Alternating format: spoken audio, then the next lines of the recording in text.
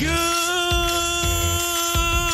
morning, YouTube! Welcome to another edition of Pop the Chart. My name is Corey and I'm host of the Pop the Chart live stream. First and foremost, I am not a financial advisor, so you gotta invest in the market at your own risk. But I will give you the most educated information that I can give you so you can make the most educated decisions in the market. Ladies and gentlemen, it is, say it with me, Tuesday, July 6, 2021, and we'll be covering everything from AMC to GameStop. We got MMAT, YSK, we got HOFV, we got DLPN, CCIV, HCMC, we got all the cryptos, ladies and gentlemen. We got Bitcoin, Ethereum, Litecoin, Doge, BNB, Hex, Shiba Inu. Yo, we got Cherix, Token Fake, Token SAFEMOON, and a little new one on the screen there for y'all, Olive Cash. I'll tell you all about that coming up in just a few minutes. Ladies and gentlemen, yes, hit that like button, hit that subscribe button, come on in, hit up that live chat. Oh, Nick's in there, pop it, pop, pop, the chart. Good morning, Nick. Come on in. Ladies and gentlemen, it's another edition. It's the Tuesday after the 4th of July edition of Pop the Chart.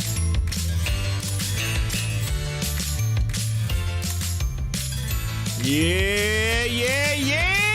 We got just a little over 2 minutes, ladies and gentlemen, until the market comes back open. It's been several days. It's been like, holy smokes. When's the market gonna go? It's like you're just sitting there and you're waiting. You're like, I'm ready. And, you know, you're not going anywhere. It's like on a treadmill. You're running and you're not going anywhere. Well, ladies and gentlemen, in less than 2 minutes, this thing's gonna open. It's gonna take off. And you're gonna be able to run. Or just sit and watch. Whatever works best for you. Oh! Nick says 3-day weekends suck now. We're gonna go to the 1 minute chart. I just kind of wanted to look at the hour chart to see where we were at and just kind of get an idea of everything. We're gonna go to the 1 minute chart, take a look at everything. AMC sitting right there it's up 3% in the pre-market, so it's moving up a little bit to $53. So you're seeing a little bit of movement on AMC. GameStop's up just a little bit there, and then let's see, MMAT got some news this morning. Talked about that coming up. It's got 3.5%. As we are, ladies and gentlemen, 1 minute away. Rebecca, good morning. Welcome back to the show. Yeah. YT, look at the YT. It's up 3% of pre-market too as well. So we're seeing some movement. We'll keep an eye on AMC. We'll see what it does when it opens up here in a little about 45 seconds.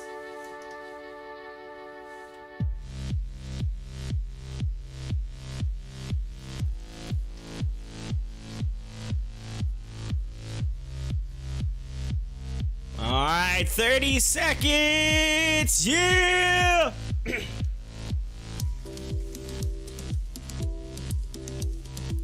Nick says, I think we will see a strong pop to start. Well, we'll see. We're going to see. Because, ladies and gents, let's zoom in a little bit. Let's get close. Let's get ready for the action. And let's get in the countdown. 10, 9, 8, 7, 6, 5, 4, 3, 2, 1. Ding, ding, ding, ding, ding. Ring that opening bell, ladies and gentlemen. We are back. We're live on the stock market right now, ladies and gentlemen. It's running. Look at AMC. Moving up. Looking green. Yo, we've been missing some of that. And I expected a run up today. I expected today to be the redemption from, you know, all of the little layover, what I consider a layover. Because why?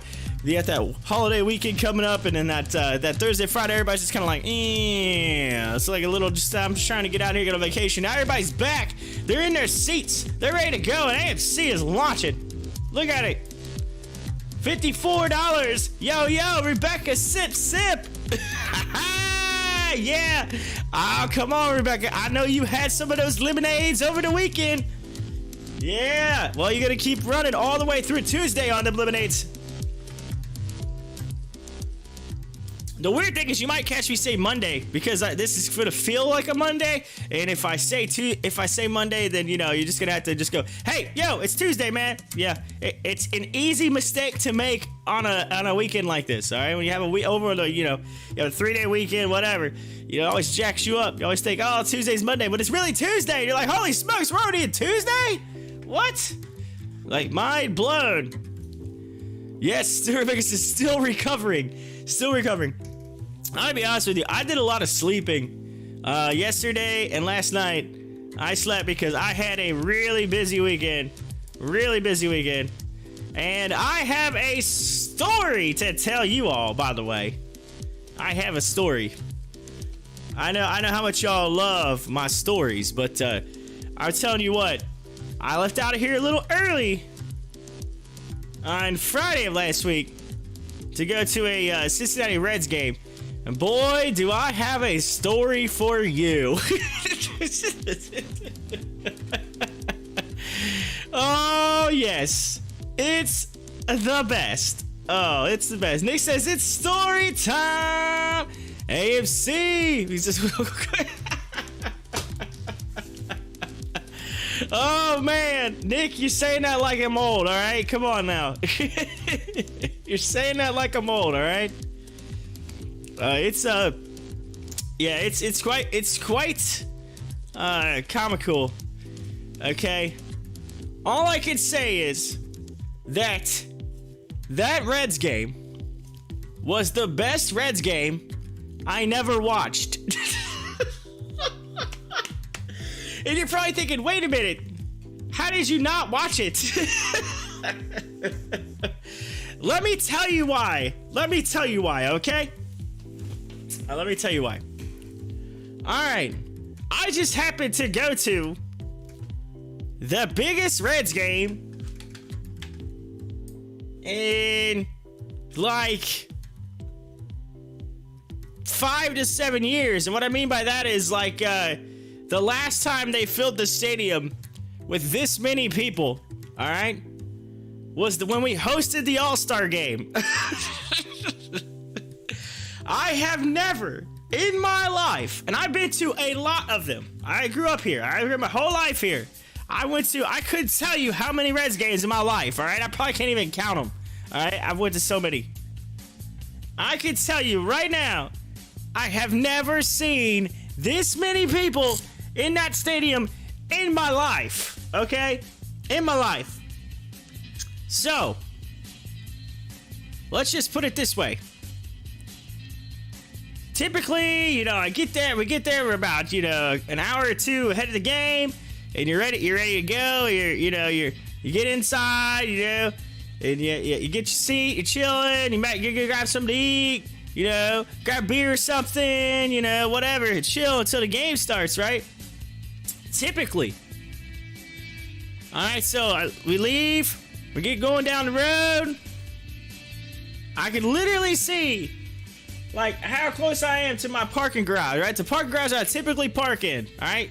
Which is like right by the stadium, typically.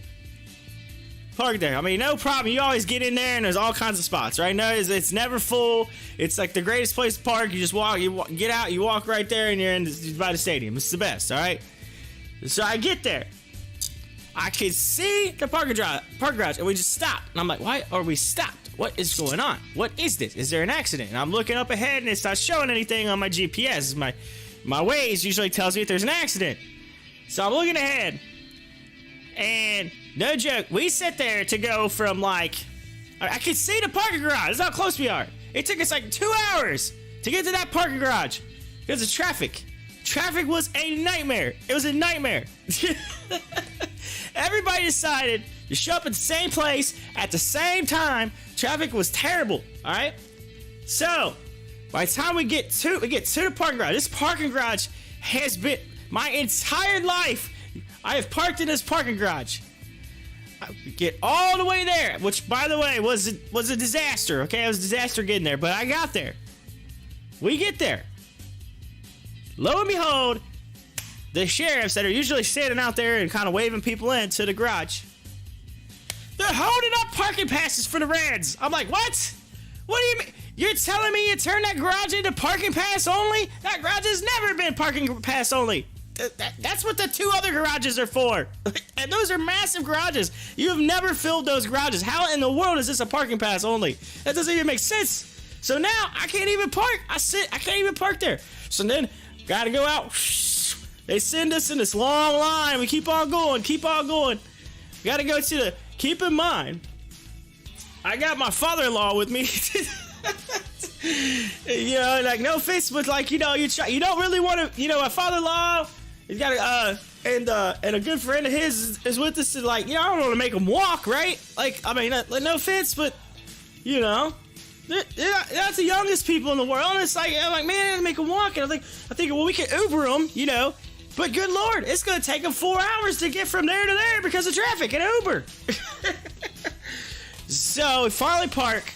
All right. Keep in mind, this is also the first time I'm taking my daughter, who will be 2 next month. Okay. So we got the stroller, you know, got the kid, whatever. We finally get to the stadium. All right, we get to the stadium. And then we got it. You know, she's hungry. She's been hollering. She's hungry since we were in the vehicle. So we gotta feed my daughter. So the first thing is we go look at the lines. The lines are just massively long at every booth. I mean, like 40 people deep.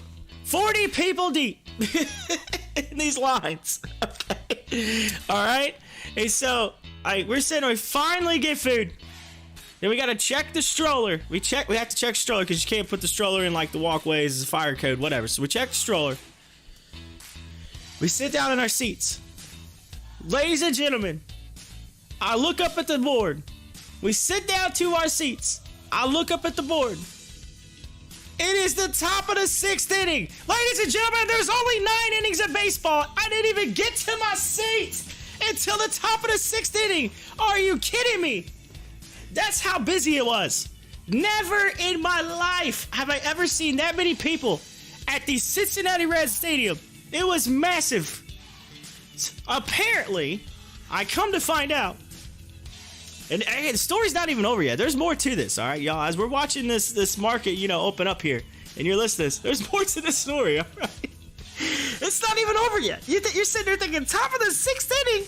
You're telling me you didn't make it to your seat to the top of the 6th inning? Yeah, okay. That's not even all of it. That's not even all of it. All right. So we watch, you know, 2 innings of baseball. But the whole reason why this place is crowded, by the way, I come to find out, if you know anything about the Moose Lodge, all right? There's all over the country, there's these things called a Moose Lodge, all right? It's an organization. You can look into it, whatever, but you may heard of them. They have like kind of like Legion Halls, right? Like kind of thing. Kind of like VFW, but whatever. They're their own organization. Anyway, I guess there was a Moose Lodge convention in Cincinnati. So everybody that has anything to do with Moose Lodge from across the entire country showed up to Cincinnati. And then, keep in mind, the Cincinnati Reds were playing the Chicago Cubs, which are like kind of rivals. They're in the same division, all right? So all the Cubs fans came down from Chicago. And they opened up the stadium to full capacity, so every Cincinnati Reds fan under the sun decided to show up. Not to mention, it was Fireworks Friday night, which they do for the 4th of July, a special 4th of July fireworks show, which comes up over top of the river. So everybody decided to show up to the stadium. So I get to watch 2 innings of baseball. It happened to be the best 2 innings of the game, considering it was the only really 2 innings that the Reds even hit the ball, even though they actually did win the game, unfortunately. But my daughter kind of looked like she wanted some ice cream, so I sucked it up. I left in the 7th, right after the 7th inning stretch. I left, went to get ice cream. In the line, 50 people deep for ice cream. All right, I come back. I finally get the ice cream after waiting. I come back, and this is not even a joke. You literally could ask my family members; they will tell you this. This was the funniest thing. Not so much for me, but for everybody else.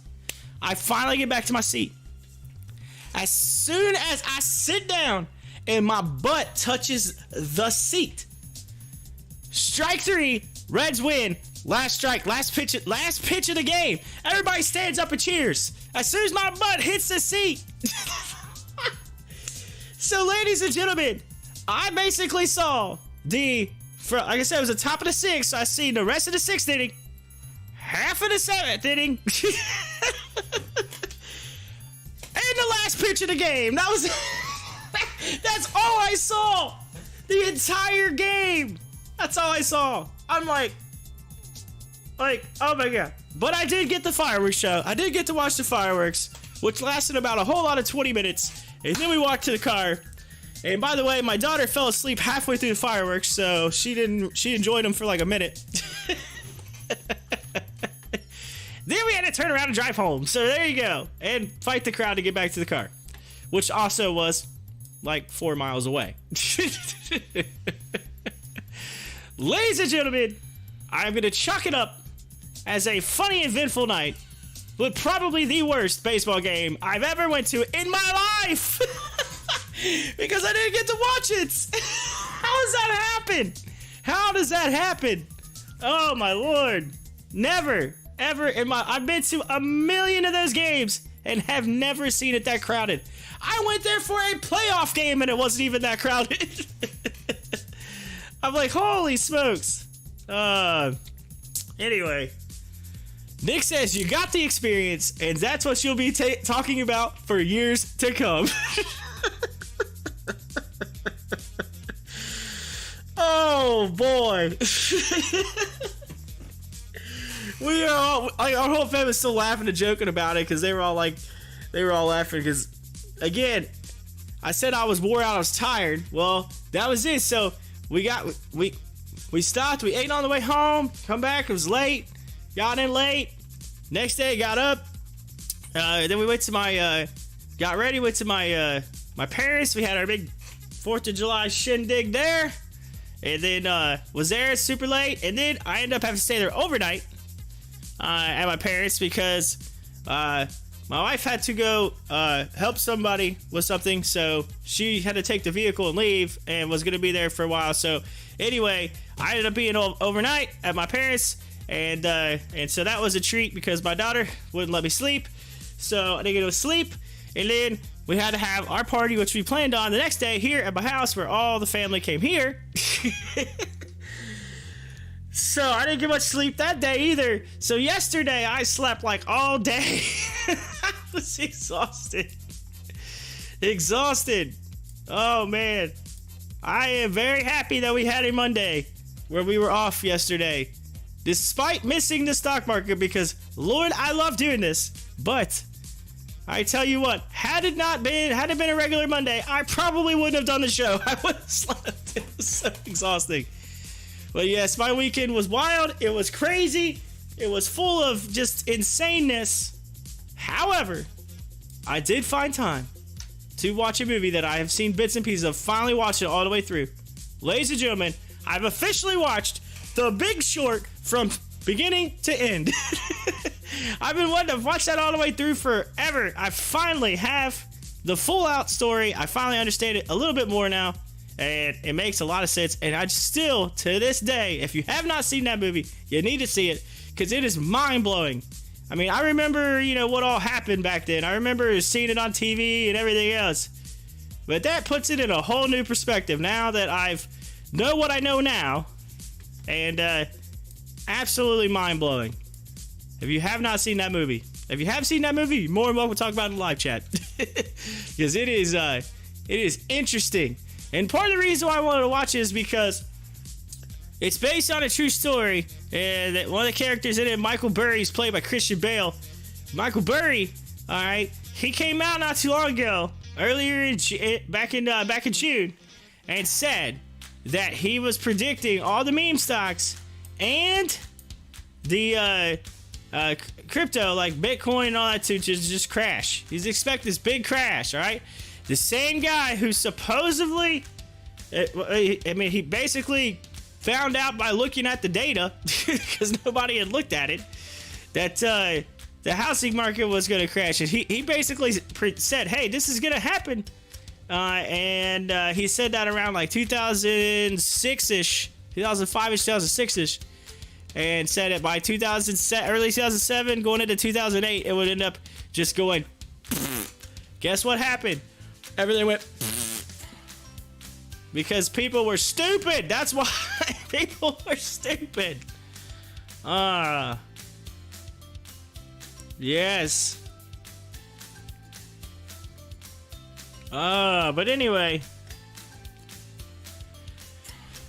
So, I got a chance to watch that, so I'm super happy that I got a chance to understand it now. I'm just curious, does he have data to prove? Like, I almost want to be like, yo, Burry, yo, come on my show, man. I need to talk to you. I want to know what you're saying here about this crypto market, all right? You called the housing market. Now you're saying crypto. Are you just throwing it out there? Are you against crypto? What is it, man? I'm so curious now. I want to know. I want to know. All right, let me get a real quick update on the big movers for today. Let me pull this up here. Also, we got some news, a few things news to talk about. But you guys are more welcome to talk about your weekends. How was your weekends? How was your 4th of July? Let me know in the live chat.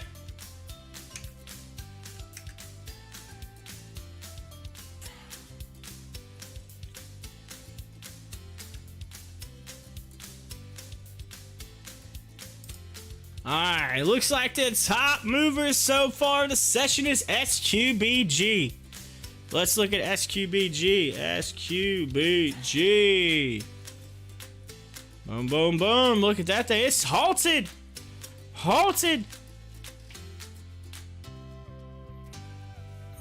Timberwolf, morning. By the way, good morning. I know you was late to the party. I know you probably heard my my spiel, my rant. My rant's about the Reds game. How does that happen? But Timberwolf says long and not sober. Oh, so you joined in with Rebecca's lemonade, huh? Oh man.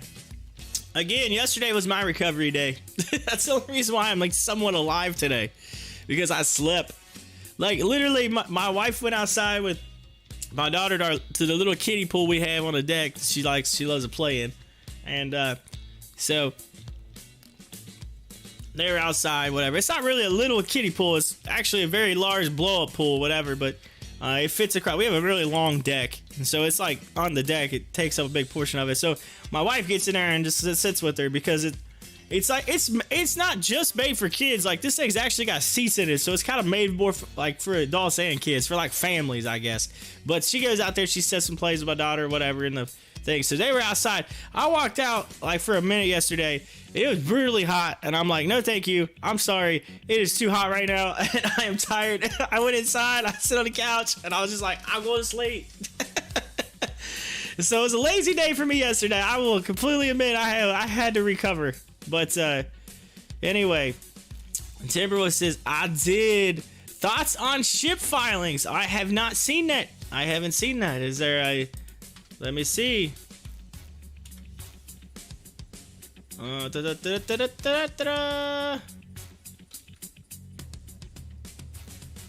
Maritime Holding says, Board of Directors declare dividend of 1 preferred share purchase right for each of our outstanding common shares. Ooh. Ooh. I will look into that, Timberwolf. I will look into it. But you're free to kind of talk about it. Let me know what you got there. What you got there, Timberwolf? I did not see that. Let's see. Rebecca says, our neighbors decided to blow like 10K on fireworks. 4 hours later, we launched all $400 of our fireworks for the finale. Hey, every time I talk about fireworks, it always reminds me of Joe Dirt, and he's like, whisker dudes, whisker don'ts, snakes and sparklers. Oh man, the Joe Dirt fireworks every time reminds me of that. Timber says, I think we'll be able to get out soon. Ooh. Oh, Timberwolf making a statement. Yo, I want to know what that is. I want to see that. I want to see that become reality. The question is, will it? Hey, look at that. SQBG finally opened back up and it's taking off. It's taking off, ladies and gentlemen. Look at that thing go. See you later. Is it going to hang on though? I don't know. Oh, it's fighting now. Oh, the Halt is going to get it. No, maybe not. Is the Halt going to get it? Oh, it's a battle. It's a battle. Oh, man.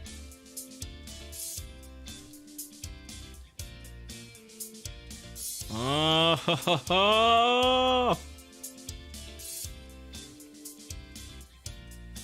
Rebecca said best show ever.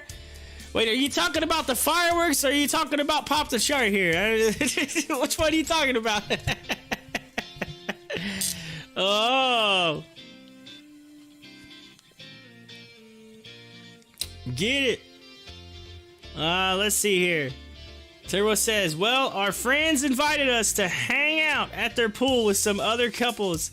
Thanks to them, today I'm calling pool companies. I need ship to Rocket. You're wanting a pool, huh? You're wanting a pool. Actually, it's funny. So the neighbor 2 doors down put one in last year. My neighbor that's right next door now, it's in between me and the neighbor 2 doors down, they just put theirs in. So we're literally staring at all the pools now. We're looking at them. And my wife's like, all right, it was them, now it's gotta be us. And I'm thinking, oh, I'm like, my wife wants an above ground pool and I don't want an above ground pool. I want an in ground pool. I don't want no above ground pool. I'm not big on them. I don't like them. But everybody around here gets them. Like, I don't know what it is. They're all on, I guess because it's cheaper. But anyway, they're like, oh, I guess if we're going to get a pool, it's going to be a little cheaper to get the above ground. But so I'm just like, oh no. I see them things like leaking or whatever else, and it's just like a nightmare. But that, you know, I don't know. Pools are pools. They just drain your money. They drain your money. Yeah, Rebecca said above ground is lame. Above ground is lame. As I said, I would be like the only one on my street that would have an in-ground pool if I got one. Everybody on the street has above ground pools. Everybody on the street. I would be the only house, at least that I know of, unless there's ones behind the 2 houses at the end, but because I've never seen behind their house, but I'm pretty positive they do not have one. So I don't think they even have a pool, to be honest with you. But you can't really see behind. Like, I can see behind all my houses. I've been to my neighbors to see all behind theirs, so it's like I know who has them and who doesn't. So, but it just blows my mind. There's not that many houses on my street, so. But yeah, above ground is lame. She's like, it's lame. I'm about to literally take a picture of that, Rebecca, and send that to my wife and say, hey, this is what the people on my stream say. I know you want to pull, but it's lame. But man, market looking red this morning over here. We got some few little spots of green. People still waking up, huh? Still waking up from the weekend, huh? Still waking up. OSAT taking over the top spot. OSAT. It's up 75%. OSAT. Look at that thing.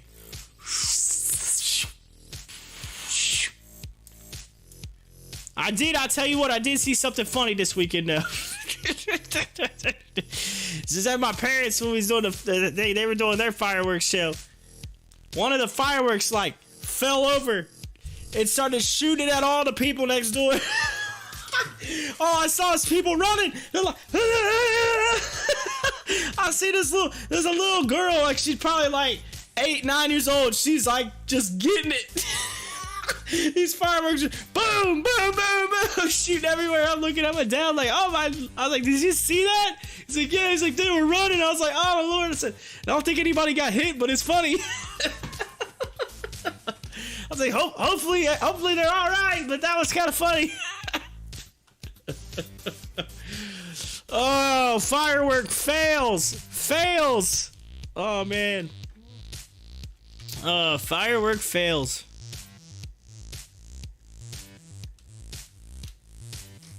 I've actually been on the other end of that though, where one fella blew over in the wind, and I had to run. I dove on the other side of the house. The fire was shooting right past my head.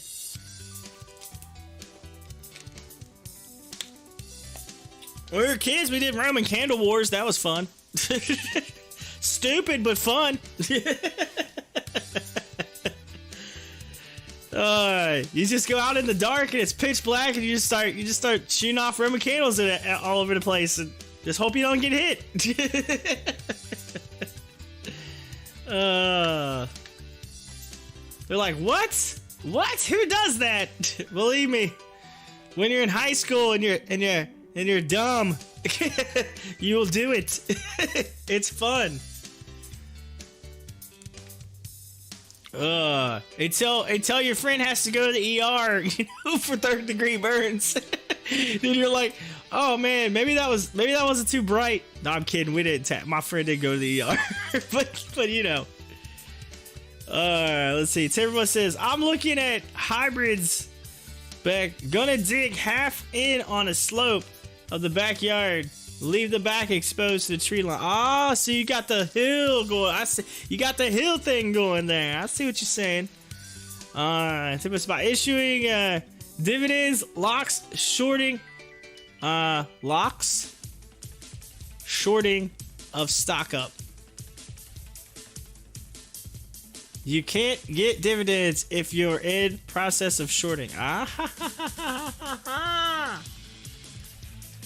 I see.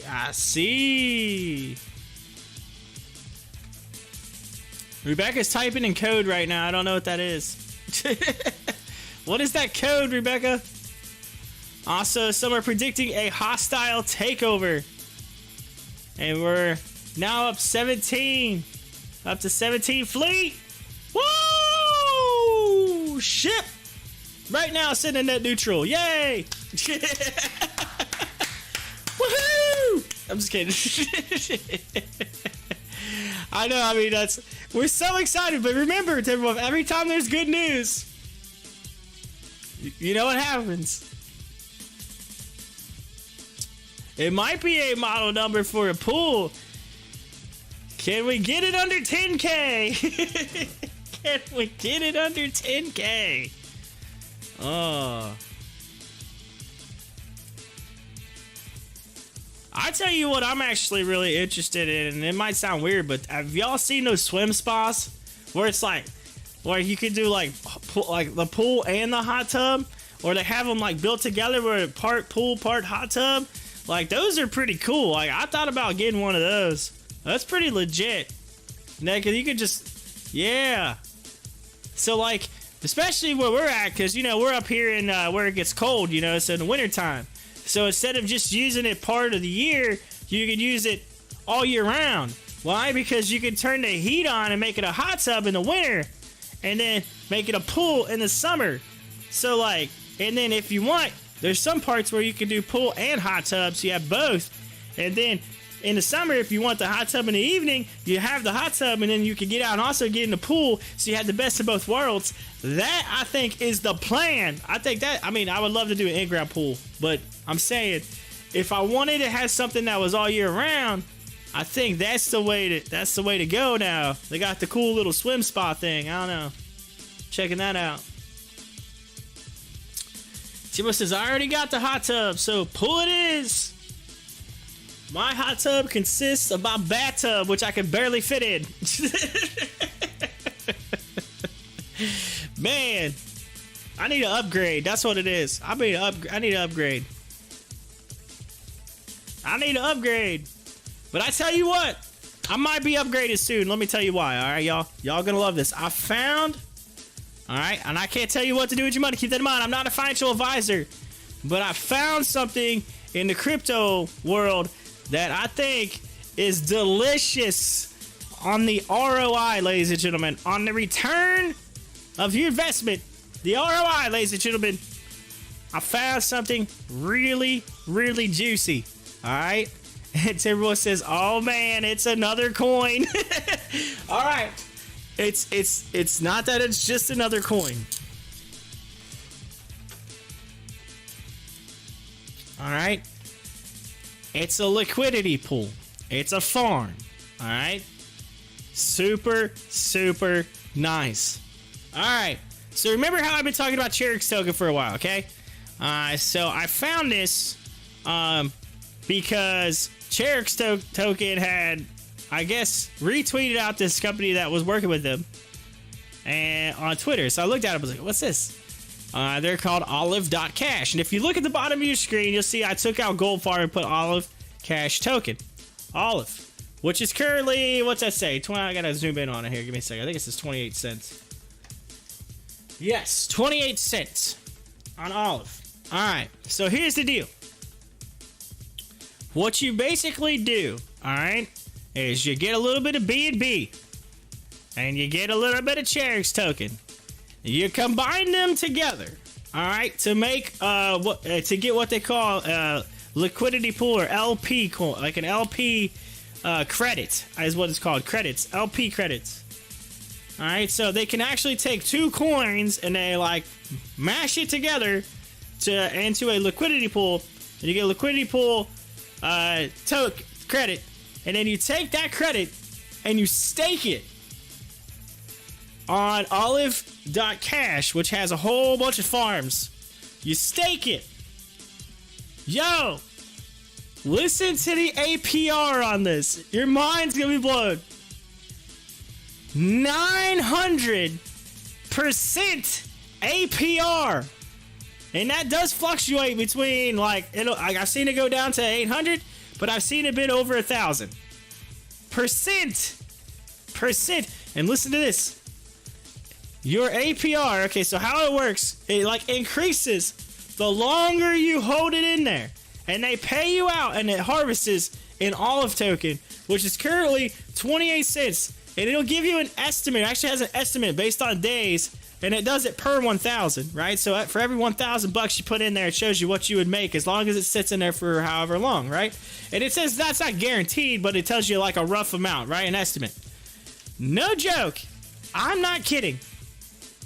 That 900% on that Cherix token, all right, for 1,000 bucks, if you put it in there, you literally, I looked this morning, if you keep it in there for 1 year, 365 days, you would have 24 million Olive token.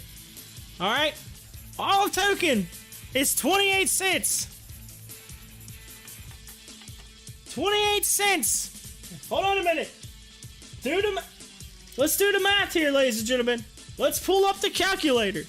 Let's pull it up. All right. As of right now, I get it. Olive token can change the price, but 24 million. 24 million times 0.28. It's $6.7 million on 1,000 bucks. I'm not joking right now. That's crazy. That's crazy. So, ladies and gentlemen, I pulled out some of my crypto budget from the crypto bot, and I moved it over. I moved it over. And I can tell you that I had like, I didn't bring my whole budget up, but I brought some of it over. But I think I got like 250 bucks in there, all right? So 250 bucks. And I've already made like almost $6. And it's like not even been 24 hours yet on this thing. $6 an Olive, like already on 250 bucks. Like, I know it's like probably that doesn't sound much, but here's the kicker. The longer it goes in, the percentage increases. So it's like it starts out 2%. Then after 7 days, it's like 18%. Then after 30 days, it ends up being like, you know, like 100, like almost like over 100%. So like you get your money back in a month. You double your money in a month. So, and then it just continues going. It just gets higher and higher and higher. And so it just increases. It shows you over time how much that percentage increases. But it is mind-blowing. Absolutely mind-blowing. Like, and it's just spitting it out. Spitting it out. But here's the kicker. I believe if you hit the harvest button, your account starts over again. So you gotta make sure you don't hit that button, right? You just let it go. you just let it go, you put it in there, and you don't touch it, you don't look at it, you go, a year from now, you go in there, you either lost all your money or you or you won a lot of money, right? So like, I'm pretty sure it's it looks like a win. I tested it out, it's showing good returns. And better than the crypto bot was doing, okay? So there you go. The crypto bot wasn't even doing that. So that's why I was like, score. It's a little bit of a process. It is not the easiest thing to figure out, though. It took me a little bit to figure out how to get everything converted over or whatever. But once you kind of figure it out, there's money to be made. I'm telling you, money to be made. So there we go. I'm gonna start watching. By the way, Gold.cash or not Gold? Not Gold. What's that? Olive. I was talking about Gold Farm was what I had on there, but Olive.cash instead of Gold Farm. Watching that on there. Why? By the way, that Olive.cash has actually been well over $1 before. It's went down. It's very similar to Dogecoin. So there you go.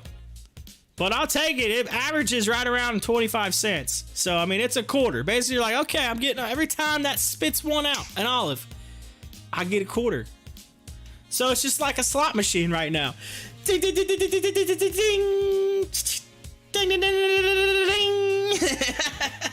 And it's just spitting out olives, ladies and gentlemen. I don't even like olives, but I love Olive Cash Token. Because it's giving me quarters, ladies and gentlemen.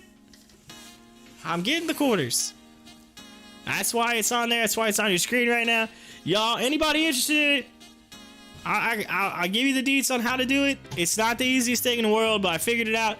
It are just really nice returns. You can't beat it. There's like a whole bunch of farmers on there with other cryptos too as well. But Cherix Token partnered with them, and basically you're staking your Cherix Token and your BNB. You're staking it together under one big thing, and then you're collecting olive. And it's nice. Nice! Timbo says, I think you're higher and higher and higher. Oh, man. But I get it. I know some of you are like, I don't know about this crypto thing. I don't know about it. But hey, I think there's a chance that you can make some massive returns right now, especially considering, like, you know, stuff like this it's slowly getting bigger and bigger and bigger. Now, remember though, Michael Burry, I was talking about this, said the crypto market was going to go. We have seen a little bit of that already. The question is, how right is he? He wasn't wrong on the housing market. I know that. He wasn't wrong. Oh, sat up 75%. Let's see here.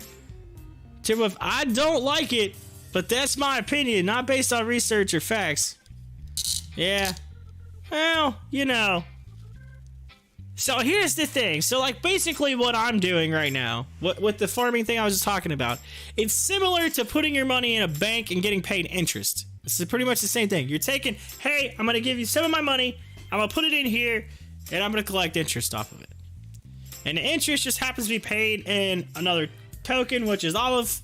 And Olive's worth 28 cents right now. So I'm like, okay, I'm getting a quarter every time this spits one out. And it's spitting right now. And this is not, again, it's going to grow. So it's going to spit more out as it continues. But as of the first day, it was spitting out about an olive an hour. So about every hour, I was getting a quarter. So I'm like, yeah, it's a quarter an hour, right? Not a lot, but at the end of the day, that's gonna get bigger and bigger and bigger. Why? Because as the next day comes, instead of 1 olive, I might get an olive and a half. So now I'm getting, you know, I'm getting a quarter and a half. And so it just increases over time. And now I'm like, eventually it'll be like, oh, now you're getting $1 an hour. Oh, now you're getting $5 an hour. Now you're getting paid. Now you're making minimum wage. That's how it works, right? That's how it works. That little thing just spins a little faster the longer you hold it. Da, da, da, da, da, da. Yo, B Square's moving again. Look at this. We're getting another run on B Square. Okay. BSQ. I can't even type. B Square. There we go. Refresh. 45%. Let's look at this on the 1 hour chart, because look at this. It had to boom, and then it came down, and then bam, it started running again. B squared.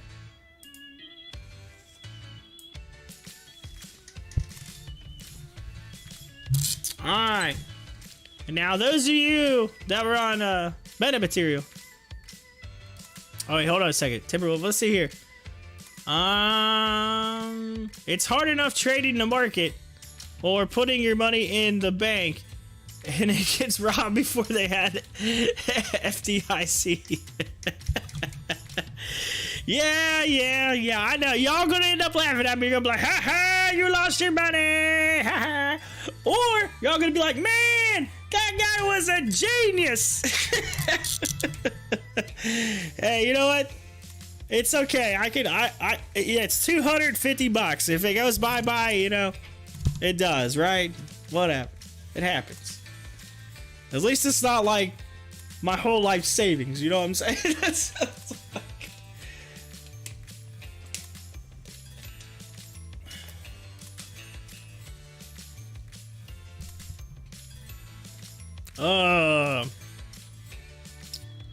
But anyway, he says, nope, that will go into a pool. That will go into a pool. Hey, here's the difference though. I don't go into a pool and then that pool just the pool will be kind of like, you know, me in this pool here. Why? Because it just takes your money. That's why they call it a liquidity pool. This is gonna keep taking the money, right? And so that's to say, I'm the pool in this scenario where I'm, you know, pulling the money in. That's the difference. That's the difference. Or this thing collects, and I just build the pool, have the pool built, whatever, boom, boom, boom, and then, you know, I got enough I can just not even have to worry about the pool. Like, it is what it is. Take care of. That's the goal. The goal is just to be good enough that I don't have to worry about it. Remember, my goal is to make $1 million, all right? I want to make $1 million. That's my goal. If I can find a way to make that work, and if this ends up being somewhat at least close to that, dude, I'm in on it. I'm in.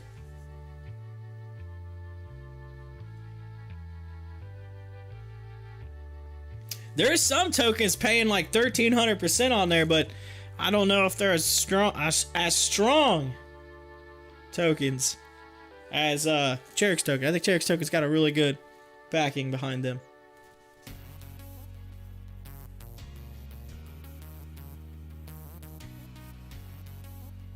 See, I think Cherix token, the fact that LeVar Ball talked about, I know some people are like, oh, LeVar Ball, but here's the thing, right?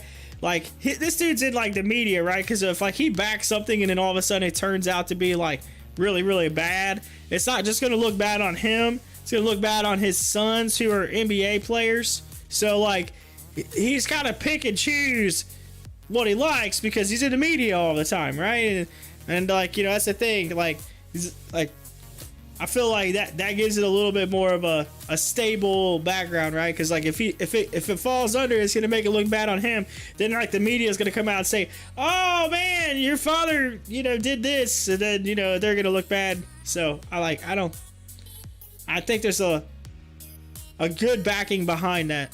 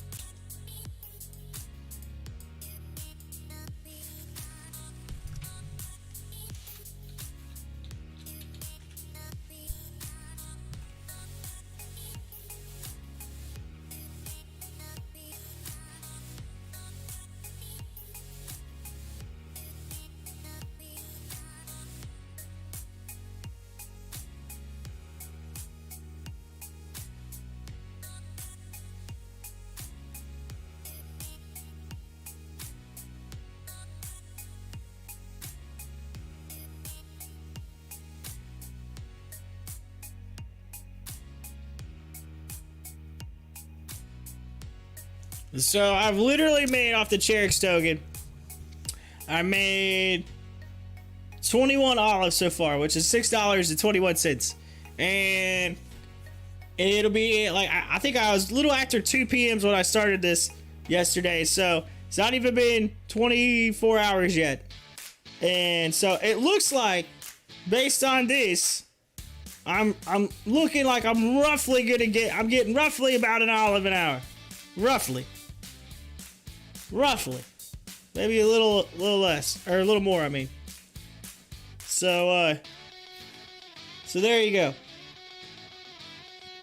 And its current APR is 888 point. That's funny. It actually went to 888.88. Actually, is where it went to right now. But it's ranging anywhere from 800% to 900% APR. So right now it says if you had $1,000, your first day you would make 2.44%. By 7 days, 18.34%. 30 days is 105.82%. And then 365 days is, see here, let me go, 651,000%. 651,704.21. It says the first day you'd make, with $1,000 you'd make, your first day you'd make 85 olive. 7 days, 643 olive. 30 days, 3,711 olive. And then the 1 year mark, 365, it's showing it at 22,858,327. 22, almost 23 million olive. Bam!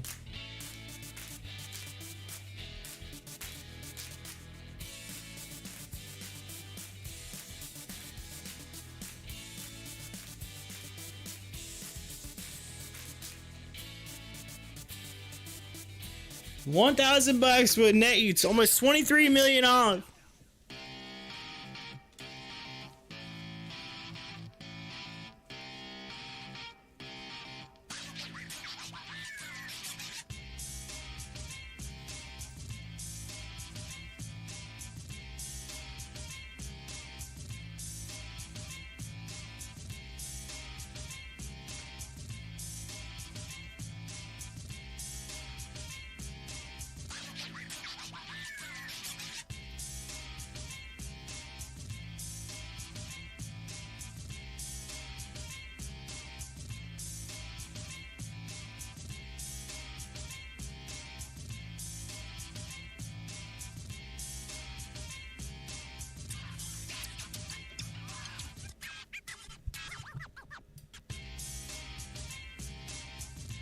Hey, this is kind of funny. Peyton Manning says, was talking about Tom Brady, and they were talking about the 7 Super Bowls that Tom Brady has. And Peyton said, if it wasn't for my mother, Olivia Manning, he'd have 11 of them.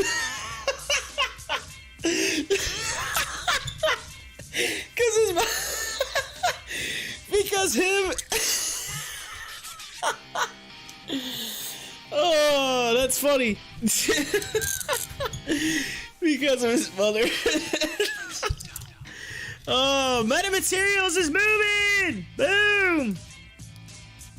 Alright, so this is what I was going to talk about a little bit ago. I didn't get fully into it. Metamaterials. So I got this sit. Let me pull it up here. Jason sent me this morning. The news, it says, Metamaterials completes the UK-funded project towards developing non-invasive glucose sensing system. This was at 7:30 a.m. according to Yahoo Finance. It's basically Metamaterials, developer of high-performance functional materials and nano composites today announced the conclusion of a 27-month-long project to develop a non-invasive glucose sensing prototype which combined radio wave and optical sensors to improve accuracy in predicting glucose level changes. It says the developed biosensing prototype is a critical step towards a home hub system targeted at monitoring biological parameters. And so there you go. There's more to the story, but that was all that I got out of the screenshot there. I probably could pull it up here, but yeah, so basically, there you go. Metamaterials getting in the news, and they're moving right now. All of a sudden, look at this.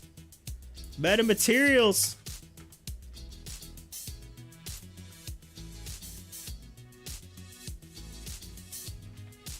$10% today.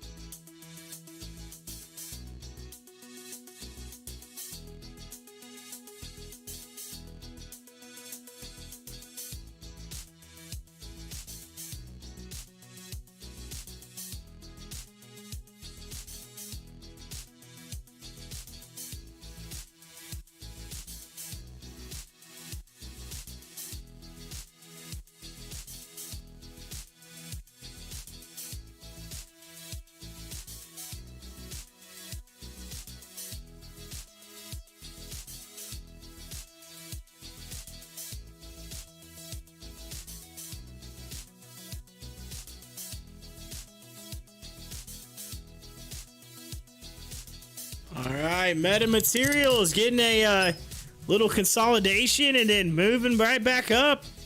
And setting highs for the day on metamaterials. Looking good. Wait for Jason to pop in here soon. He's got to be like, yeah!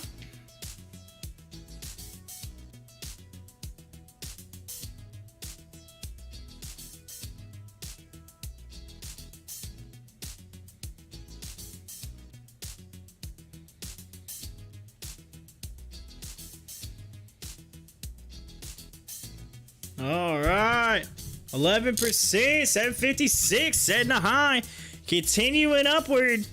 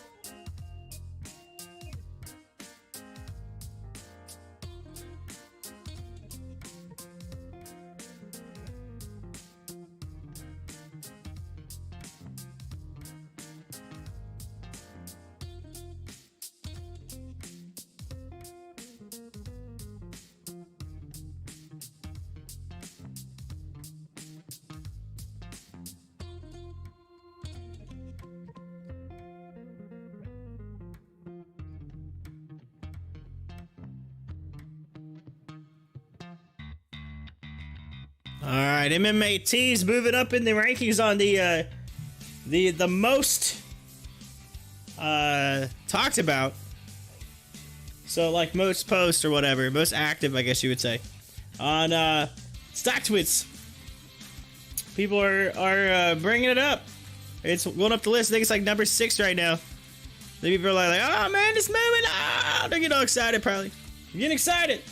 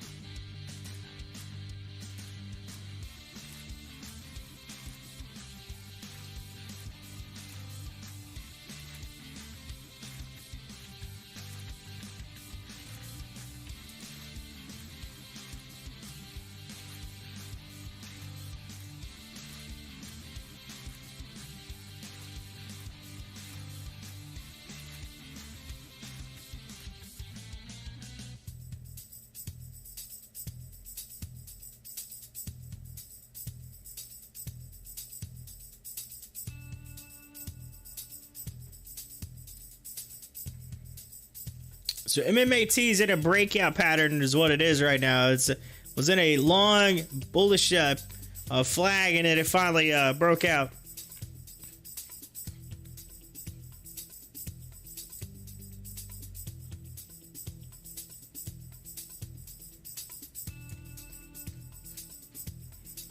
Yeah, it looks like I got some consolidations right here at that 15. Let's see if it continues to kind of push up off of it and goes this way.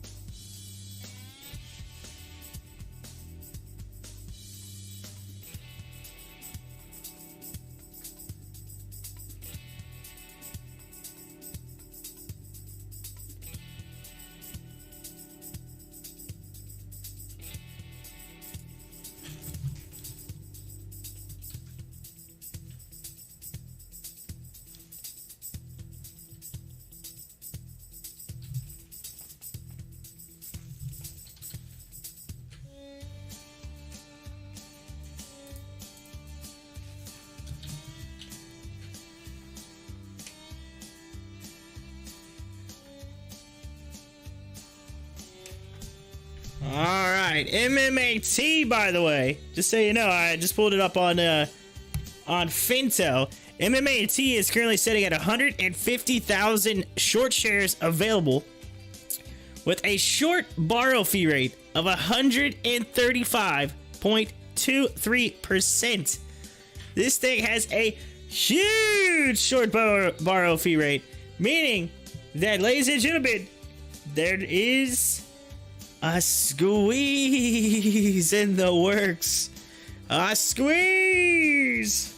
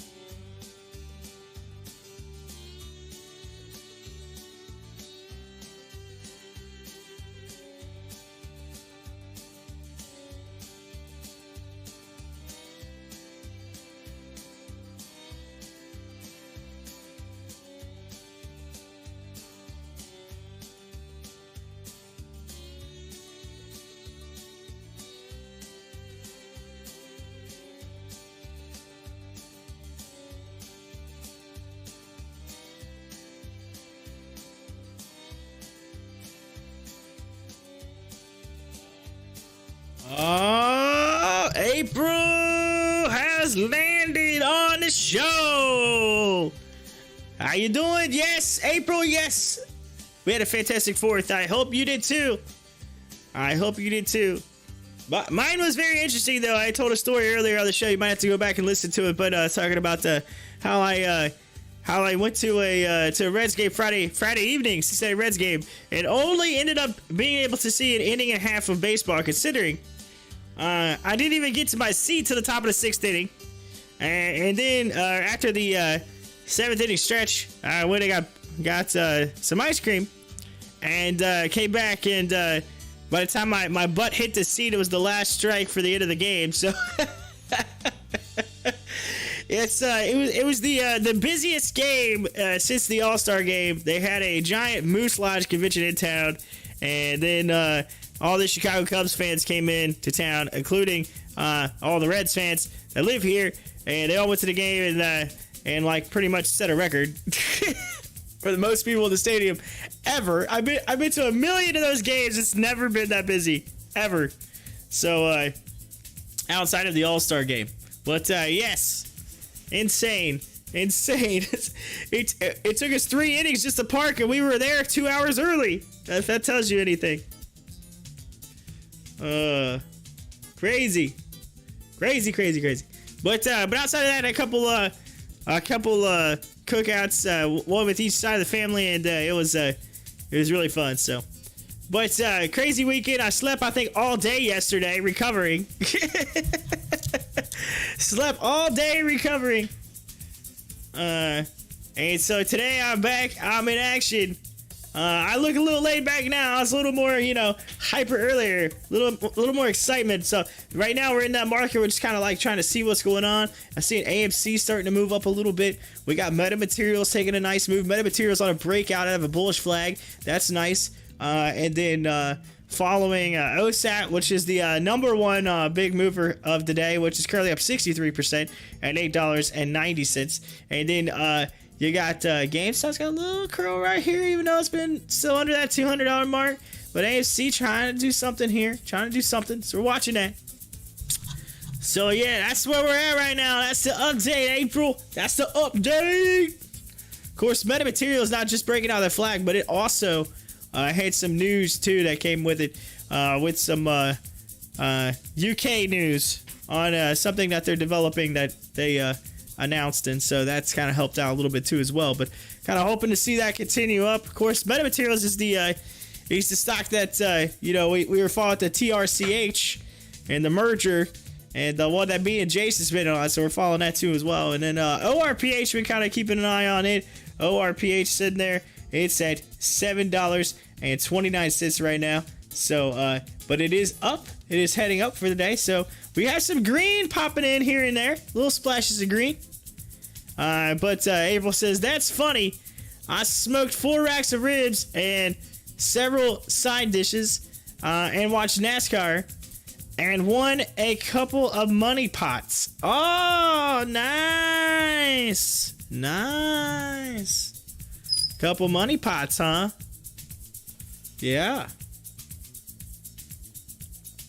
Boom. Of course, April also talked about some of the crypto earlier that I've been getting into as well. So money pots. So wait a minute. Are you investing all that into AMC, huh? You're investing it in AMC, huh? But anyway, I found some crypto you might be interested in. All right, and again, I can't tell you what to do with your money. I'm not a financial advisor, right? This is what I'm doing. It's what I did over the weekend. Definitely.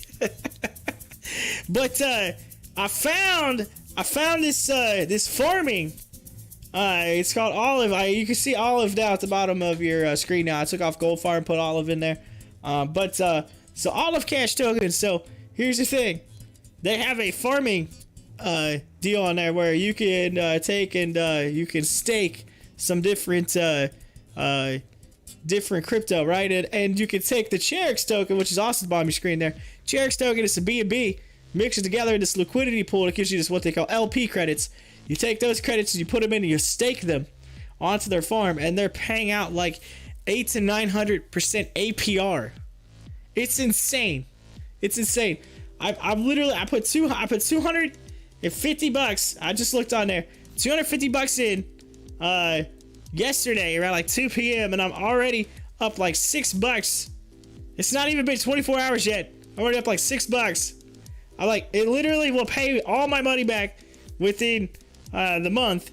But here's the thing, as basically each day that you hold it, your percentage increases, and so they pay you out in this olive token. So you get paid out in like 1 olive, 2 olives, 3 olives, but it's like 1 point however, and then 2 whatever. It just keeps going. It just keeps racking up, right? So like I've got like 20 something olive already right now in less than 24 hours. Olives currently worth 28 cents. So you're basically getting a quarter. So I've been averaging a little over a quarter an hour right now is where I've been at. And that's going to increase. And so then, as it increases, like the next day, it becomes, like a quarter and a half an hour. And then the next day after that, it's like, it keeps getting more and more and more. So anyway, at 28 cents, it's 28 cents. I mean, I'm literally just like, it's like a slot machine. It's just sitting there and it's just spitting out quarters. It's just spitting them out. Let's see. I did sell my MRIN this morning. I made $12 a share off of that. So pretty good bank. Nice. But April says, heck yeah, that's awesome, Corey. So anyway, check this out. So here's the other thing. It shows in a year. If you hold it for 365 days without harvesting, and you just let it roll, okay? Just let it go. All right. That, like, if you put $1,000 on it, you put $1,000. It had it at like 23 million olive, which if I did the math, I think it was like, 6 or 8 million? Something like that. 6, 7, 8 million dollars. 6 or 7, 8 million dollars off 1,000. And then I got to looking, I put like 250 in there, like $250. And I was sitting there, I'm like, dang, that's over $1 million in a year for $250. It sounds crazy, but it's totally doing it, and it's on the path, and I'm just watching it just rack up and rack up.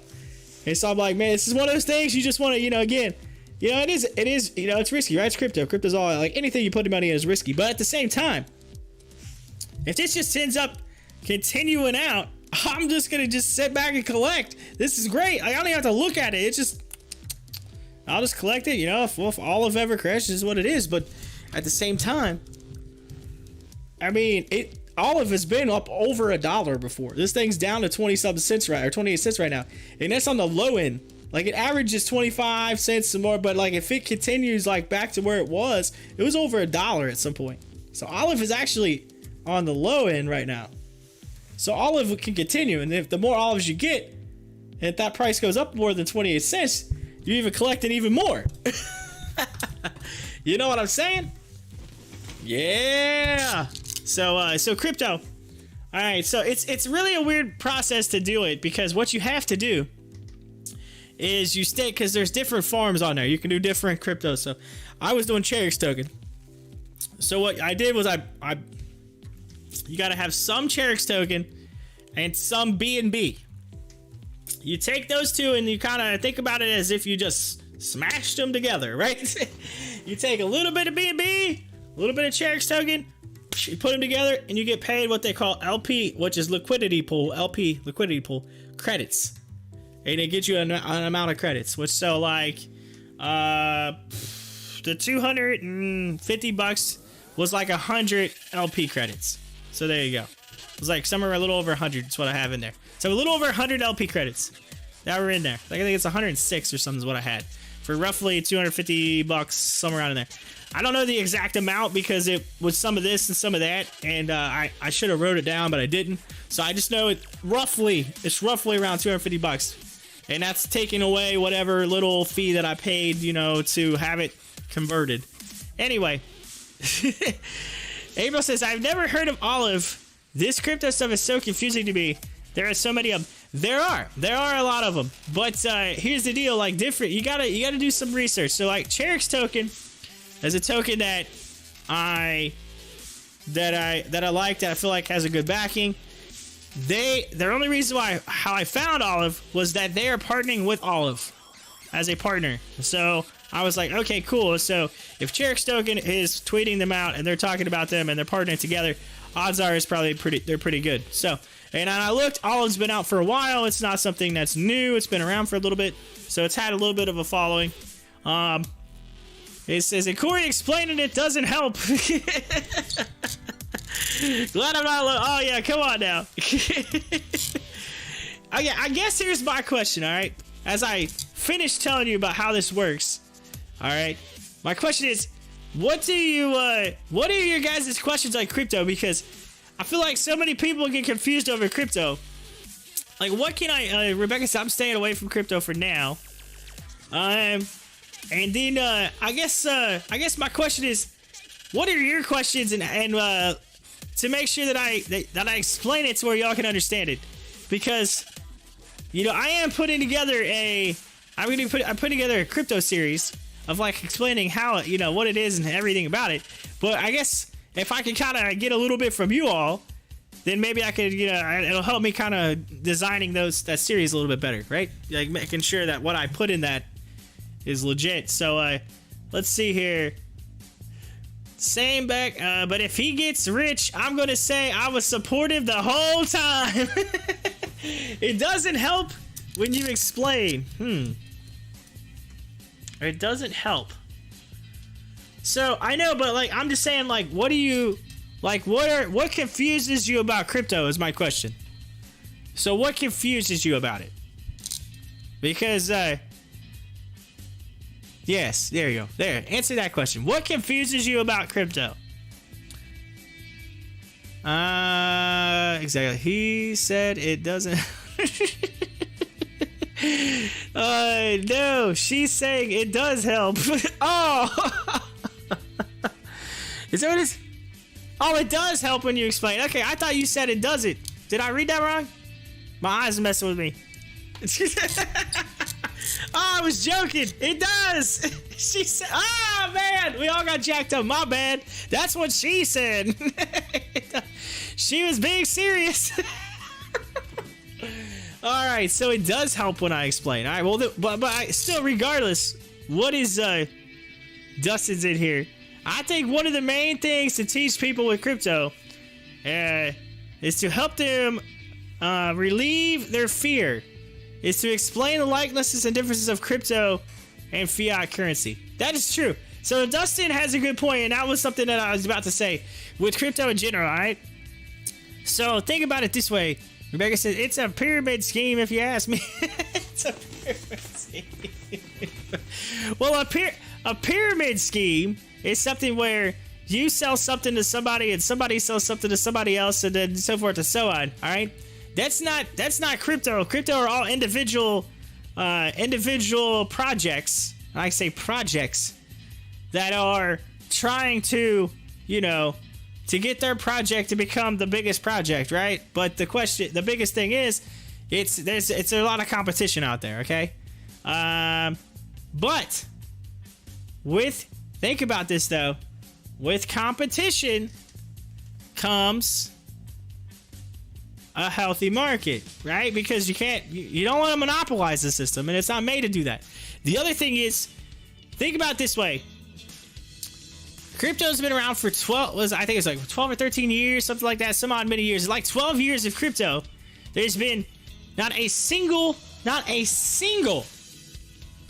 transaction that has faltered, failed, or been what I mean by ended up being like fraudulent, right? Because here's the deal: on the actual blockchain itself, that makes it work, that is not owned by any one entity, that is not owned by any person, any company, nothing. It is not owned. Nobody can control that. The computer system does what it does. There is nothing that can go in there and change that. And here's the reason why. Because there are so many computers that are logged into this. All right, there's so many of them. Whenever you send a transaction from A to B, all right, A to B, imagine $1. Take $1, rip it up into thousands and thousands of pieces.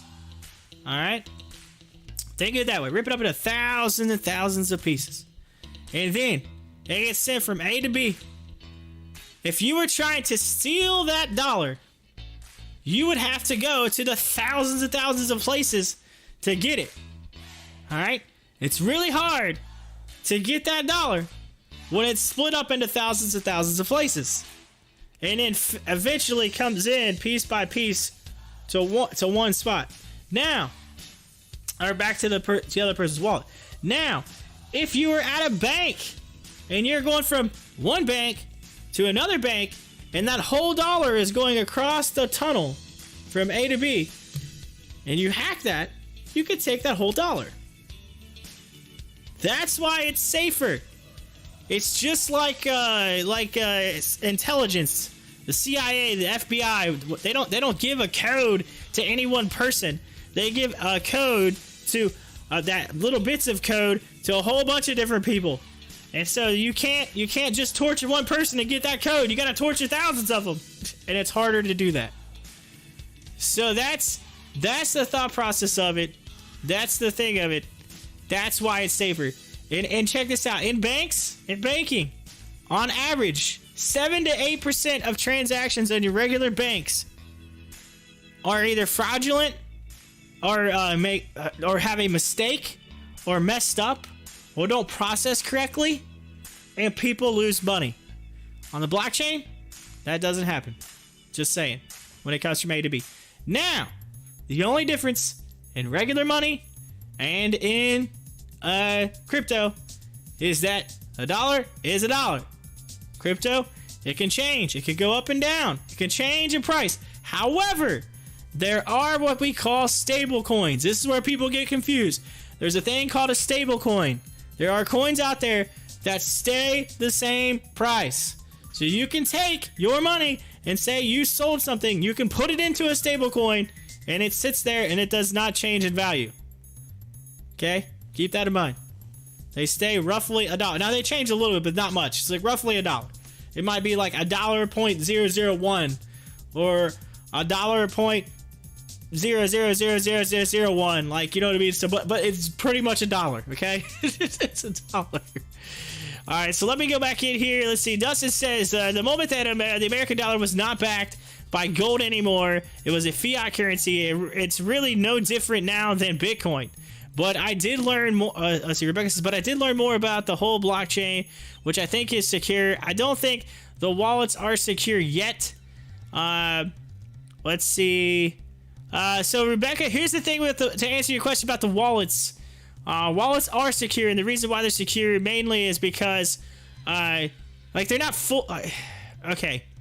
They're secure if you take the precautions to make sure they're secure, right? It's like your wallet that you own. Like if you had an actual real wallet, all right? If you have one of these things right here, if you have a wallet, all right? If you have one of those, all right? You don't want to just leave it out, right? And so say you're traveling somewhere and you leave it on your, leave it on your desk in your hotel room. That's not very safe.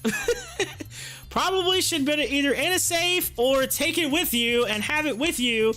All right, that's the kind of thing that they have. Also, you can't just open your wallet. You have to have a key, right? There's a whole bunch of words that make those keys up, and it's very hard for a computer to come up with the however many words in the exact order. That's the other thing is that, so like when you first get a wallet, you got to do what they call a phrase, a phrase, which is like 12 words in some random order.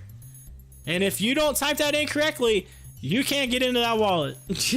so yeah, the other thing is to make sure you have that with you. So so there are ways to keep your wallet safe. There are ways. You just have to be a little more, aware of that, right? Don't be that person that just leaves it out, right? Let's see. Dustin also said, except for the fact that Bitcoin only has a certain amount, but they can print all of that fiat American dollar all they want to. Yes. Turbo, somebody wrote the code. It's really easy to open my safe and reach in and take what I want, which I'm going to have to do to pay for this damn pool.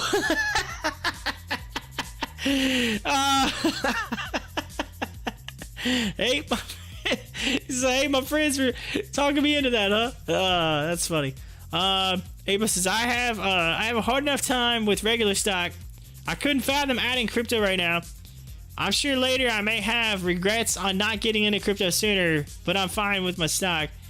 Ava says, I'm so new to the whole stock thing that I feel I need to learn my way around that first. If you already understand stock, you understand crypto. Here's the other thing, and I think Dustin's hitting the nail on the head. You all are thinking that it's different. You're thinking that it's something different and that it's a whole lot of learning. when it's exactly the same thing that what you have now. The only difference is it's titled crypto instead of stock. You're not really truthfully learning too much new. There's really nothing new. It's the same concept. Everything is set up exactly the same. Like, you look at stock charts and you decide, okay, just imagine if GameStop was just was money instead of a company. That's really all it is. It's the same setup. Nothing's different. So you're like, okay, I'm gonna invest in GameStop. All right, I'm gonna invest in GameStop, but GameStop is actually worth $200 or well, 197.80 right now. All right, it's 197. I'm investing in GameStop, but GameStop's not a company, and I don't look at fundamentals. I don't need fundamentals. I just look at the chart and say, all right, is this thing something that I want to invest in or not? Do I think this is going to go up? Do I think it's going to go down? Bam. That's all it is. Bam. It's money. It's the only difference is it's not a company. That's it. Same thing. Nothing different. Let's see here.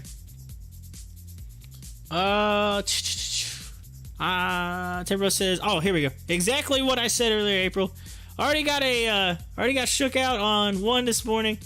The American dollar changes in value all the time. Inflation from overprinting will make your dollar worthless. Is it some sort of blockchain, etc.? What? Is there a typo there? TRIT? What? That's exactly right. The moment they got everybody used to not carrying around cash and just using their card, it's literally no different, but almost better in some way. Yes. So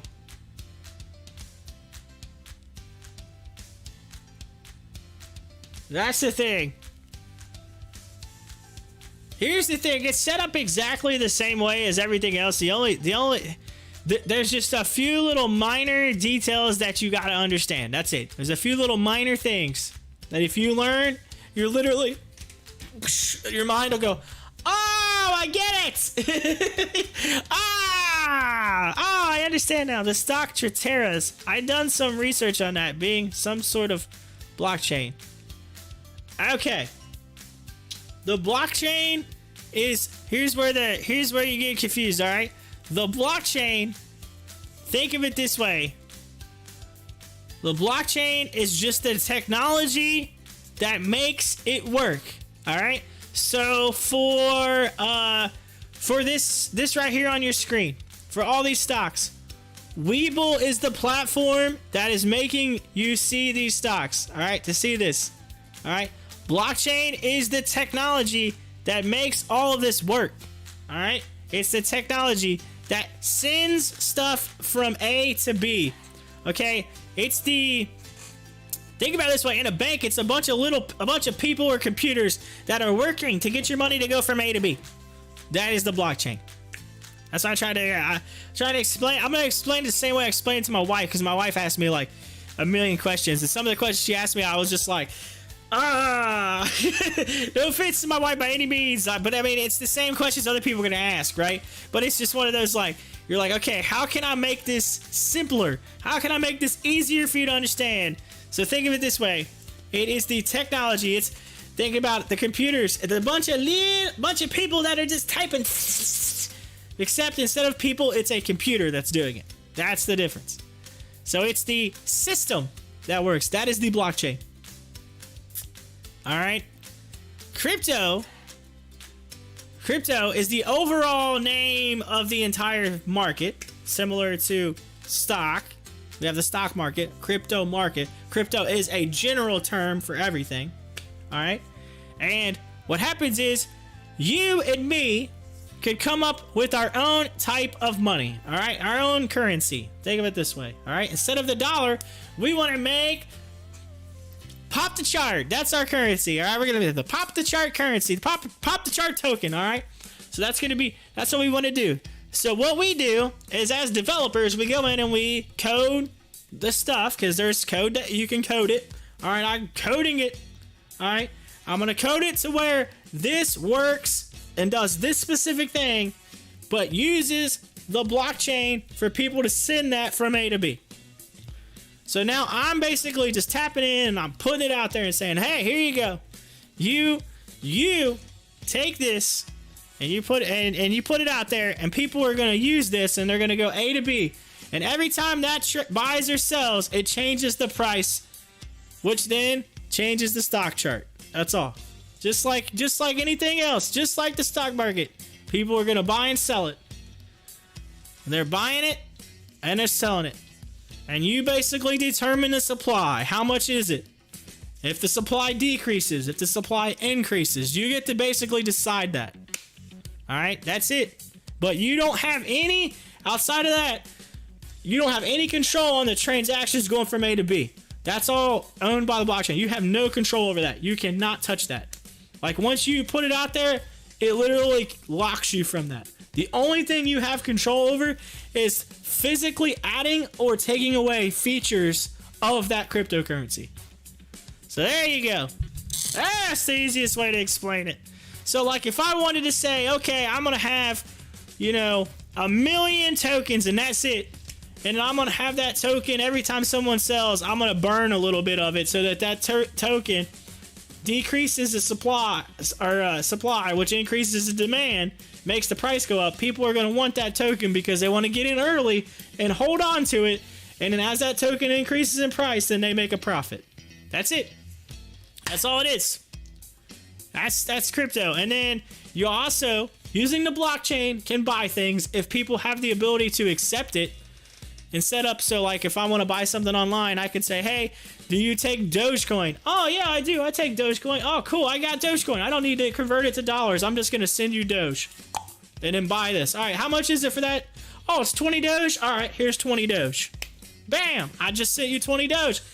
I just bought that. It's all it is. It's the same thing. The only difference is it just goes up and down in value. That's it. Up and down. Based on buying and selling. Boom, boom, boom. That's crypto. Now, the confusing part, which I think is getting you, April, and I think this is the big thing, is there are different types of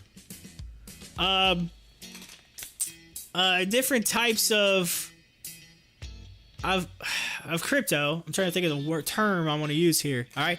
So you have, even though it's the overall blockchain, you also have different types that work on what I guess is considered network, right? It's your network. All right. You can have crypto that is on the Ethereum chain, which is made by Ethereum is like even though there is an Ethereum is a coin, is a crypto. There is also using the same type of code that Ethereum uses, which to create it, to make it, they create stuff based off Ethereum, which uses the Ethereum network, which people that mine crypto or that the blockchain, all right, it's going to use the Ethereum type. And then they have what they call the Binance Smart Chain. They're all on the same giant blockchain. The only difference is they are different types of tech. Think of it as different types of technology. Think of it AT&T, Verizon, all right?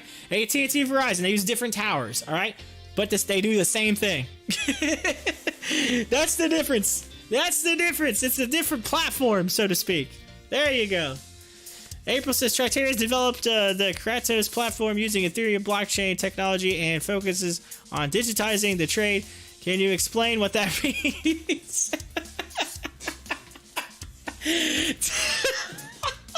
She's like, can you explain this, please? Okay, Triteria developed the Kratos platform. Okay, so a platform, again, platform is like WEBULL. It's like it's the platform, all right? It's what you use. It's how you. It's kind of like an exchange, whatever. So how you use things, all right? Platform using the Ethereum blockchain. All right, so Ethereum, that is the Ethereum blockchain. You can think, okay, blockchain is overall, it is one giant blockchain. But think of it as if you took the blockchain and you cut it in half and you said, all right, if I put this Ethereum technology out there on the blockchain, it cannot transfer to the Binance blockchain. They are their own blockchains because their technology doesn't talk. They're two different. So it's like Verizon and AT&T. You can't take a Verizon phone and use it on AT&T. They have two different types of technology inside them. So that's it. It's just the technology is different, but the overall chain does the same thing. It's the easiest way to think about it. It's like a taco or a burrito. They have the same stuff in them, but they're made of the same components, but it's called a taco, not a burrito. There you go. That's exactly what... Dustin, that's the best way you could say it. I was like, how do you describe it? Like, that's the... See, and here's the thing. This is the stuff, Rebecca, you really don't even need... Or April, that you really don't even need to know, all right? It really... This is like the nuts and bolts of things that, like, people ask the question and you try to explain it and then it confuses them. It's what you... All you need to know is that you can securely send your money from A to B and that it can change in value. That's it. And you can make money off of it if you're smart enough and you pay attention. That's where I was kidding. I'm getting into this. We're like super... I just went down the rabbit hole for like 2 seconds there. Down the rabbit hole. Dustin, thank you so much for making that a little easier. It's like a taco or a burrito. Let's see here. That is what made me think I had something to do with crypto, but I guess not. See how confused I am? Ha ha! Can you explain how space monkeys make it back to Earth? Yeah, very simple. They free fall.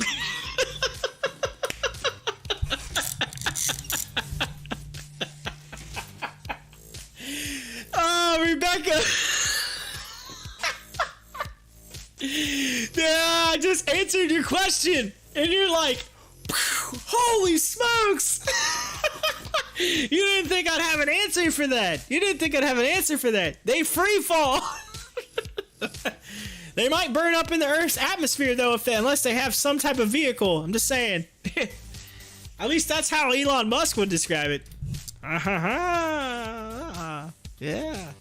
April says, now the taco versus burrito was a perfect explanation. By the way, that's a game. That's actually a board game. I don't know if y'all seen it. Some like 7-year-old kid came up with taco versus burrito. And it's not a board game, but a card game, actually. It's a card game. And he ended up selling it. It becoming like really, really popular. It's like a 7-year-old came up with this game and they turned it into a card game and you can buy it. I actually gave it to some family members, kids and they played it, whatever. Ollie Star says, sup, dude? What's up? What's up? What's up? What's up? How you doing? Rebecca says, mind blown. Oh, you wasn't expecting me to say that, huh? April says, I'm almost out of the rabbit hole now. Almost. You're almost out of the rabbit hole. All right. So, do you all understand anything that I just said in the last 25 to 30 minutes? Anything? Did you get anything out of that? Anything at all? They're like, I still don't understand it. What the bleep is he talking about? I tried my best. I mean, come on now. All I know is y'all are scared of crypto. But you know what? How many people were scared of the iPhone before they got an iPhone? How many of y'all had, and I can tell you right now, Timberwolf, I think, one of y'all said you still have a flip phone. I'm thinking it's Timberwolf, but I could be wrong. One of y'all said I still got a flip phone. I'm like, how in the world do you still have a flip phone? How is that a thing?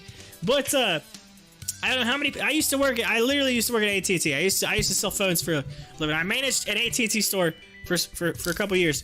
All right, so here's the deal. You would believe how many people came in and was like, I don't want no smartphone. I don't understand that stuff. I want nothing to do with it. And then my response to them was, we don't have anything other than a smartphone. They're like, what? I'm serious. Like, we're out of stock of every flip phone known to man. Like, they don't even, I can't even get them in anymore. Like, flip phones are going away. They're making nothing but smartphones. Everything that comes in is a new smartphone. And they're like, like, their reactions are like, I'm coming, Elizabeth. That's their reaction. And you're just like, okay, hold on a second. Time out. All right, I get it. You're freaking out, right? You're freaking out about it. They're like, yeah, okay. I don't know if I understand it.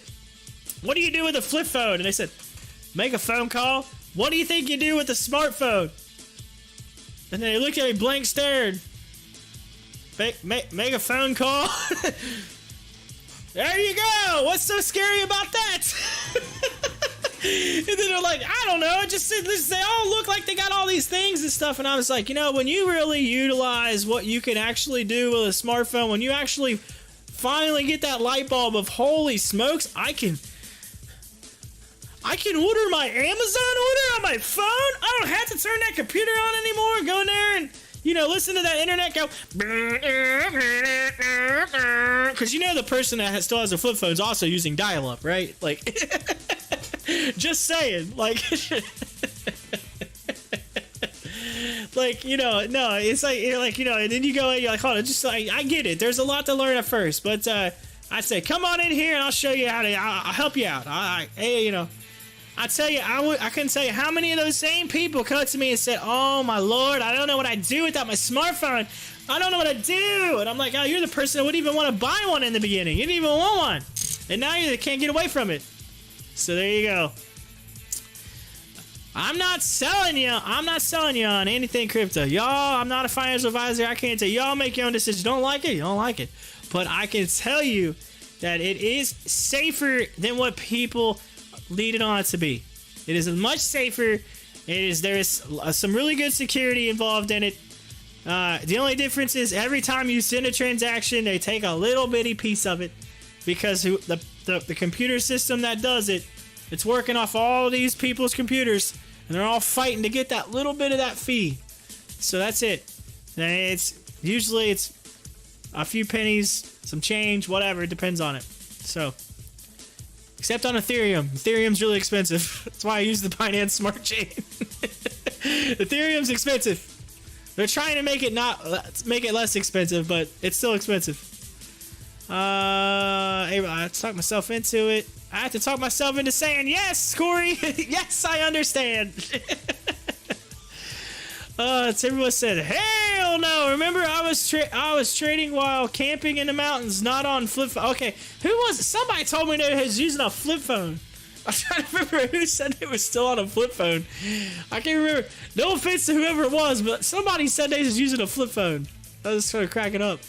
Dustin says, I remember when my wife flipped out because they stopped doing the keyboards on the phones. They still do the keyboards. You just gotta turn your phone sideways. But now, some of them actually don't even have to do it. But I had a lady one time that brought. She came in, and this lady was every bit of like 80 something years old. All right, okay. So this is just throwing it out there. She had to be like 80-some years old. She comes in, really slowly. Just no offense by any means, but she come in a little slow. I'm like, all right. I'm thinking, am I gonna have to help her to the counter? Like she's coming in here. Like, all right. She gets up to the counter, and she's like,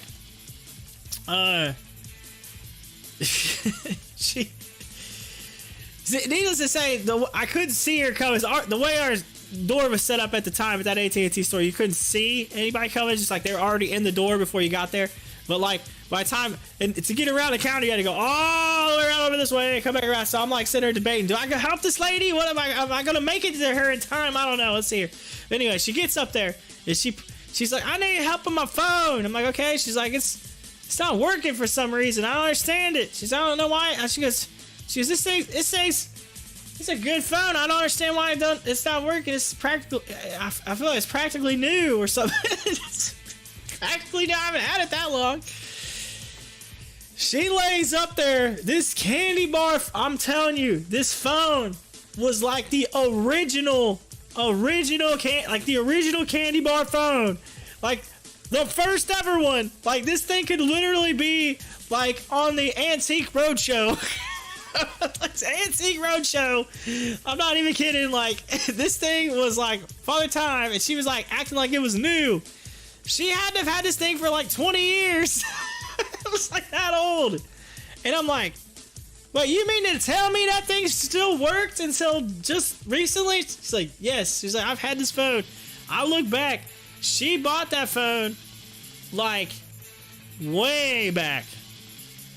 And she had used that on the network for that long. And finally, it was like forever old.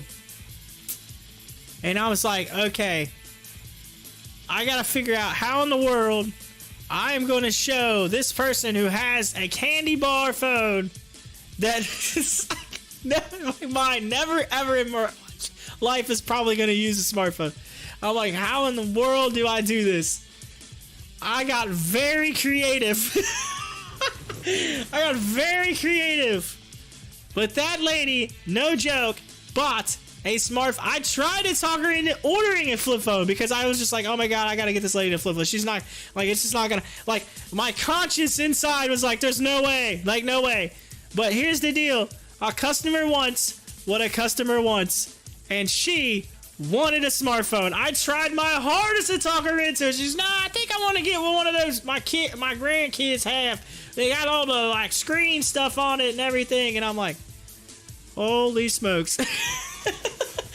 Holy smokes, this is gonna go bad. Nope. She bought the smartphone. She paid for it all. She wanted the whole package, everything. I was expecting her to come back in and return it. She never did. She never did. She bought her phone. She left. She went. Whatever. Never came back to return it. So she kept the plan, and I was like, man, it just blew my mind. Blew my mind. But I seriously could not believe that phone. Could not believe it. This is, I remember when my, let's see. Oh, we're talking about the keyboards. Hold on.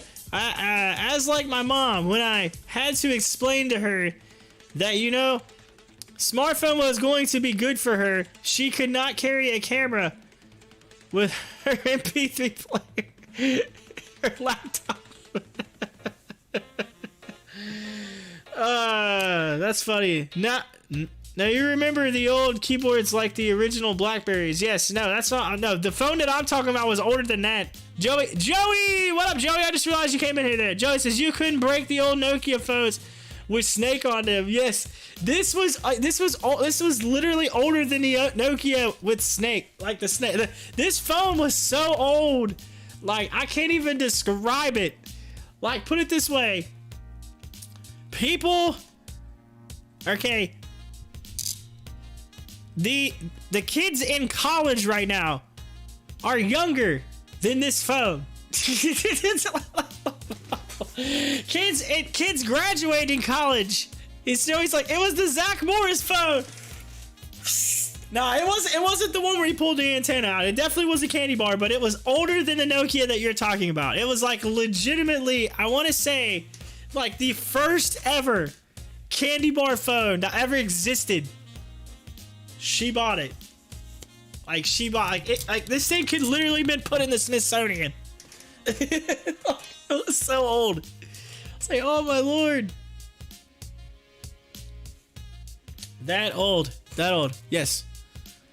And I know we kind of jumped into this thing, but that, you know, this is basically the analogy that we're having with crypto right now. Is that the overall analogy is that people are scared to jump into it because they don't know what it is. It's like computers. It's like anything with technology. When you first ever mess with it, you're kind of like, I don't know.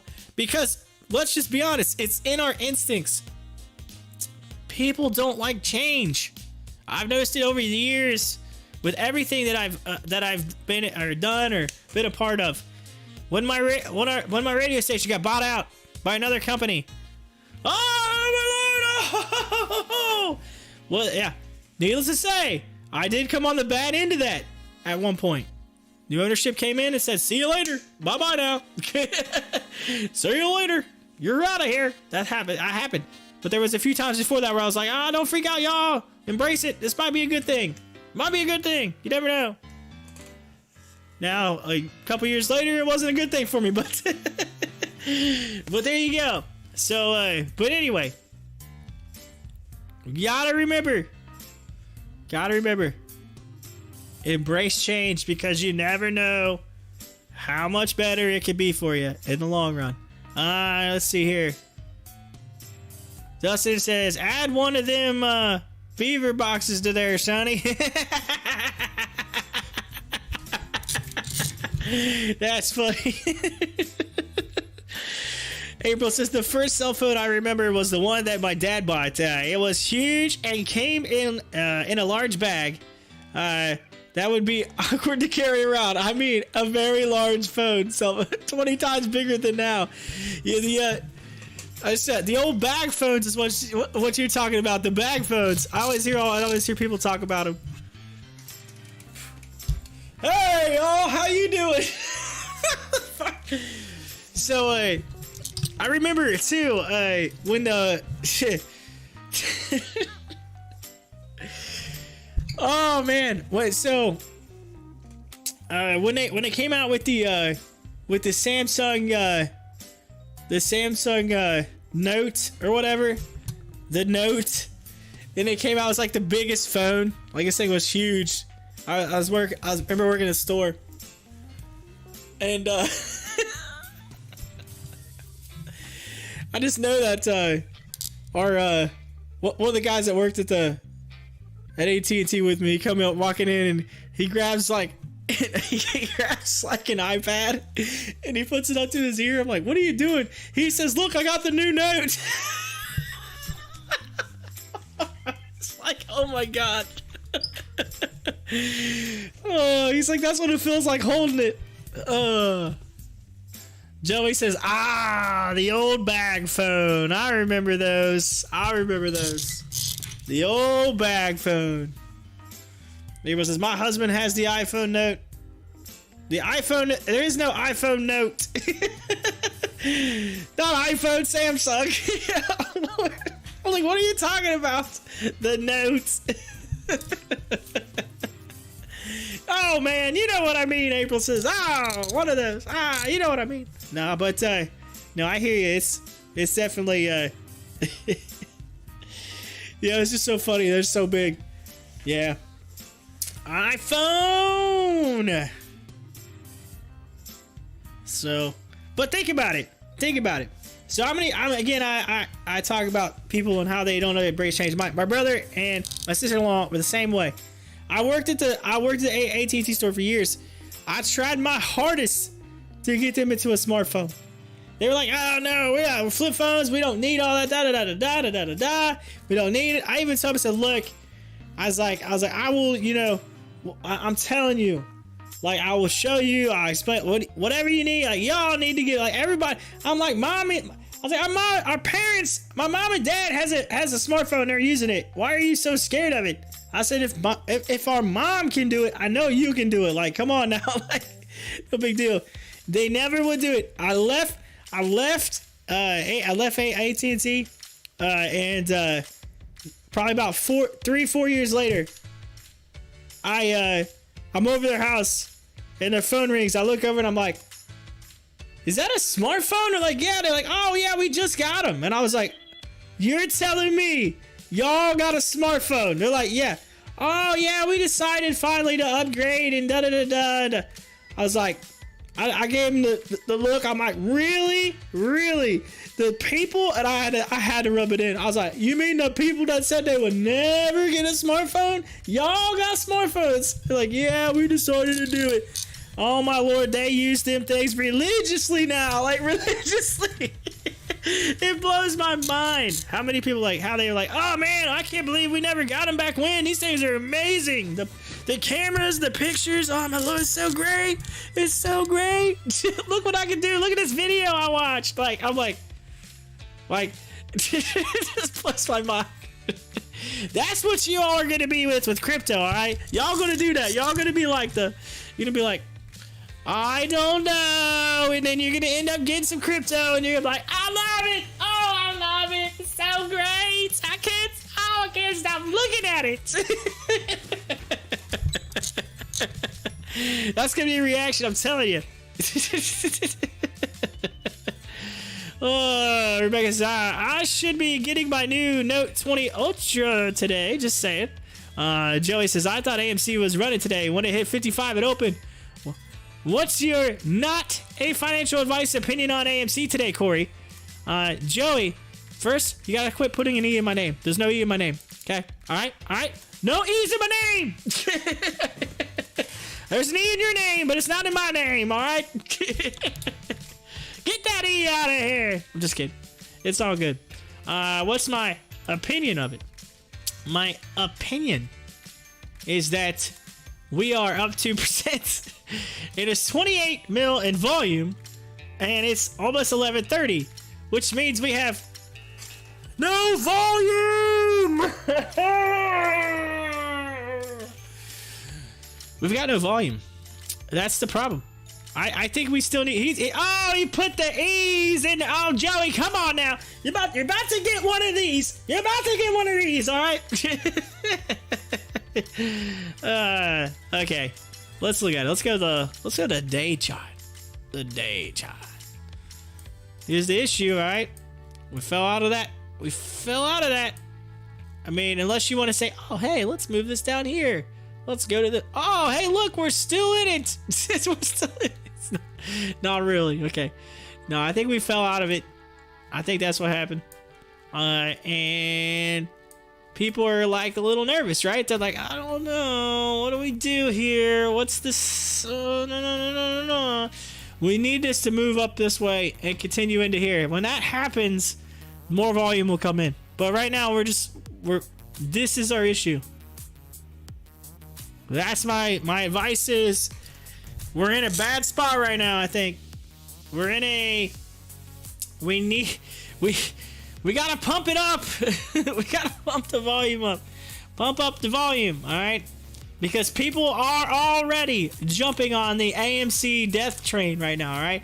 You're hearing people talk about it, all right? People coming out there, oh, it's going down. Oh, man, we're shorting it. Oh, the short interest rate's going up. Oh, man, we're getting in there. Yeah, that's what I'm talking about. Shorties and bears be talking. They're talking right now. We need this to increase. And what will help that is, again, it's the buying. Now, let's look at, let's go back. Let's go to 1 minute. Let's go to, let's go to options. So, options, let's look at the options contracts right now. And you can see, you know, options are cheap.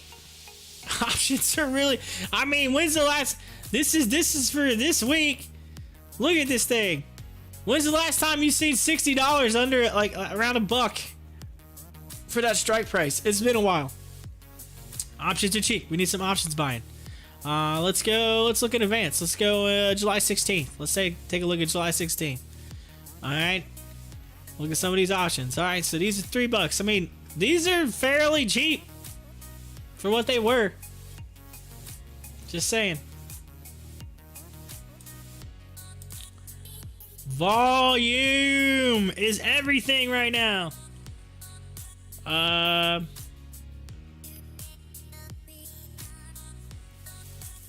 Let's see. April says, I thought the same, Joey. That was my dad. He said he would never have a cell phone.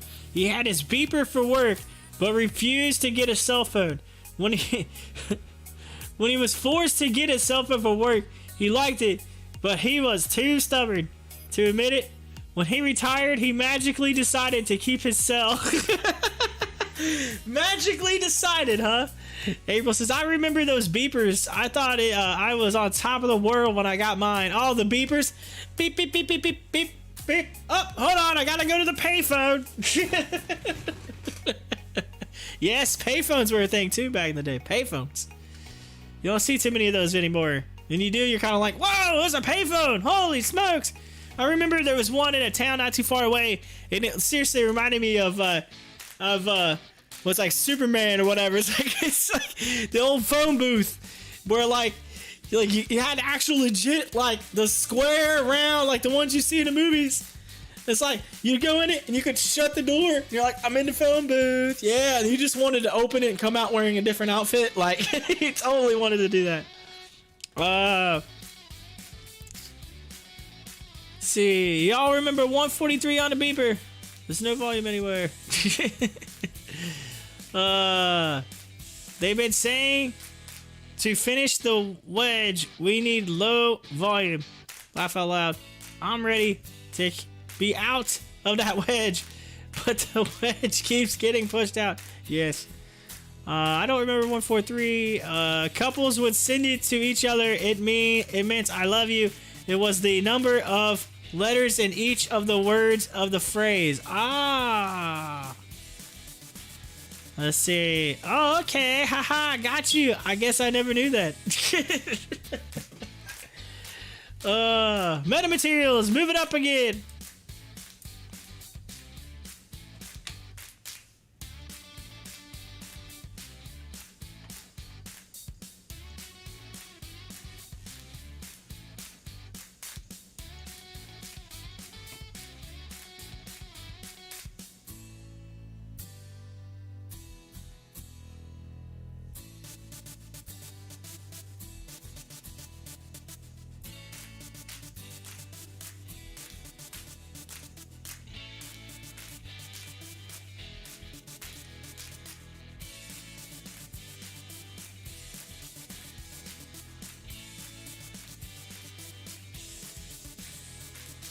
Now, remember I said I was a little after 2 yesterday is when I started.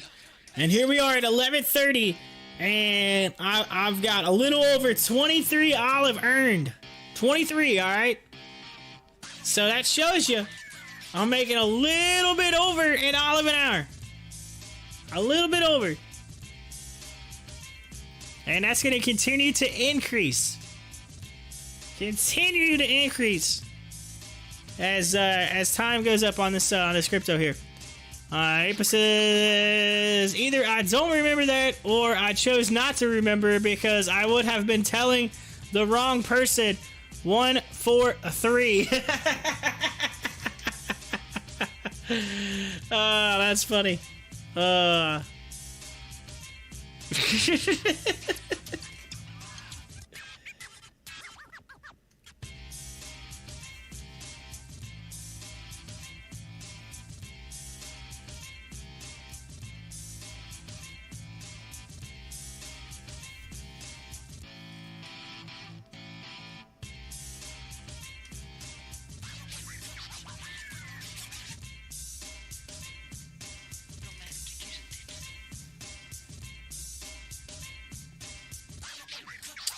Virgin Galactic shares are trading higher despite a downgrade from UBS. Strength is possibly in anticipation of the company's July 11th flight.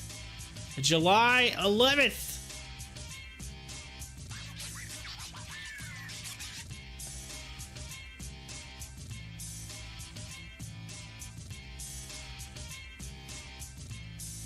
April says, I hope for your sake, Corey.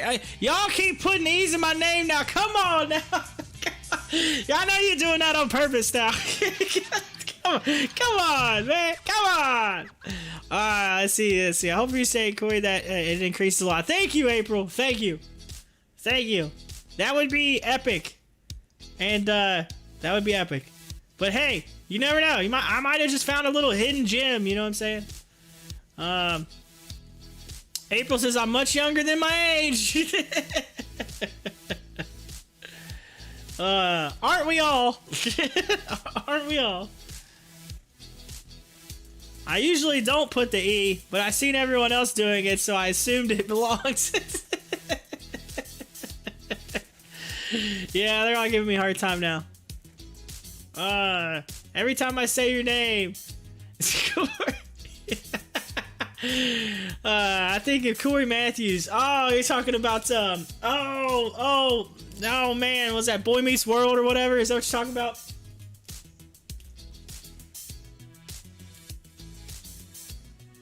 I am 53. April says 53.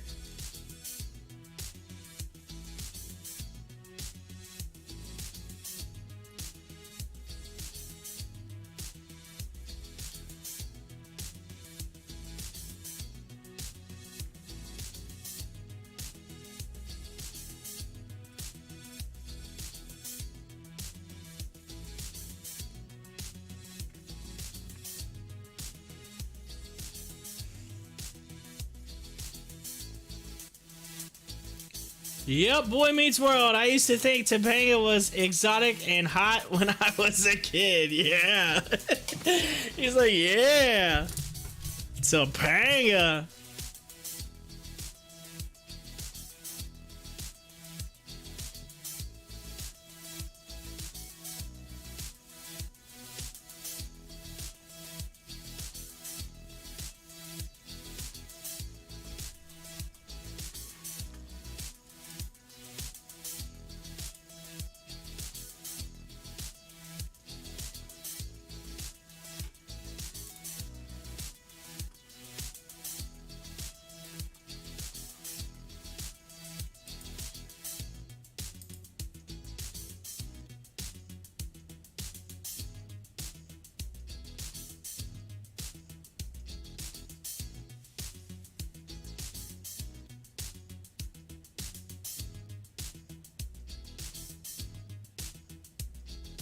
All right, so Fag Token just tweeted at CoinMarketCap. It said, we would like to register one FagToken.com email to manage Fag Token's self-reporting dashboard on CoinMarketCap. Oh, so that means CoinMarketCap, they're gonna start updating their info, which means they should start moving up the list on Fag Token. I've been saying for a while that someone needs to do that. I was like, they need to do that. They'll go up higher on it, the list. Looks like they're finally getting into that. Finally.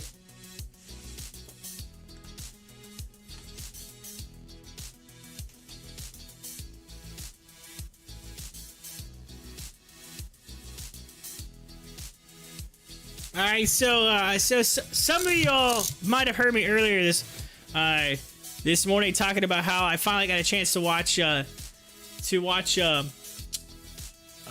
Big Short all the way through. I had seen bits and pieces, but never had a chance to watch it all the way through. And so I watched it, and I ended up noticing it said it recommended me. There was an HBO Max movie it also recommended me watch, which was Too Big to Fail. I don't know if y'all have ever seen that. But it works because the cool thing about it is both of those movies gives you like the full perspective of both sides, all right? It gives you the perspective of the guys that knew about it in advance and was like saying, hey y'all, this is gonna happen, and then invested a bunch of money in it and shorting the housing market because they said, hey, the housing market's gonna end up crashing, like, and they had the details and all the data, like all the data, basically they had it like 2 years in advance.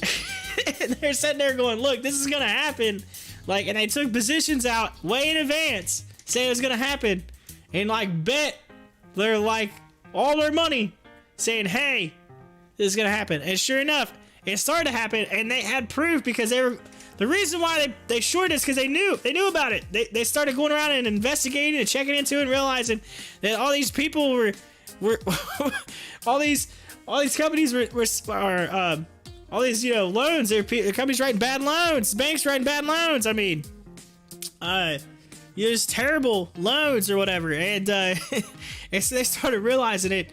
So then you see that side, and then you watch Too Big to Fail, and Too Big to Fail has like a bunch of, you know, famous people in it, but they're all in it, and they're all playing like the parts of the actual people that like run the banks.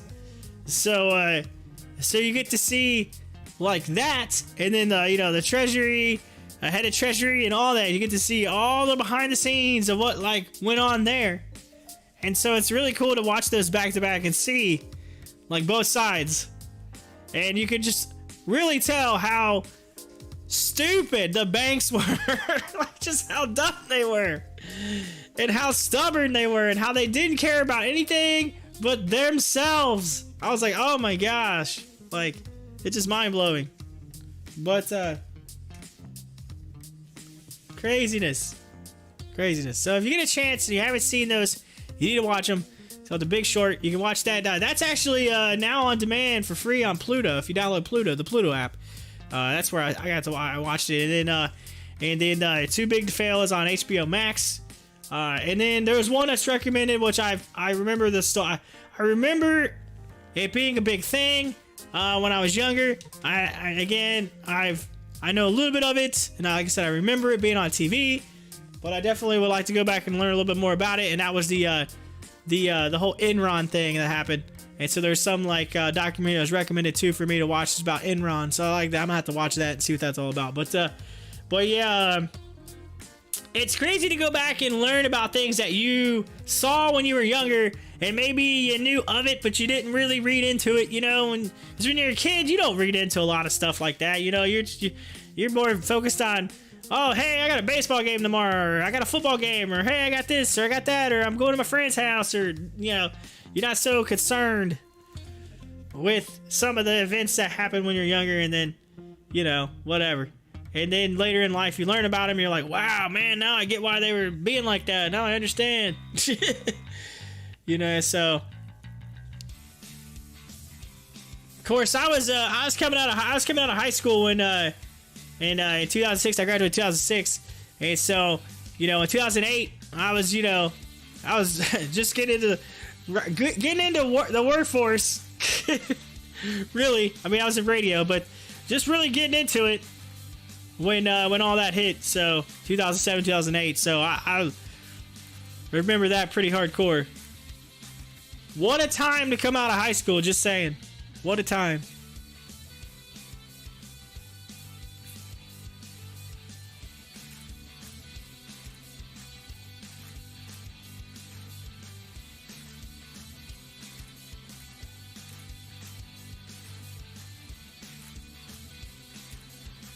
Alright, seeing the green on MMAT. Look at that thing. It's looking pretty solid right now. Running nicely today. Up 16%.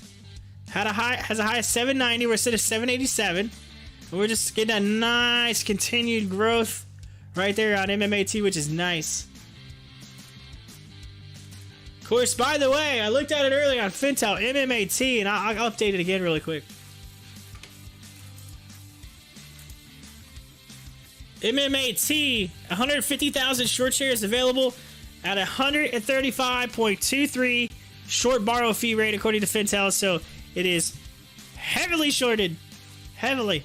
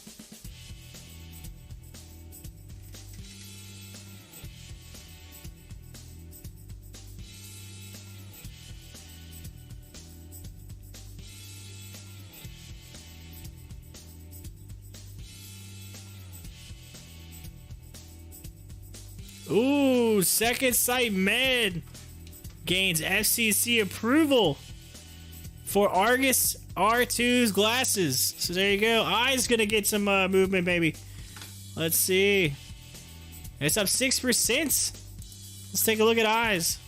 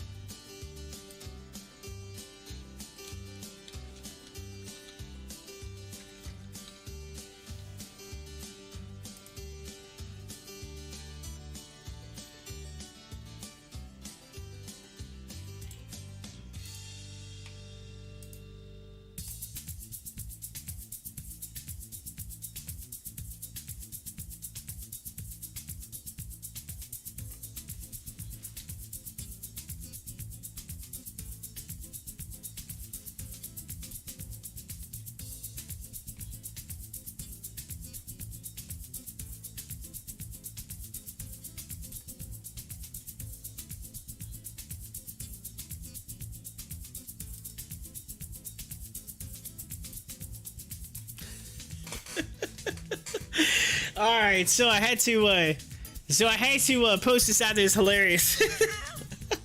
I quoted the fake token.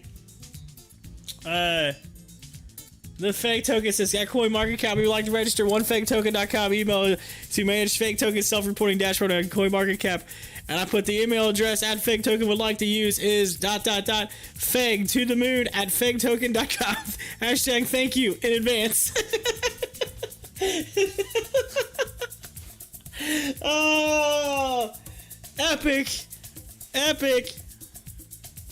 I had to post that out there. That's hilarious.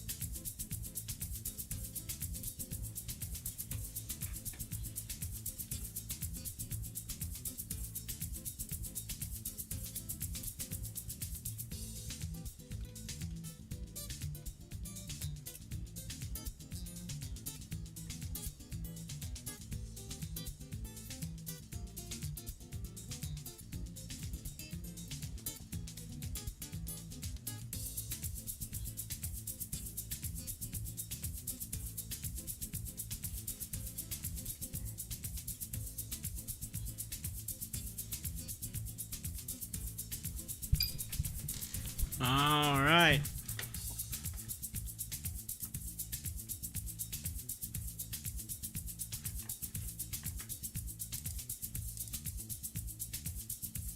Just updated an OSAT, still the number one right now.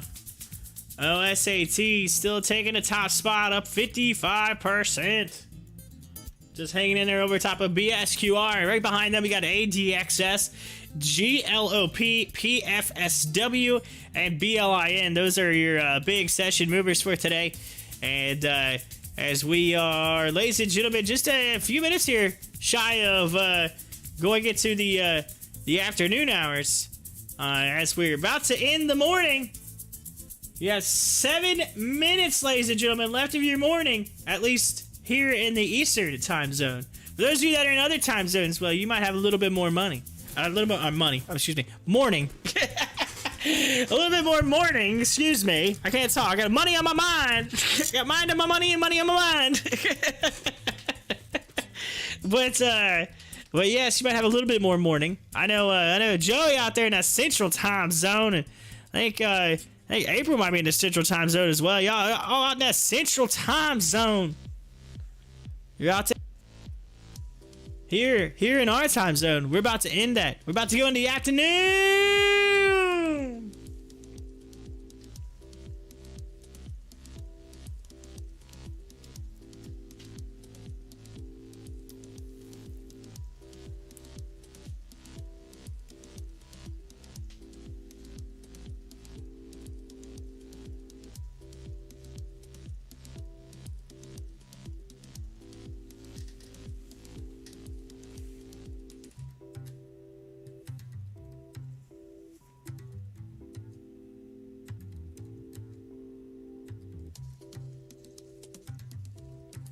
Jeopardy contestant loses $4,000 on Tesla themed question. Could you answer it? Oh, let's find out. Let's find out, ladies and gentlemen. All right, here we go. All right, for many followers of the electric vehicles or stock investing, a question asked on Jeopardy likely seemed like a softball, but ultimately it stumped a contestant. I said, what happened? A question on the July 2nd episode of Jeopardy centered on and around important milestone for Tesla. It says in 2018, this company met its goal of producing 5,000 Model 3 sedans in a week. The question read by guest host Dr. Sanjay Gupta. Nancy Skinner, a grocery clerk from Warren, Maine, answered the question with, what is Mitsubishi? Oh! The correct answer was Tesla, and the wrong answer was a costly one for Skinner. The contestant made the $1,000 question in the Three's Company category into a true daily double by wagering all the money she had. Oh! Skinner went from $4,000 to zero after the miss, with her competitors sitting at $2,000 and $1,800. The Jeopardy contestant managed to rebound during the show, answering 16 questions correctly and 2 incorrectly throughout the episode. She entered the final Jeopardy portion with a lead of $12,200 to the other contestants' $11,200 and $8,600. All 3 contestants answered incorrectly, leaving Courtney Shaw as the winner with the conservative $1,400 wager on the final question. Shaw's win on July 2nd was her 5th in a row. Why it's important: this wasn't the first time that Tesla has been featured on Jeopardy. The electric vehicle company was the subject of an entire category called Visit to Tesla in 2018, with questions read from a manufacturing facility. The Model 3 was an important car in Tesla's history, and also the first U.S. electric vehicle market, with several versions of the car costing closer to a price point of $35,000. The Tesla Model 3 was one of the first mass-produced electric vehicles to hit this price point. Tesla has been able to sell every Model 3 it produces, with demand remaining strong. Price action shares of Tesla are down 2.5% to $661.81 on Tuesday at publication. Boom, boom, boom. They missed it. I mean, come on, ladies and gentlemen. In 2018, this company met its goal of producing 5,000 Model 3. As soon as you hear Model 3, like, you automatically could have went Tesla. like instantly, like, Model 3. Like, we all know what the Model 3 is. Come on now. Oh, man. They messed it up. This is Mr. BC. Oh. Mr. BC made you Mr. BC. Mr. BC made you miss that question. Just saying. All right. Yo, we got 3 people up in here. I know some peeps coming in and out, but I gotta admit, the live chat got quiet. Y'all were really going hot and heavy there for a minute. We were talking about crypto and phones and technology and how things change, and then all of a sudden went to Boy Meets World, and it ended. The live chat just ended. It was just like, hey, yo, we don't want to touch that. We'll talk about that. That's just dating ourselves right now. We're talking how old we are here. Let's not go that way. let's not get into that. But yo, where you all at? Are you awake?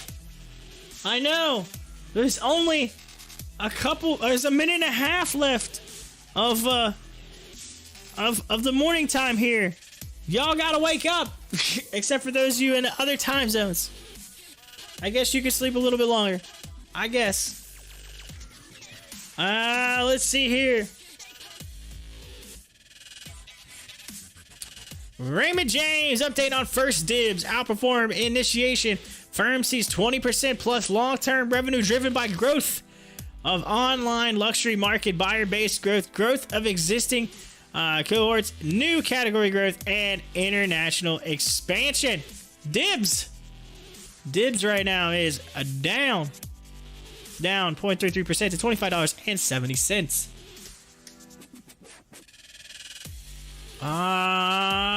Yeah.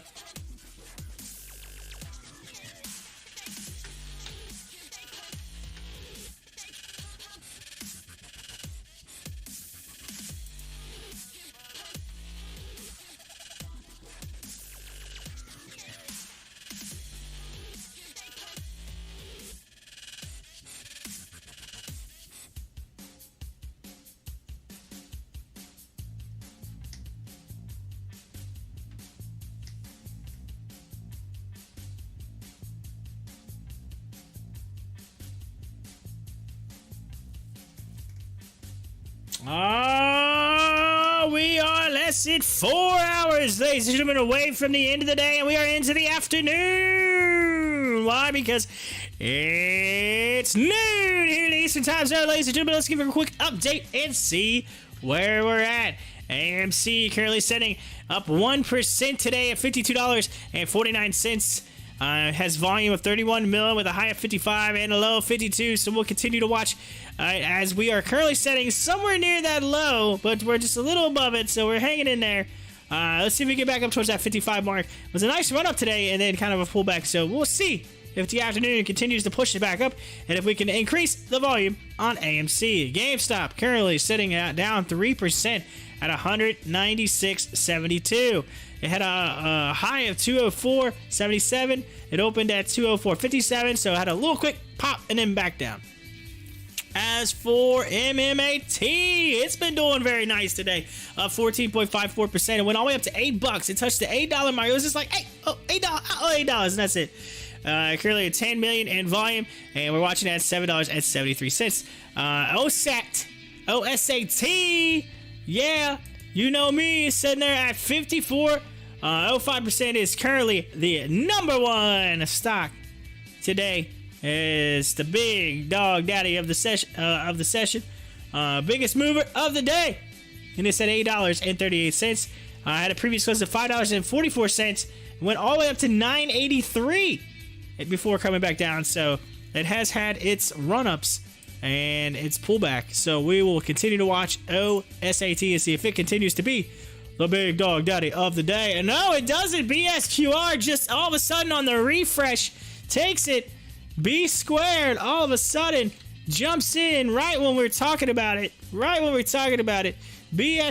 takes the lead of 58% and starting to run away, saying, hey, I'm the big dog daddy today. $6.30 right now on BSQR. Alrighty, some of the others, ladies and gentlemen, HOFV's down, DLPN's down, CIDM's down, CSCW's down, Savara's down. BlackBerry's got a nice little jump right there. Nice little bit on BlackBerry as we continue to watch it. Coinbase is up. Second Sight Med is up off some news.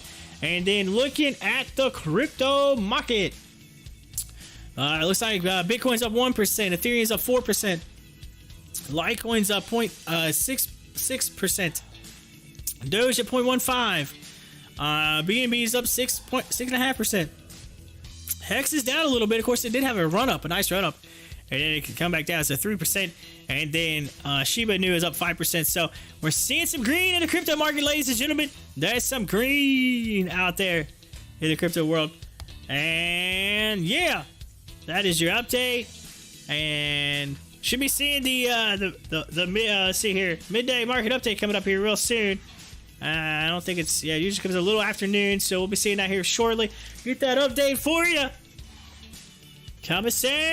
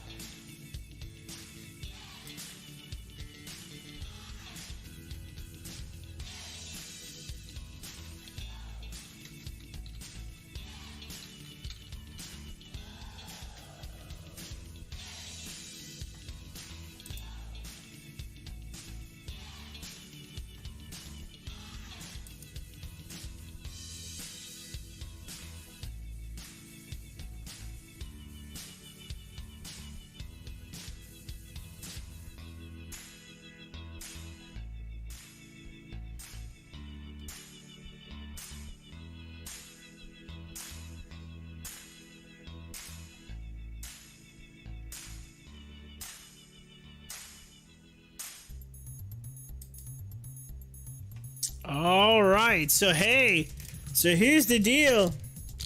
We're gonna have a webcast. I'm gonna pull this up. I want to see what this is all about.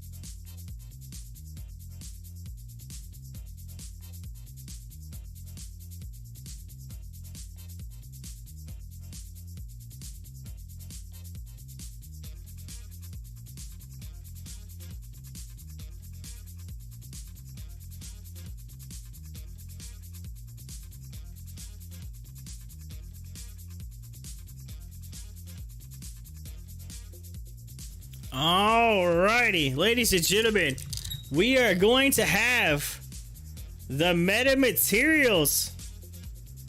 They're doing a metamaterials is going to be doing a call at 1 p.m. I just happened to see this, so they're doing a call. I'm kind of interested to see what's going on with that. And so, yeah, so I'll have that on the stream at 1 p.m. So we'll listen to it, and then so we'll follow that. We'll see what they're gonna say. So metamaterials, which I've been following, they probably talk about what all happened and what's going on with that. So I'm gonna play that on the stream today. I just registered for it. I'm ready to go. That's gonna go live at 1 p.m.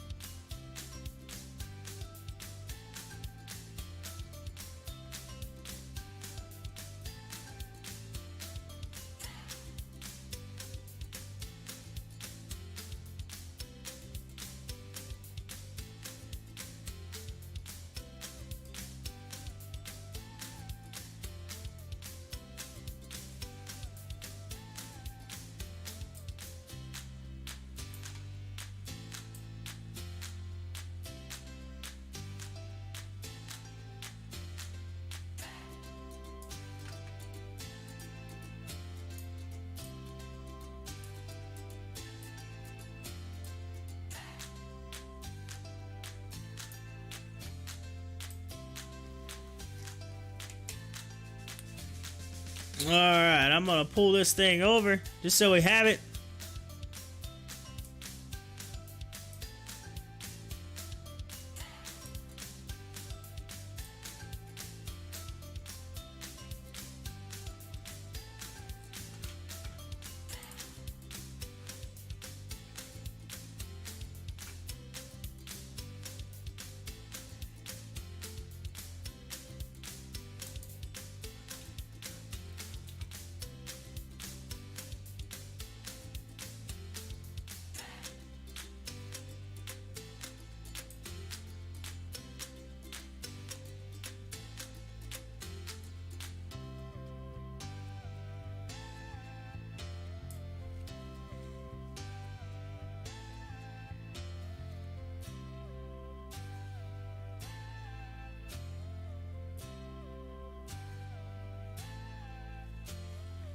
All right, so you can see it's coming soon to the Pop the Chart stream near you.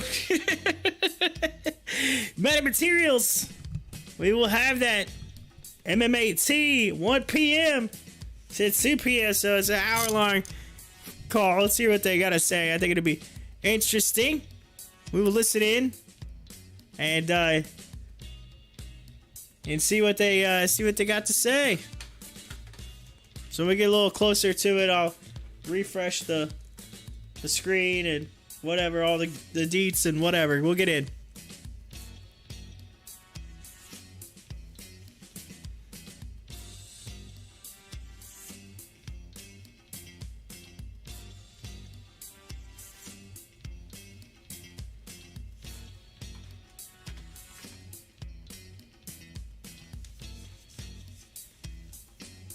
Of course, MMAT again. They had some news today, so I'm sure they'll talk about that. The news being, and I will bring that up. Said Meta completes UK-funded project towards developing non-invasive glucose sensing systems. So there you go. So they had some news on Meta Materials. So we'll see if again, they're doing really well today. MMAT sitting there up 17%, getting ready to do a call.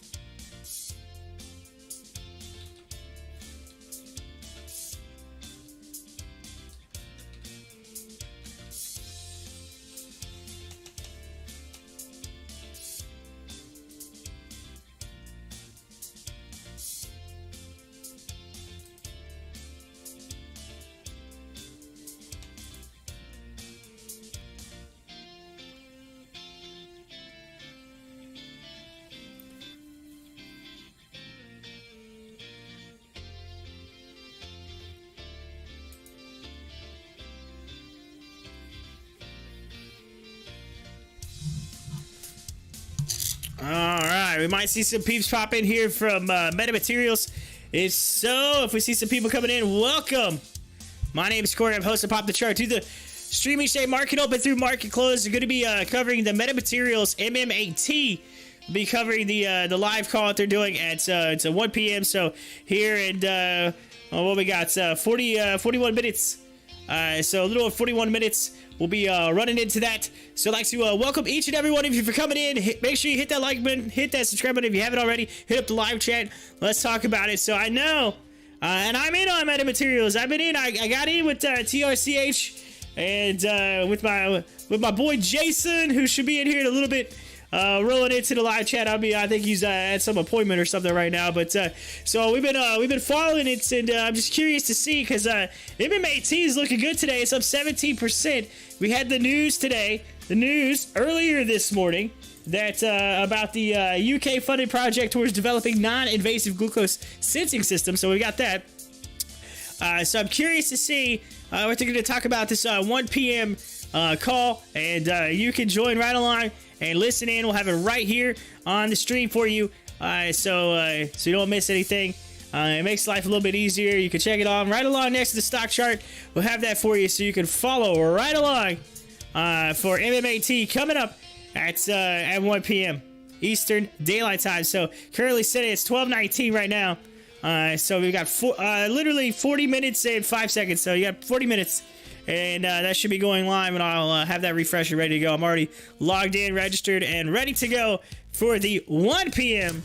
MMAT Meta Materials call. April says, yo, it got really quiet up in here. It did get quiet. Hey, we were rocking and rolling a little bit there with that crypto conversation earlier.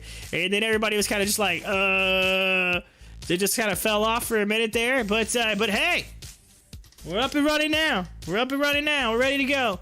So hit up that live chat. Feel free to talk it up. We got some peeps here. We got 10 people up in here. Thank you so much for coming in and joining the Pop the Chart live stream. Alrighty. April AMC has been dropping on us average about $2 a day. Yeah, it's been going down. Taking a look at it. Of course, now we're in the red today. I'm gonna make it a little smaller. It's kind of going off the screen for us there. We were in the green for a little bit there, and then it kind of just fell out the plane. Fell off. But the chart there. But that's the problem, though. We need volume. The volume is that people are getting scared. They're getting scared on AMC. It's like, come on, apes, wake up, let's go. But still holding my measly 252 shares. Still holding my measly 252 shares. Hey, 252. That's still good. That's still good. Alrighty.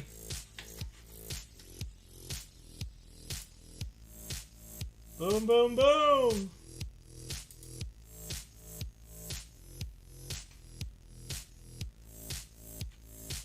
Oh, man. Some peeps are liking the post on Stocktwits. Get it. That's what I'm talking about. All right, so if you're coming in for Stocktwits, by the way, welcome. Thank you so much for joining. Feel free to introduce yourself in the live chat. Let some people know. Nicholas, thank you, Nicholas, for following me. Appreciate it on Stocktwits. Thank you so much. All right. Boom, boom, boom. You know, MMAT is one of the only ones that I'm seeing that's green in my portfolio today. It's MMAT and WiseKey taking the cake today. Which, if you look, you got WiseKey right here, and then MMAT up here. We're watching on the screen. So it's like everything else is just blah. It's like, come on, wake up, y'all. Let's go. BSQR still running. It's up 74% today. It's the #1 stock of the day so far. It took away the title. We were talking about OSAT earlier, Orbsat, and then all of a sudden, boom, BSQR came in and just took the title away. Yeah.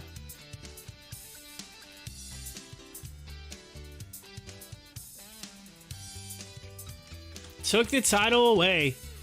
Let's see. April says, I've been watching WiseKey for a while. WKEY. There is a chance. There is a chance that thing explodes in the near future. I'm telling you, it's on the right track. It's on the right track. Is it going to be a slow one? Maybe. But hey, it's one that down the road, it's going to be huge because the technology that they're putting out there and the security.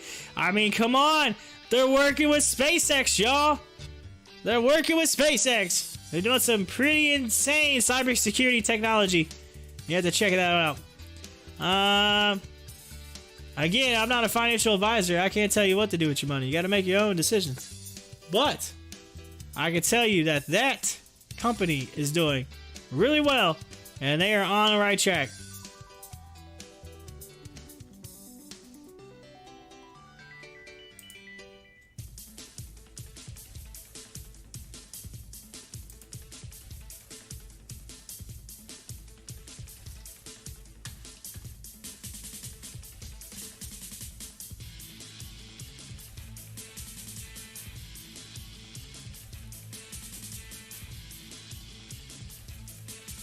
Boom!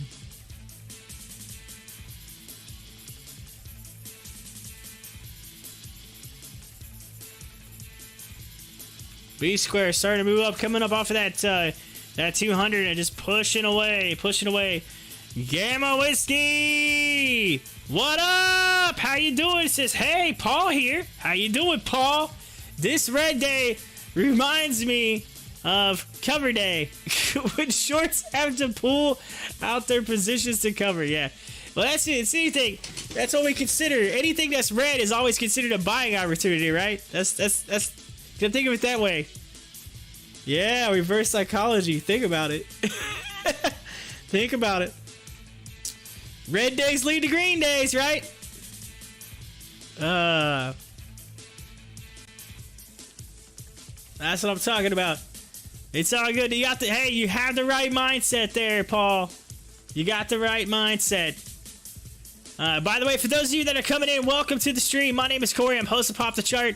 I do the show each day, market open through market close. Come on in, hit the like button, hit the subscribe button, join the channel. Hit up the live chat. Feel free to talk it up. We're going to be covering the MMAT metamaterials. We got the call is coming out at 1 p.m. Eastern Daylight Time. That's right, 1 p.m. So we're gonna right here on metamaterials. July 6th, 2021. That is today. And of course, got the stock chart right there. It's up 15%. It's up down just a little bit. But hey, we had 777s. Yeah. Those of you that play the slots like that, 777s, you don't talk about. Get the cherries, ladies and gentlemen. The cherries. Here we go. Of course, there was some news this morning out of metamaterials. It said Meta completes the UK funded project towards developing non-invasive glucose sensing system.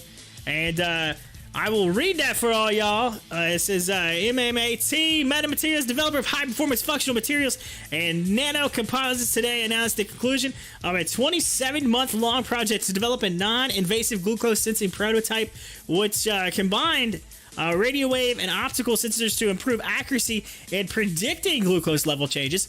It says the biological parameters. Hold on. Wait. The developed biosensing prototype is a critical step toward a home hub system targeting a monitoring biological parameters. I'm sorry, I misread that. The project was supported with about 911,000. I would say that's euros, or actually, let's say US is 1.25 million. So there you go. From Innovate UK, part of UK Research and Innovation, a non-developmental or departmental public body funded by a grant in aid form from the UK government. The collaborative effort took place in the UK and involved 4 partners: Meta via its wholly owned UK subsidiary Medical Wireless Sensing Ltd, the Imagination Factory, Virtual Clinic Direct, and Brunel Innovation Center. All right, so anyway, there's a whole bunch of deets on it. It's a really long article. You can read it. It's on the page. But there you go. They basically completed their UK-funded project, and so there you go. Good deal on metamaterials, and that, I think, has helped metamaterials be green today on a red day, which me and Paul was just talking about. Paul in the live chat was saying, hey, yo, it's a red day. Reminds me of cover day. Shorts got a cover. Ha-ha! Also, metamaterials, keep in mind, I was looking at Fintel. I'm going to refresh it again. Fintel, I was looking at it earlier. And right now, currently, I just refreshed it. As of 2 minutes ago on Fintel, it says 150,000 short shares available, with a 125.15% short borrow fee rate. So it is super high on the borrow fee rate. Super high. So this thing gets shorted. He's talking about shorts have to cover. And here we are, moving back up. Look at that little green candle showing up right there. So I'm sure that the peeps on the call, on the metamaterials call coming up here, and about a little less than 31 minutes, we'll be talking about that UK-funded project that we were just discussing. So be interested to find out more about that coming up.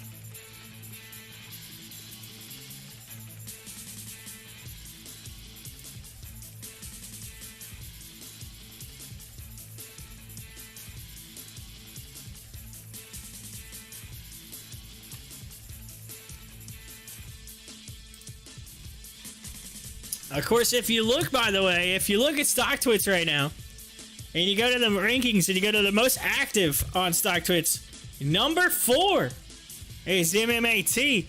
Man, it was number 4. It was number 6 earlier. It moved up. So people are talking about, they're like, oh man, there's, you know, everybody's hearing about the call. All of a sudden, they're like, hey, yo, what's up with this? What's going on with this? So, of course, number 1, still number 1. Still the reigning champion. Still the champion. AMC. AMC still number 1 on most active. Followed by OCGN and Wish, and then right behind the Wish is MMAT. So, doing very, very well in the Stocktwits department right now. Of course, we can get it trending. Y'all get it trending coming up here real soon with this call. Everybody be talking about it. Like, hey, go check it out.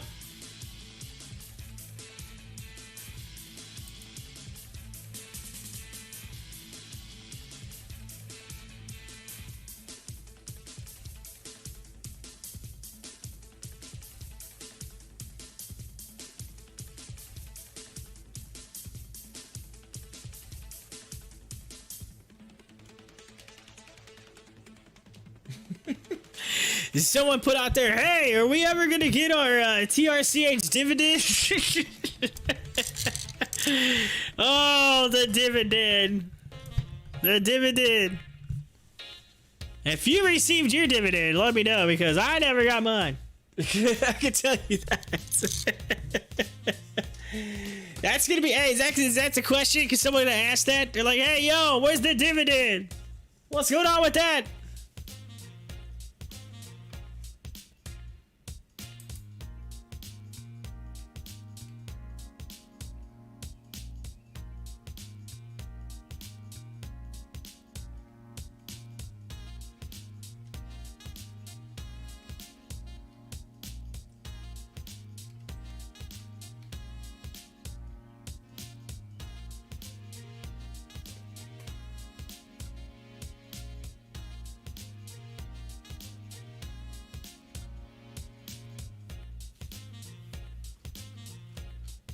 Alright, Rebecca's up in here, says, I'm tempted to buy more HOFV to bring my average down. I know, it looks juicy at 358, doesn't it? Juicy. Rebecca's like, I can taste that HOFV tendy already. I can taste the tendy. Oh, man.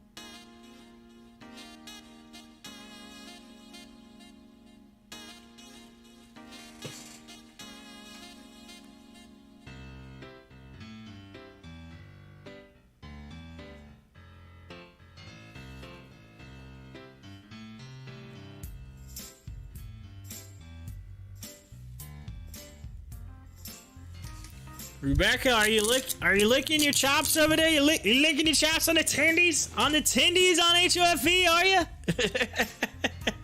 359 now, just saying. 359. She's like, man, those tendies almost taste like the lemonade. Oh, for those of you that are new to the stream, by the way, Rebecca drinks grandma's lemonade. That's the good lemonade. It's the good stuff. Yeah. April says, was anyone else in MRIN? I was not in MRIN. I did not get a chance to partake in the MRIN.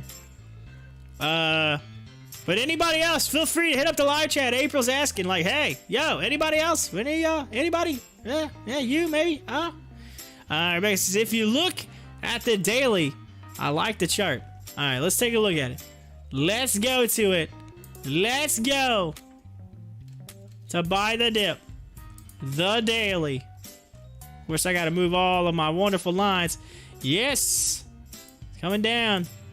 It looks like it might come back down to, let's pull it back to Raha. Pretty solid there.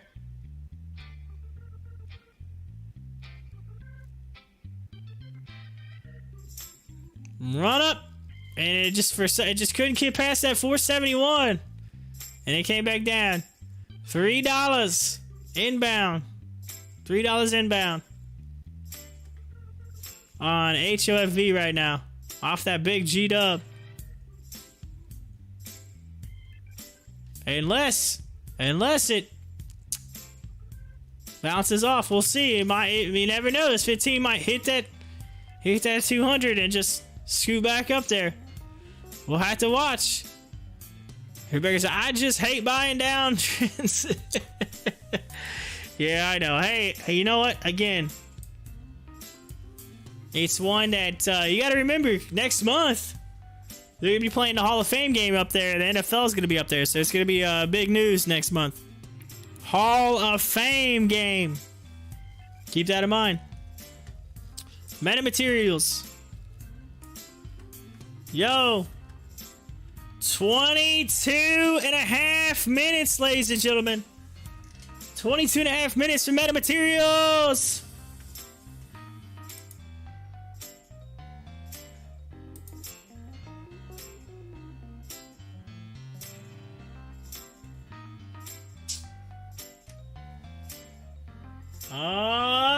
TT, thank you so much for following me up in here on Stocktwits. Thank you.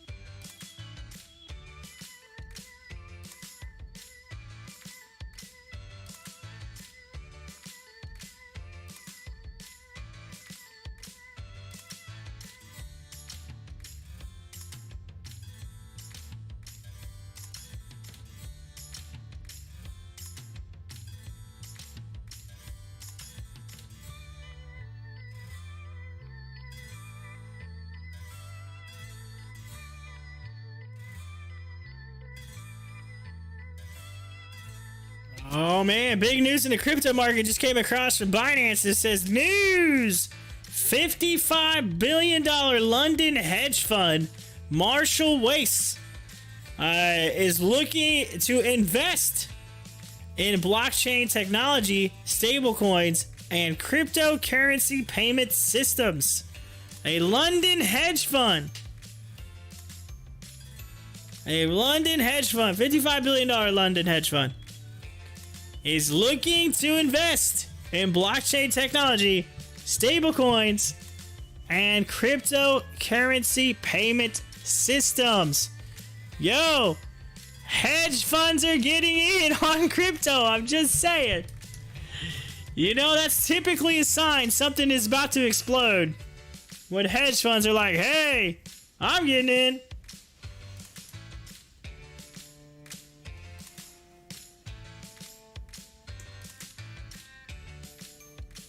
They're talking about investing in it. Investing in it.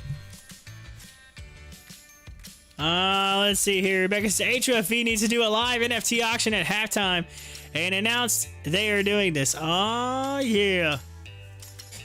They're like, yo, we're going to do a live auction. Live, right here.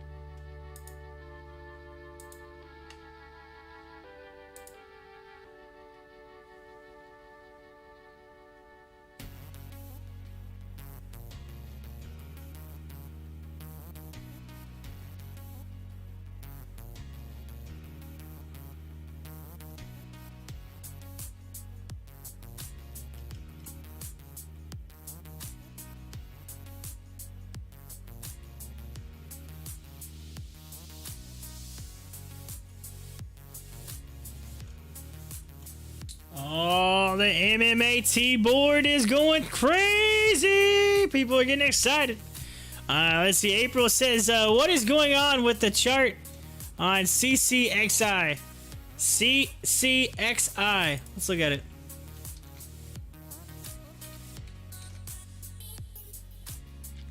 CCXI. What is going on with it?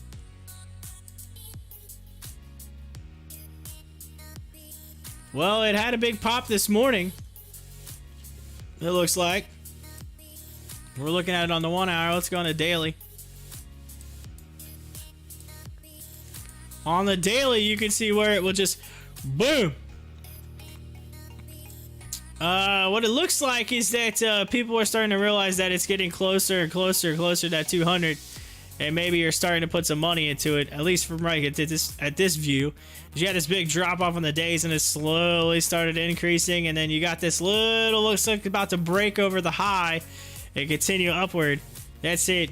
So going to the 1 hour, you can see what I'm talking about. It had a big pop up this morning and it's just slowly moving up. I think people are just starting to see it. It's setting up on that hour chart nicely. Moving away from that 200. This looks like it might be continuing upward. Heading that direction on CCXI.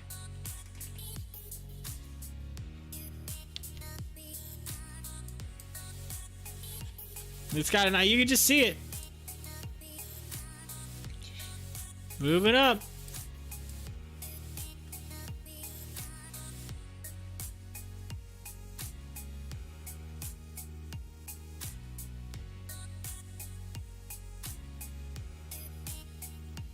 Let's see here. I was on the 4 hour. Maybe that's it. Got you, April. I got you.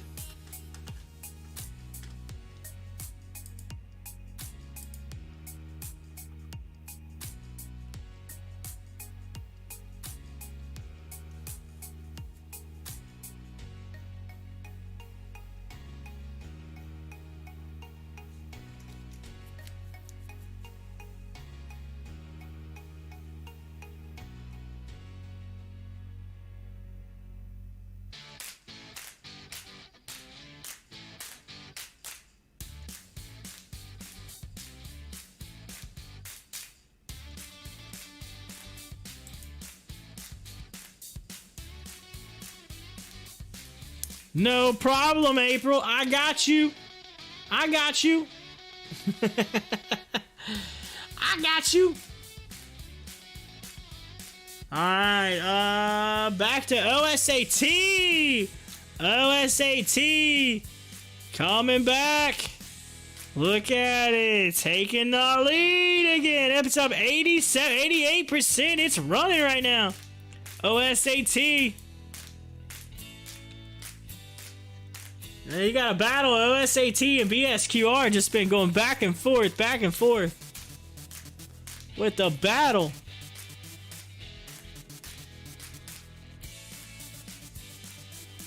Look at that thing move.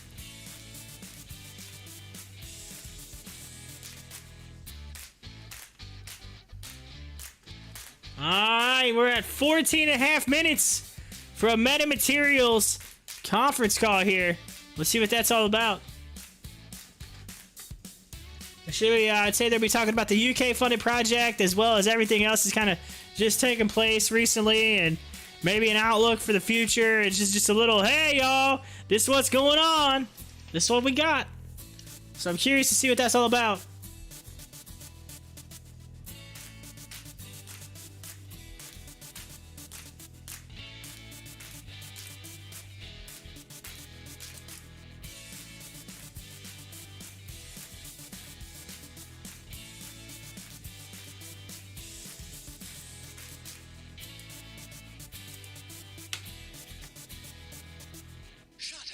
And sit down.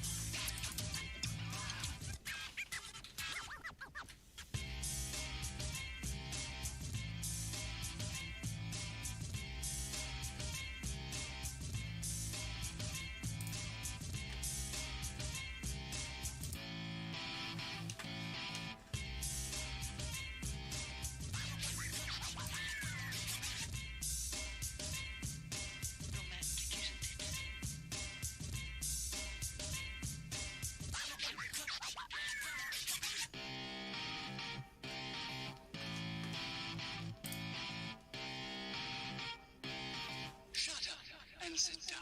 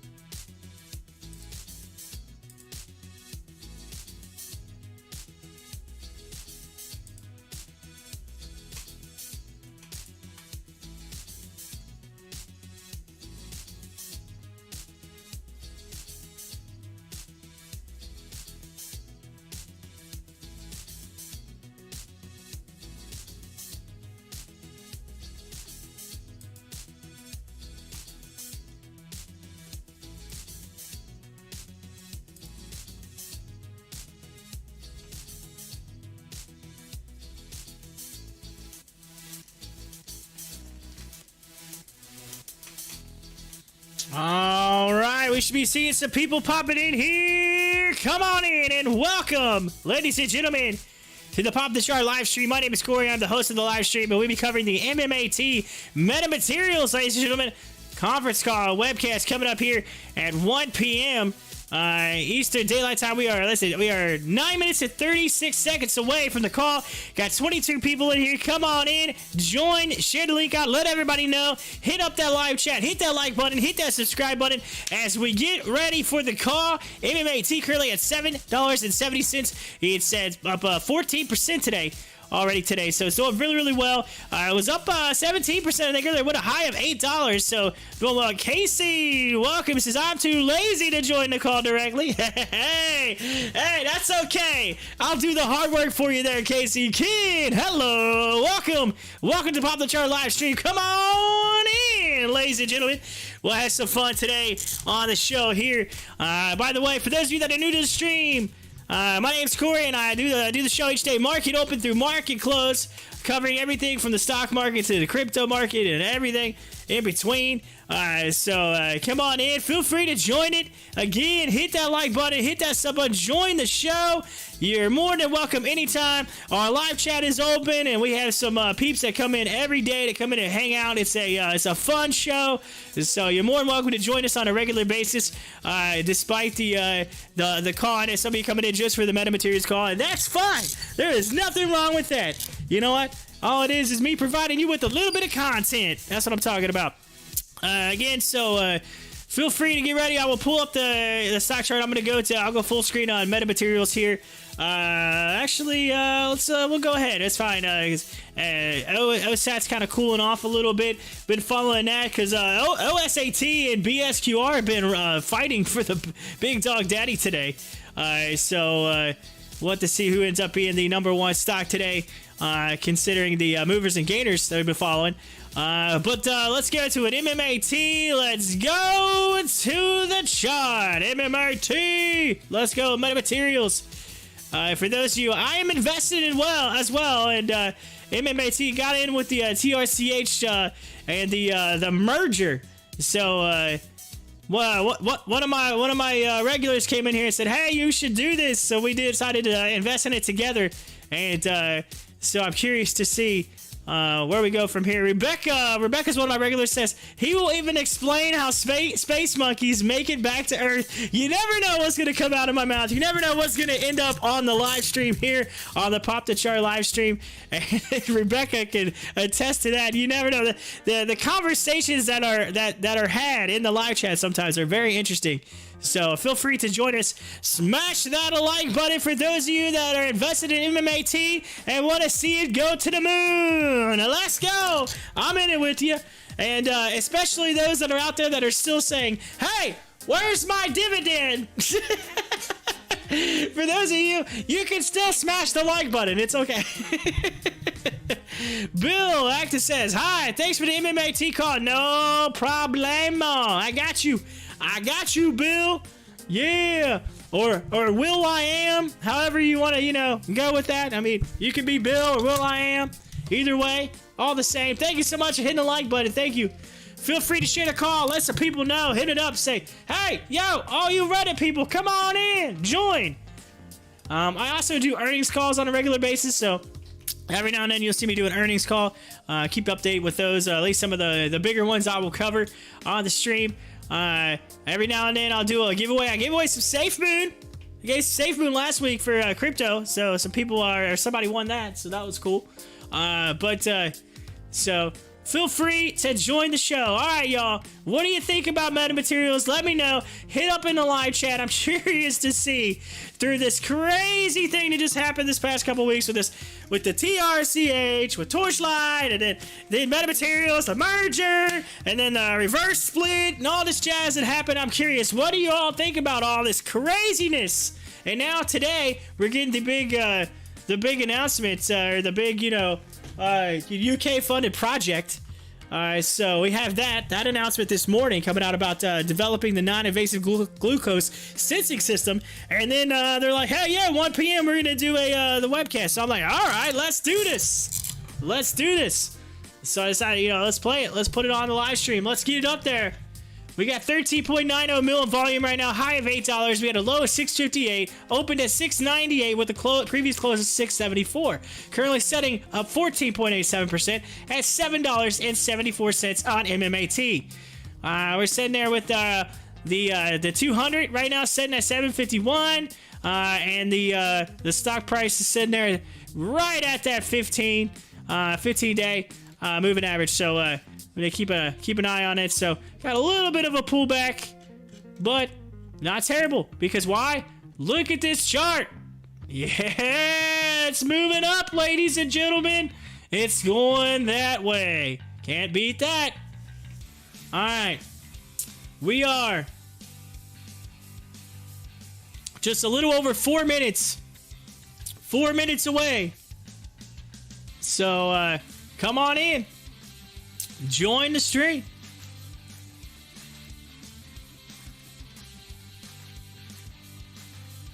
All right, so when the call goes live, I'll crank up the audio so you can hear it. To make sure that, and I'll pull down the music that you're hearing in the background. I'll also turn my mic off so you'll be able to listen in and get all the deets on the MMAT call.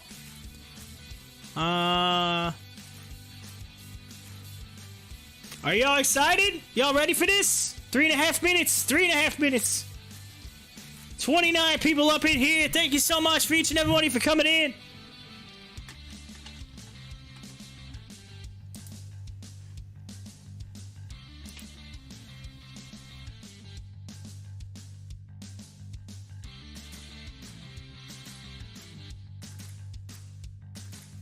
By the way, thank you to all the peeps for coming in or following me on Stocktwits. Seen a few people follow me on Stocktwits. Thank you so much. You can also follow me on Twitter. I got links to Twitter, Stocktwits are in the description. You can follow me there. There's links to the WEBULL desktop. You can sign up for WEBULL. You get 2 free stocks. One for signing up, one for depositing $100. There's a link in there for that. You can follow me on Discord. There's all kinds of ways that you get, and links and stuff in the description. Feel free to check it out. I got some cool tools in there as well, including the Benzinga Pro free trial. 2-week free trial. You can check that out. No credit card required. It's got all kinds of tools. Movers and gainers tool that I use. It's got newsfeed, which you can't really see the newsfeed right now. It's kind of hidden behind the call over here, the MMAT call. But I do have that, so that's available for you to check out. So there's all kinds of stuff. Check it out. All right, here we go. Ladies and gentlemen, it's the 2-minute warning for the MMAT call. 2 minutes. Yeah, let's go. I keep waiting for my boy Jason that comes up in here. He's invested as well. I'm waiting for him to come into the live chat. But he messaged me earlier. He messaged me through Twitter. He's like, "Hey man," he's like, "I'm gonna try to make it back for the call, man, but." He's like, I'm getting a shot right now, an allergy shot. I'm at the doctor.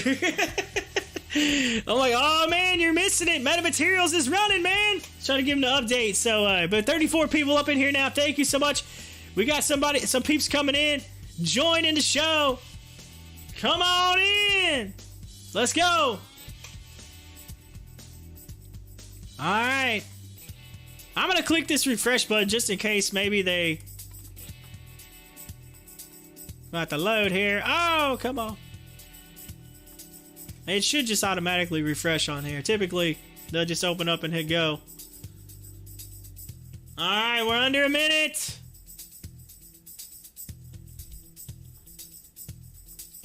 Carlos! 18F is running again. It's running nowhere. Alright, Carlos, we're doing the MMAT call, Carlos. Yeah.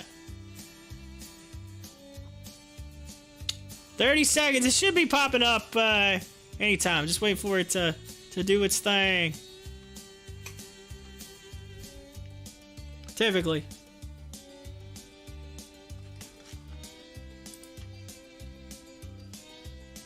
Oh, thank you, Malarb, for following me. Thank you so much for following me on Stocktwits, Malarb.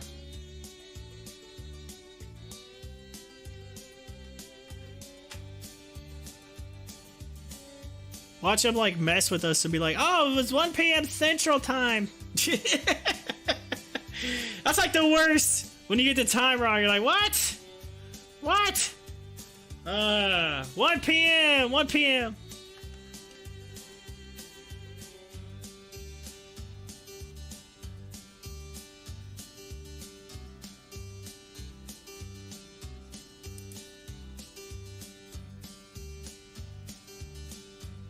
If it don't come up on the webcast, if I had to, I'll dial into it.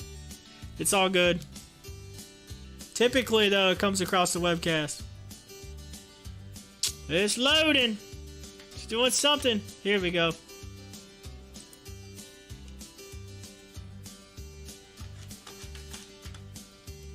Alright, let's turn the music down.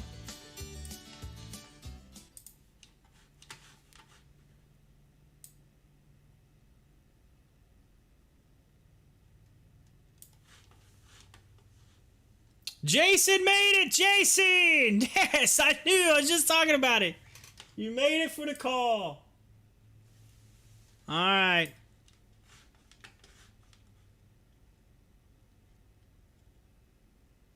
Let's go. Is it gonna load? Come on now.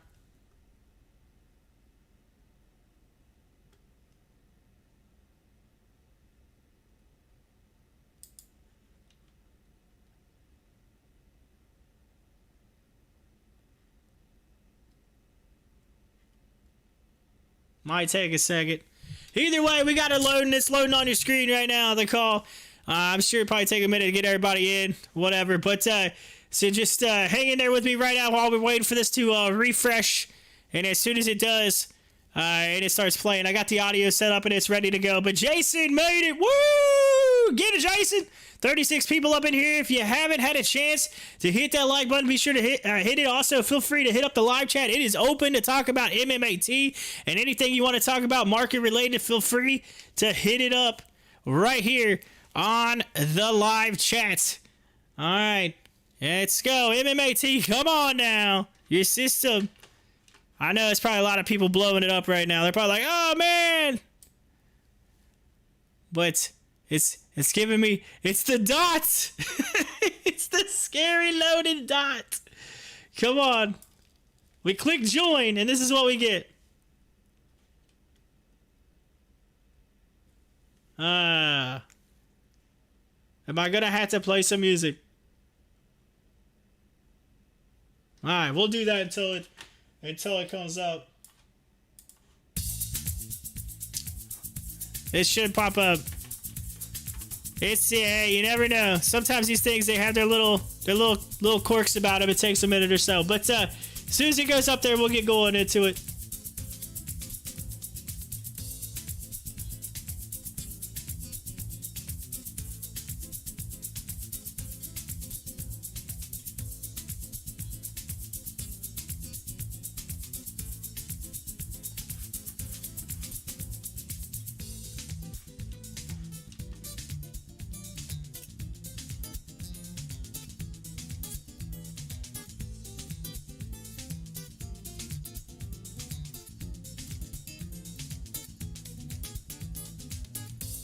Oh, man.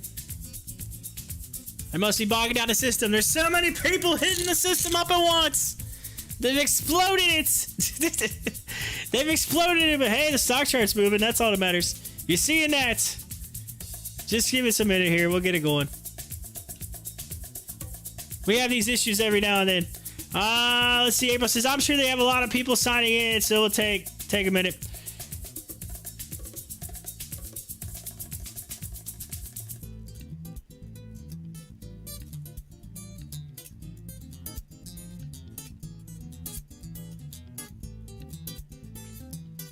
Well, I'm definitely joined into it. I know that. Because it's got me logged in.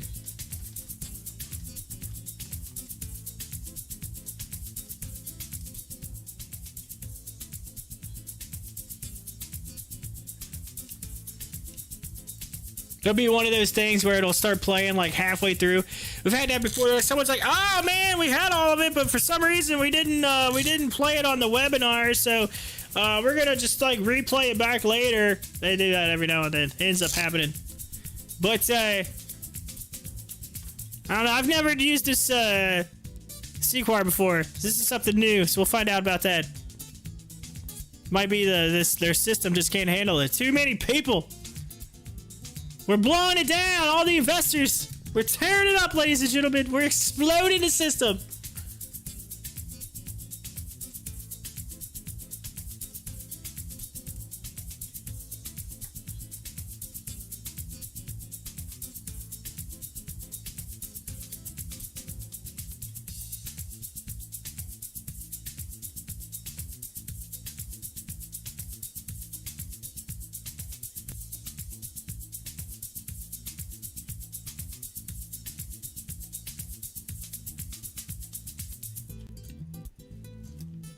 It's acting like it's trying. Oh, here comes something. Yeah. All right, we got this. Here we go. Apologize, ladies and gentlemen. Here we go. On June 25th, 2021 to shareholders of record on June 24th, 2021 through DTCC. DTCC is in the process of distributing those shares to the brokerage houses and ultimately its rightful owners. The certificate of designation of the Series A non-voting preferred stock of the company filed with the Nevada Secretary of State on June 14, 2021, entitles holders of Series A preferred stock to receive certain dividends based on the net proceeds of the sale of any assets that are used or held for use in the company's oil and gas exploration business, subject to certain holdbacks. Such asset sales must now occur prior to December 28, 2021, or such later date as agreed by between the company and individual appointed to serve as a representative of the holders of the Series A preferred stock, thus the sale expiration date. Subject to certain conditions, the company may effect a spinoff of any remaining oil and gas assets with the holders of Series A preferred stock to receive their pro rata equity interests in the spinoff entity. I will remain as an advisor with Meta to manage the disposal of the assets and assist on any other issues facing Meta's management team. Now with that short, brief intro, we'll hand it over to George Pelikaris to give you more information about Meta. Go ahead, George. Thank you very much, John, and welcome to Meta. Whether you are a long-time investor on either side of the merger or have recently joined us, we are privileged and grateful for the chance to earn your continued support. Meta is now at the first NASDAQ-listed metamaterials company, joining the world's premier exchange for technology companies. We believe this should improve access to capital markets, raise global awareness for Meta, help attract exceptional talent, and support a broad range of organic growth opportunities.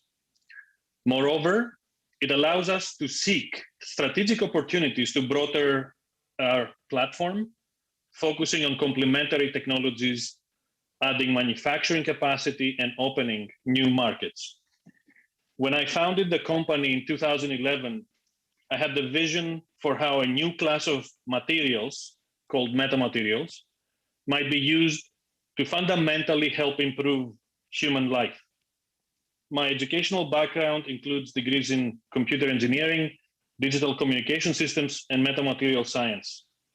As I will explain in a moment, Meta's platform technology includes aspects of all three disciplines. Meta has built a team of multinational subject matter experts, and we expect to continue adding headcount to support our plans for growth. Not only we are a diverse group of people, we have people, for example, from over 21 different countries, but more than half of the team here at Meta is at least bilingual, and collectively we have 25 spoken languages. Over the last 10 years, we have reached a point where we are now scaling the commercialization of our technology platform. So first we had to develop the software and tools required to design and prototype metamaterials tailored for different applications. We couldn't outsource the manufacturing. The reason for that was that the capability for metamaterials manufacturing simply did not exist. It was made possible to produce our designs at only wafer scales using semiconductor equipment. And we learned that the cost per square meter was far too high to be commercially viable.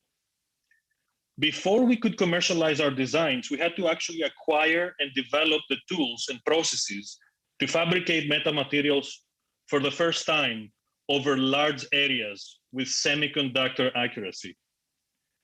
We are scaling our production from wafer-based batch processes, which we currently use to make prototypes. We expect that using roll-to-roll equipment and increasing the width of the substrates to about 1 meter plus or wider, should greatly increase our capacity to reduce the cost per square meter by orders of magnitude. Today, we are procuring our initial pilot scale roll-to-roll production capability, which we currently expect to be ready in the first half of 2022. In addition, preparing for volume manufacturing, we have been building critical relationships with leading OEMs from across different industries, and we expect we will sell our products and license our technology to a number of these OEMs. We have secured 76 granted and 64 pending global patents in 44 patent families to protect our investment and to enable our licensing revenue business model. For example, 14 patent families relate to our proprietary rolling mask lithography and NanoWeb, our transparent conductive film product line. Our technology platform encompasses 3 core capabilities: holography, lithography, and wireless sensing, and it is powered by software and AI design. We believe this allows us to develop a library of solutions and prototypes much faster at lower cost than traditional chemical synthesis. So to put that in perspective, what typically takes years with multi-million-dollar investment to develop new materials by the competitors, at Meta, we develop materials with new properties in hours and days at a fraction of the cost using more sustainable materials. We like to refer this as innovation at speed. We enable leading global brands to deliver breakthrough products to customers in consumer electronics, 5G communications, health and wellness, aerospace, automotive, and clean energy. According to Lux Research, which is a leading provider of tech-enabled research and innovation services, the metamaterial device market that is serviceable is projected to reach $10.7 billion by 2030. Optical metamaterials use carefully controlled nanostructures to manipulate visible light to enable lighter and thinner optics for everything from eyeglasses to mobile phone cameras. Lux Research predicts that the technology to design and manufacture optical metamaterials is rapidly maturing, making commercial adoption likely soon, with a potential of 50 billion total addressable market, which ranges from corrective lenses and consumer devices to industrial, medical, aerospace, automotive, and even military equipment. Meta is from the Greek word which means to go beyond. The metamaterials we design exhibit properties not found in nature, enabling capabilities that go beyond conventional materials and chemistry. At Meta, we are seeking to redefine what's possible across a broad and growing list of applications. So now let's review a couple of examples amongst the things that we are excited about. We started in aerospace, forging relationships with major companies such as Airbus and Lockheed Martin. With Airbus, we developed our first commercial product called Meta Air, which is a laser glare protection eyewear, a holographic optical filter, which had to meet unique requirements for pilots, blocking green laser strikes without distorting the colors of cockpit instruments and other critical visual cues, such as airport runway lights. With Lockheed, we entered into a $4 million+ US 4-year research and development program for solar technology. Product specifications in aerospace are quite demanding. Volumes tend to be lower. However, this typically results in the potential for high gross margins. Applications we are currently pursuing in this area further include EMI, so that's electromagnetic interference shielding, and heads-up displays.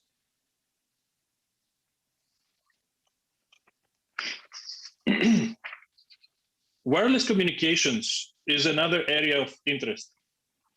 In March, we announced a collaboration with Sekisui Chemical to improve the performance and coverage of high-speed 5G and future 6G networks.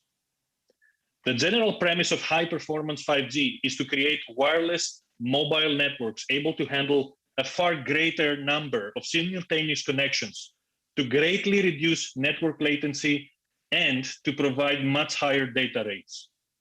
However, these high-speed signals are highly directional. They have reduced signal range, and they're easily blocked by objects in the environment, such as buildings and trees. Deploying large number of small cells in dense urban areas to fill dead spots in network coverage, including providing access to power and fiber optic backhaul infrastructure, raises the cost and creates challenges for wireless carriers. Meta, in partnership with Sekisui, are working towards developing a passive, more sustainable solution to cost-effectively address this problem. We are also developing a new transparent and flexible radio wave reflection film, which passively reflects and transmits radio waves in the sub-6 gigahertz and millimeter wave ranges. This transparent film can be applied anywhere, without requiring connection to a power supply and without spoiling the surface's appearance to improve network coverage.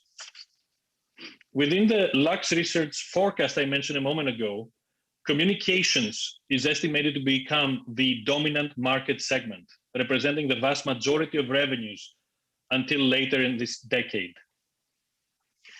Now, if we look at automotive, zero emission and autonomous vehicles and the ADAS, the advanced driver assistance systems, Meta's nanoweb transparent conductive film can be used in these areas to efficiently de-ice and defog the windshield of electric vehicles.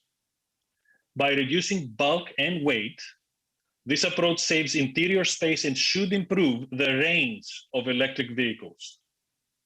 The cameras and sensors on board the car that allow autonomous vehicles and ADAS systems to see their surroundings can be blinded by bad weather. NanoWeb can not only keep the sensors clear of ice and condensation, but also shield them against electromagnetic interference. The wires that make up NanoWeb metal mesh are so small, they can't be seen with the human eye, and they don't interfere with advanced sensors such as LiDAR.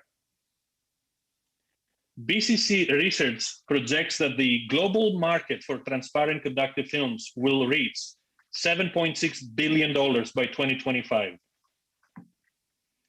Another exciting area, which we actually did a press release this morning, is the medical space.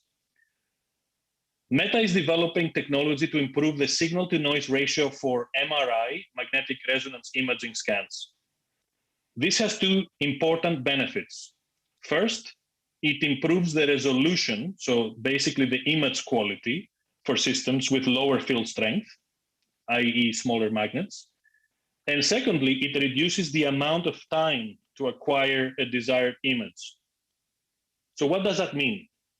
Well, reduced scanning times should save cost and improve patient access in the healthcare systems where waiting times can delay diagnosis.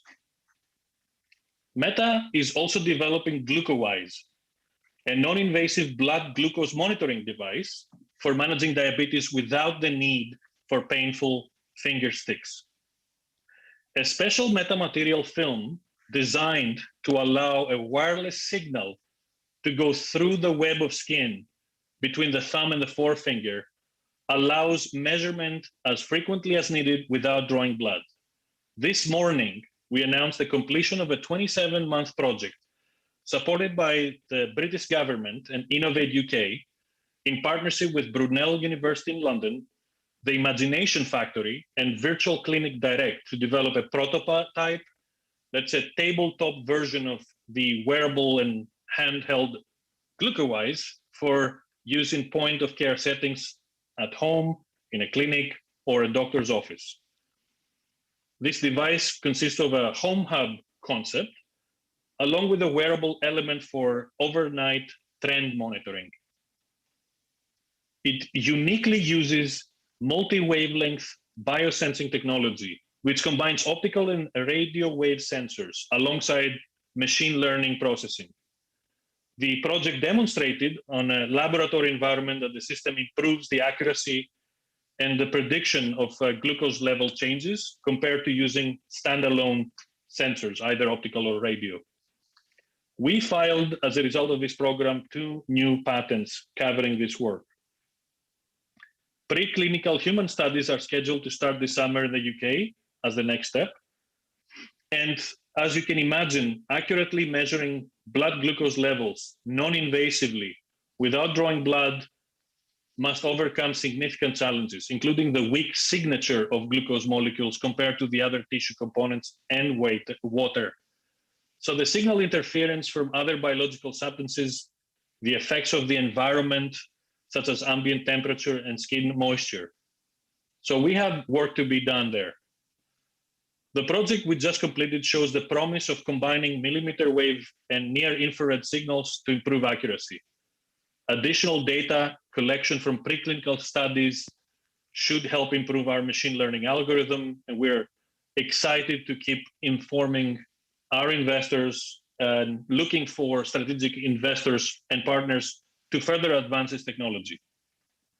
It'll take time to complete the development. Ultimately, we envision GlucoWise as a discrete pocket-sized portable device, which will be paired with a smartphone app and a cloud-based software support.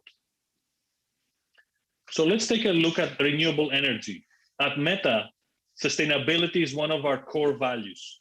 It's in every product that we design and create. We are developing technology to increase the efficiency of solar electric power by improving light trapping and angular absorption. In the morning and evening hours, when the sun is at a low angle, the output of solar panels drops because much of the light is reflected, unless the panels are mounted on a costly tracking system which tilts and follows the sun. In April, Meta announced a collaboration with SAFEMOON Geosystems, which further seeks to apply metamaterial technology in another key area, which is geothermal, utility scale geothermal, in fact. The ability to create electric power at the cost of just 4 cents per kilowatt hour, a 32 to about 60% reduction compared to a current cost of about 5.9 to 10 cents. Moreover, by operating in a much more prevalent dry, hot rock locations, it would greatly expand the number of suitable sites in the United States and around the world. Conventional geothermal power systems use steam turbines on the surface to generate electricity. The SAFEMOON Meta approach is to develop subsurface thermoelectric generators, which at a certain depth produce power by harnessing the temperature differences that exist within the well. And unlike intermittent sources such as wind and solar, geothermal offers always available baseload power. Moreover, geothermal requires much less land area per energy delivered. We estimate that a single geothermal well may generate about 6 megawatts of power. 12 wells may be grouped in a 4x3 pad occupying approximately 800 square feet, which is a staggering small number. The DC output must be converted to AC, so some additional space is required to house inverters. In comparison, 1 megawatt of crystalline solar PV would require about 4 acres, and a 1 megawatt of thin film solar PV would need about 6 acres of land. A rule of thumb for wind turbines is 50 acres per megawatt. Sage and Meta are working to address technical requirements and demonstrate a prototype. If you look at the data in the US Energy Information Administration, it indicates that the US utility scale electricity generation in 2020 was 4.1 trillion kilowatt hours, out of which 60% was sourced from fossil fuels, and only just under 20% was renewables. Geothermal in all of this accounted for only 0.4% of the total. So SAIDS and Meta seek to enable a significant increase in terms of the share for geothermal in the United States and elsewhere. The next topic is augmented reality. AR smart glasses, which allow the wearer to see digital information superimposed with real-world surroundings, may become the next big computing platform to follow the smartphone. There are two major challenges here. The first, to make the technology comfortable and stylish, so you don't look like a robot. And secondly, to provide support for corrective lenses, which is the majority of users require, more than 50% of the market, in fact. In February, Meta acquired the assets and IP of a Swiss lens manufacturer called Interglass. In addition, Meta partnered with Covestro, a leading German materials manufacturer, to develop a one-stop shop using our new AR fusion technology, which is intended to embed holographic optical elements inside precision cast corrective lenses. Other potential applications for this AR fusion technology include color vision correction and contrast enhancement for sports. According to BCC research, augmented reality eyewear represents a $1.5 billion potential market. Last but not least, I would like to talk about molecular biosensors. Meta is developing biophotonic sensors with sensitivity and performance enhanced by our nanomaterials to meet the rising demand for point-of-care, point-of-use testing for COVID-19 and 50 other molecules. This portable smartphone-attached biosensor, which is under development, uses surface-enhanced Raman spectroscopy, SIRS for short, with a special film material as a consumable. We have, in summary, built a platform technology company. We have secured a growing IP portfolio, and we have been focusing on the development of high volume, high value applications. Meta is scaling its roll-to-roll production capabilities, which we believe can be flexibly reconfigured to support different applications as we transition customers to licensed production locating within their own facilities and with their suppliers. We seek to make this a scalable and repeatable process to support strong growth and margins as we execute on our pipeline of engagements. So now I will return the mic to Ken Rice, Meta CFO. Thanks, George. I'll start by reviewing some details of the transaction and the recent events that surrounded it. The arrangement agreement required that certain steps be taken prior to the formal closing of the transaction. As John mentioned earlier, on June 25th, Torchlight paid the special Series A preferred stock dividend to its common shareholders of record as of June 24th on a one-for-one basis. The DTCC informed Meta that formal allocation of the Series A preferred shares to individual brokerage accounts was dependent on a couple things. First, receipt of certain documentation by DTCC from legal sources, and second, a new QSIP for the preferred shares referencing the name change of the company post-closing. We understand the legal documentation was provided to DTCC on July 2nd, 2021, and the QSIP is being processed today. Once the DTCC allocation is completed, holders of the Series A preferred shares should be able to determine appropriate allocations in their individual accounts. Any questions about your individual account should be directed to your broker. Torchlight also announced that it implemented the previously approved 1-for-2 reverse stock split of its common stock. The 1-for-2 ratio represented the lowest amount the company was able to implement under the approved range that was from anywhere from 1-to-2 to 1-to-20. And that was approved by the Torchlight shareholders at its shareholder meeting in early June. The business combination with Metamaterial was formally completed on June 28th. Torchlight was renamed Metamaterials Inc., aka Meta, and we began trading on NASDAQ under the ticker symbol MMAT on June 28th. Giving effect to the reverse split, former holders of Metamaterial Inc.'s common shares that were previously traded on the CSE are entitled to receive 1.845 Meta shares for each previously held common share of Metamaterial Inc. This consideration is payable either directly in Meta shares or in exchangeable shares of Metamaterial Exchange Co. Inc., a wholly owned subsidiary of Meta, that reflect the same exchange ratio on issuance. The form of consideration that is received depends on the election made by the shareholder in a letter of transmittal filed by the shareholder earlier in 2021. The exchangeable shares of Metamaterial Exchange Co. Inc.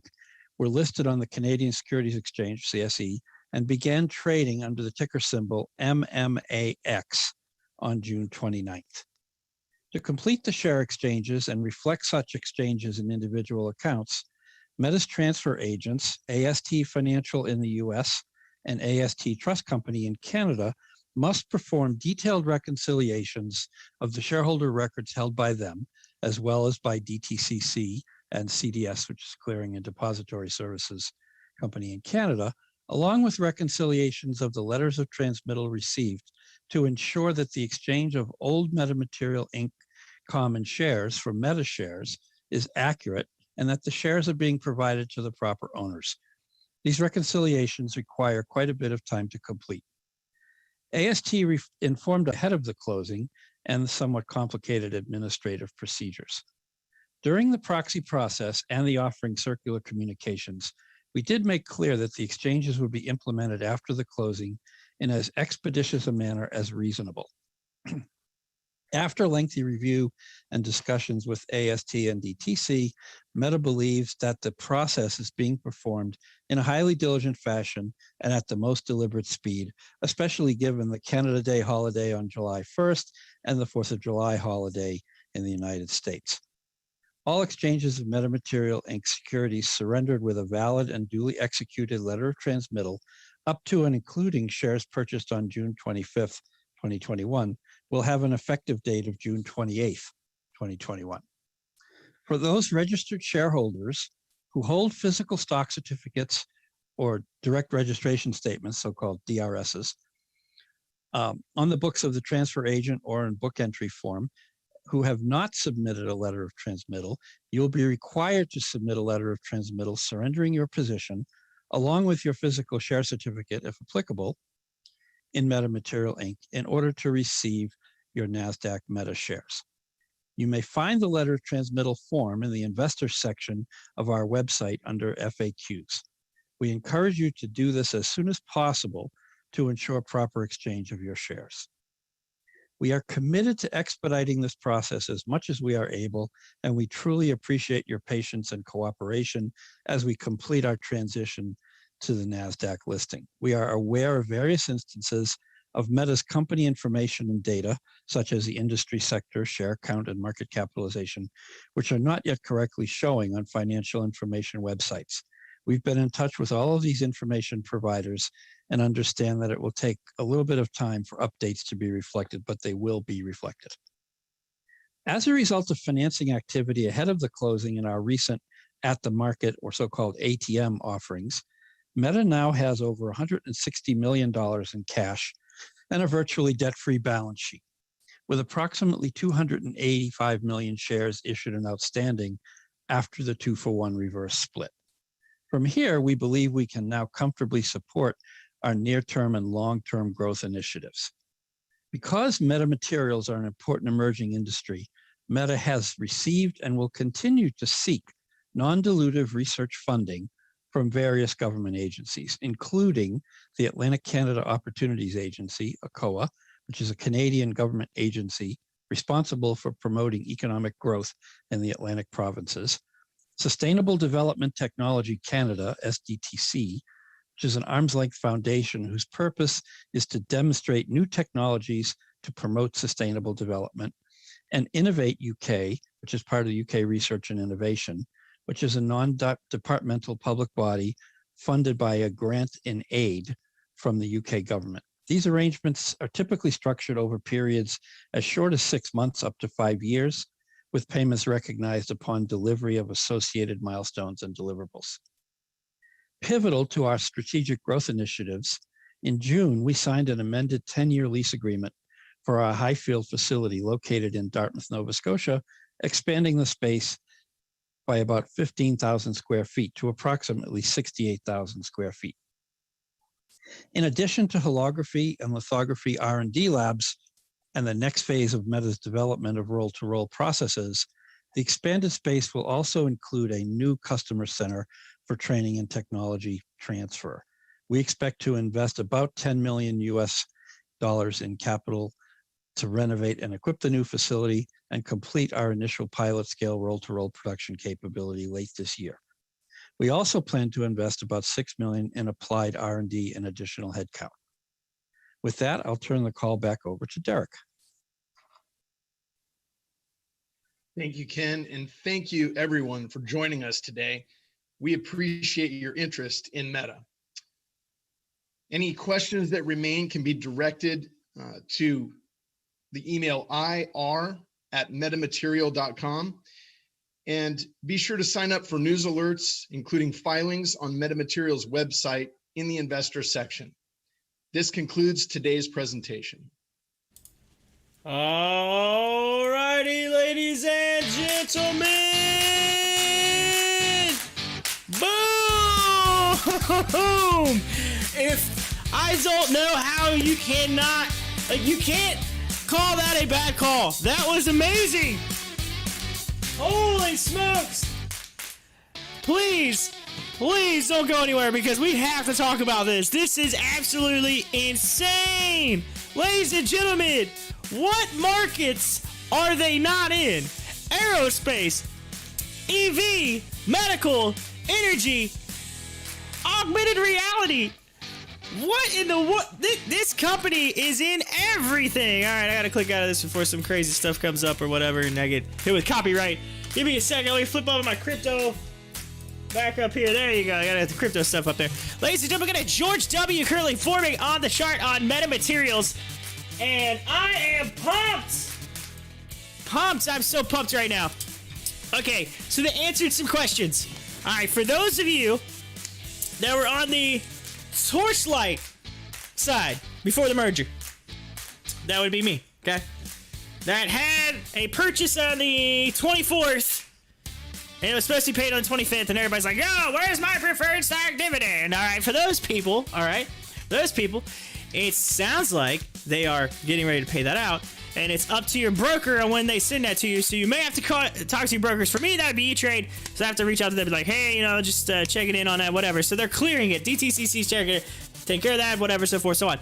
Anybody that was on the Meta side, that was on that side, back when, whatever, that side, sounds like you guys have some paperwork and some things to deal with that, to be honest with you, just sounds like a big mess, but they did say, hey, that'll be on the website, you can fill that out, whatever. So they answered that. And then they said these three words: virtually debt free. How in the world are you not investing in this? All right, I am not a financial advisor. I can't tell you what to do with your money. You got to make your own decisions, ladies and gentlemen. But I am telling you that they are in some markets that are going to explode, and they're doing some things that are mind-blowing, okay? And the one thing that I really took from it was my father has diabetes, all right? So he does the whole sugar thing, and he has to do the the needle and the finger and get the whatever with the blood and that and test whatever. That is crazy to think that they have a device that you can put at home that literally sends a laser through your finger and tells you what your sugar is. That is like, people that have diabetes been asking for this stuff for years, right? This is something that they've been dealing with for years. So that is just massively awesome. I would love to see that continue. I get it. They said there's still clinical trials, things they got to do to get that out. That is huge. You don't even realize how huge that is. That is like massive, okay, in the medical field. The other thing is, it was funny. The stock chart was going boom, boom, boom, boom, boom, boom, going down. it hits right here at the 724 mark. And if you go back and you go to this exact time right here and you listen in, you would have heard him start talking about the EV market and LiDAR and how they can clear the cameras off and not affect it with weather and fix all the EV stuff. I'm talking about electric vehicles, and bam! Look at the freaking chart. Boom! As soon as he started talking about it, and all y'all in your mind thinking Tesla, in your mind thinking, oh, Tesla, so I do Tesla. Bam! That's when everybody invested on that real quick. You can see it. Then it started to come back down. Why? Because this is probably some of the people saying, oh, I gotta fill out paperwork to get my dividend. Oh, I gotta do this. That's just panic selling right there. That's what that is. Okay, that is just literally absolute panic selling. That makes no sense. This company is debt free. They're in some amazing markets that are gonna just absolutely explode in the future. And so anybody who's and I've been on, I couldn't tell you how many calls. Earnings calls and just listening to things like they literally hit the nail on a whole bunch of very big markets, and it sounds like they had some good products coming out. Again, you could talk all you want about coming out with things, but doing some of the stuff they're doing, that's mind-blowing. There's some technology there that's just, you know what I'm saying? Anyway, they said a lot of good things on that call, and for the stock price to go down, it's just blowing my mind because there's no reason whatsoever that this stock should be going down. And I get it. It does that on calls. Just about every earnings call that I've ever been on does that. So I'm not surprised to see it go down. But at the same time, I think that this is one that definitely in the near future is a very long-term investment. Is one that you should probably be in for a while. And that's just based off the knowledge that I just found out, okay? And again, I came in on the whole Torchlight side of things, so I learned a little bit about that. But, and now that I'm hearing what they're doing, and I got a little bit more, info, I'm a little bit excited about it. Just saying. I'm curious. What do y'all think? Hit me up in the live chat. We got 20 people up in here. Come on in. Introduce yourself. Let me know what you think. And I know Jason was seeing the G-dub on the chart. Of course, that G-dub kind of turned around because I think some people are getting a little worried about they're worried about, oh, I got to do this to get my dividend, and you got just some people that are probably booped off right now. But hey, you know what? It's not about that. You're gonna get your stuff. Y'all just had to wait on it a little bit. All right, there's a holiday, a couple of them actually, a couple holidays. So, but anyway, I'd like to thank each and everybody for coming in, by the way, and is the metamaterial peeps for rolling in here. I'm going to go back to my normal chart here. You'll still have metamaterials down here, MMAT, but I got to pull up my GameStop, AMC, get back into my regular stream, y'all, and the number one currently, big stock today, the big session mover, big dog daddy is BSQR, B square. That's right. B square, and it's moving big time. It's up 83%. So, but if you haven't had a chance to hit that like button, hit that subscribe button, and send a big thank you to Jason for finding a little gem. That's right, Jason. I see you. I see you in the live chat. I know you did find a little gem right there. A little gem. I was pretty. Tell you what, if you go back and you watch it, every time he starts talking about some new stuff, I'm getting a little more excited. I was like, ooh, that's cool. Oh, I like that. Oh, that's insight. Oh, that's cool. Oh, man, D-Nuts in the news. Ladies and gentlemen, Krispy Kreme shares are trading lower amid a post-IPO volatility. D-Nut is currently down $1 today. It's $1.08. It's down 5.65% to $18.04. So D-Nut coming down. All right. Well, we'll keep an eye on metamaterials. We'll continue watching it. It was up like 18%. Now it's only up 5%. So it drops down to $7. You know what we got to say about that? Average down, ladies and gentlemen. Buy the dips. Buy the dips. Yes. What's I going to say about that? All right, so ladies and gentlemen, it is 1:45 p.m. and I have yet to have my lunch yet today. So thank you to all the peeps that rolled in here. I'm going to take my lunch, and then I'm going to roll back in here just before power hour. So and get back into the last hour of the day and take it to the end of the day. That was a good call. I'm stoked. Jason, yo, we're not worthy. We're not worthy. That was a little gem. Epic. Good find, Jason. Good find. Thank you for letting me know about it. You know what? Thank you. Now I just gotta average down at some point. I gotta do some averaging down on that thing. Yeah. Hey, average down. Make some. That thing's gonna explode. Just think about it. If that comes out, that medical device, and they end up sitting that thing out and it ends up getting approved and getting FDA approval and all, just imagine. Imagine where that stock's gonna go. It's gonna just like this.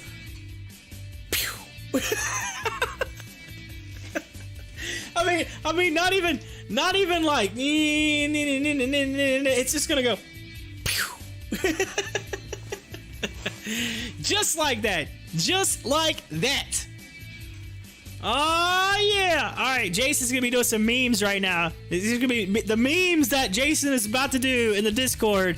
It's gonna have something to do with him telling. It's gonna be like telling a secret or something. It'll be like he's like, and then it's gonna have my name. It's gonna have him. And it's gonna be like a little secret or whatever. And then it's just gonna say on it M-E or M-M-A-T. That's gonna end up being the meme that I'm about to find in the Discord here in the next when I come back from lunch. So, all right, y'all. I'm gonna hit up lunch. Don't go anywhere. Keep the meter running. I got it all pulled up right here for you, so you can keep a watch on it. I'll even keep MMAT on there since we're watching it. And then I'll be back as soon as here, just before Power Hour, and then I'll take you through. So, by the way, for those of you still in here from MMAT, thank you so much for coming in. Don't forget to hit that like button. Don't forget to hit that subscribe button. It does help the stream out. Thank you so much. I'll be back.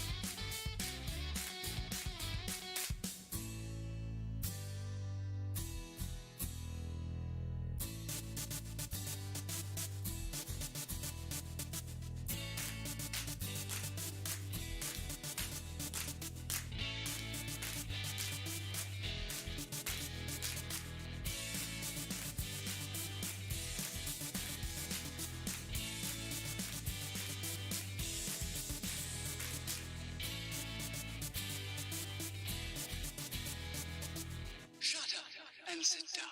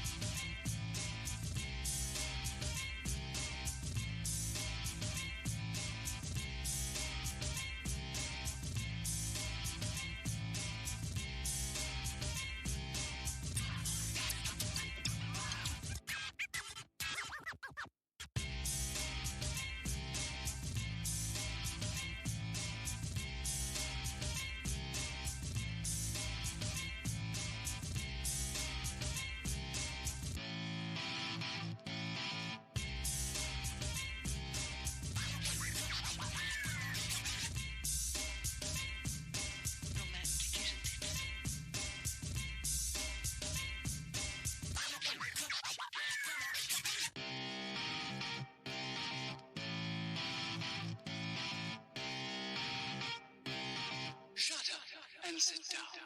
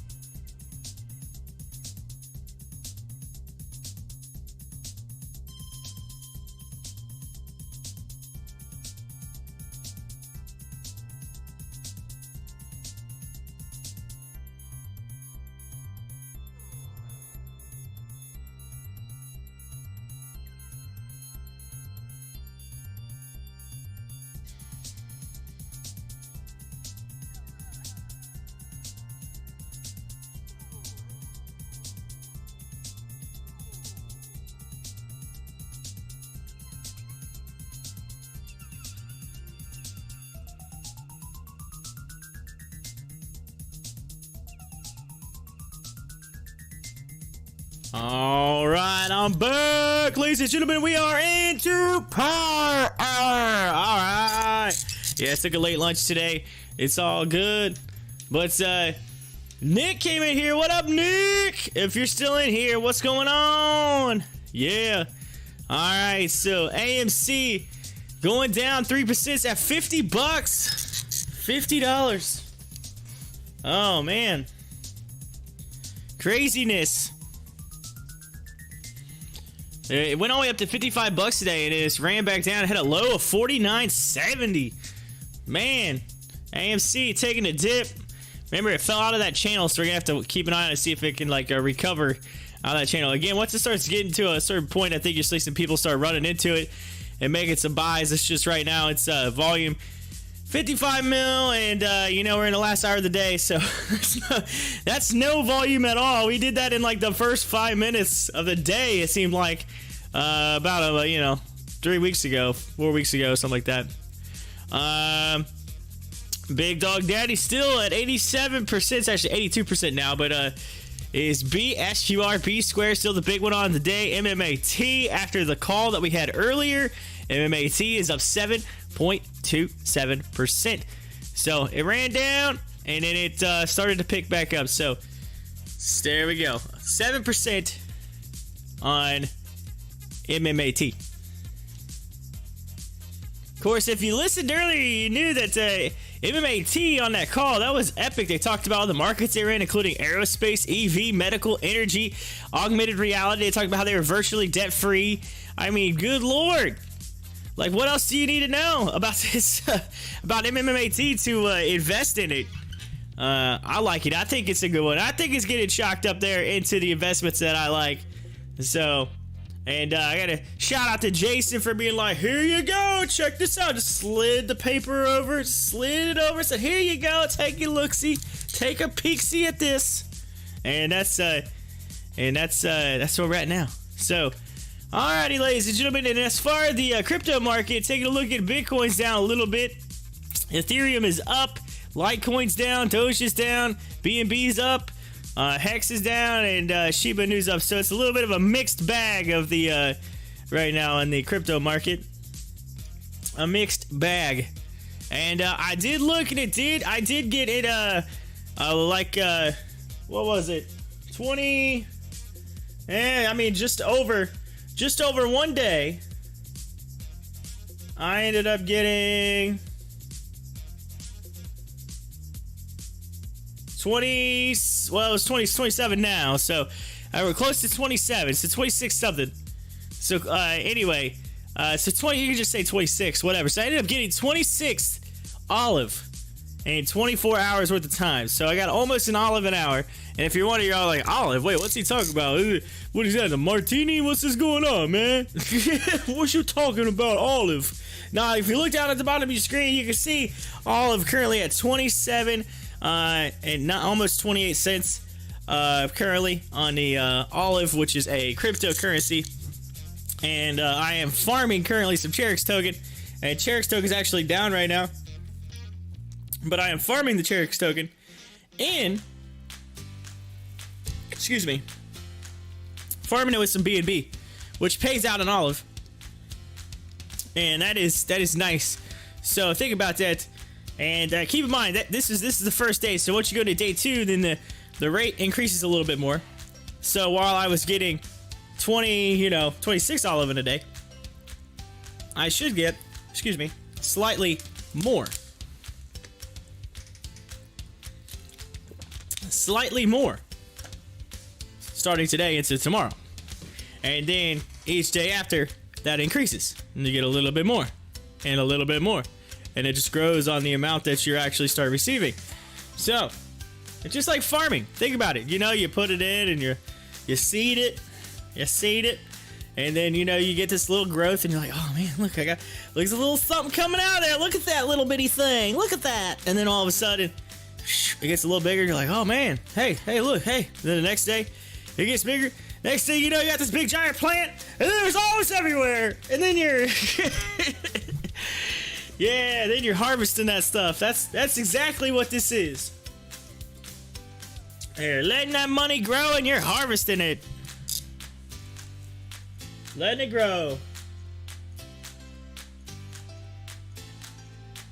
Just think, on $250, I have made almost $8 in 24 hours. And you can look at that as basically like making interest, right?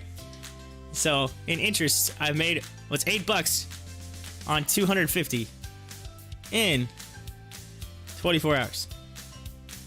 Yeah, interest just keeps continuing to grow.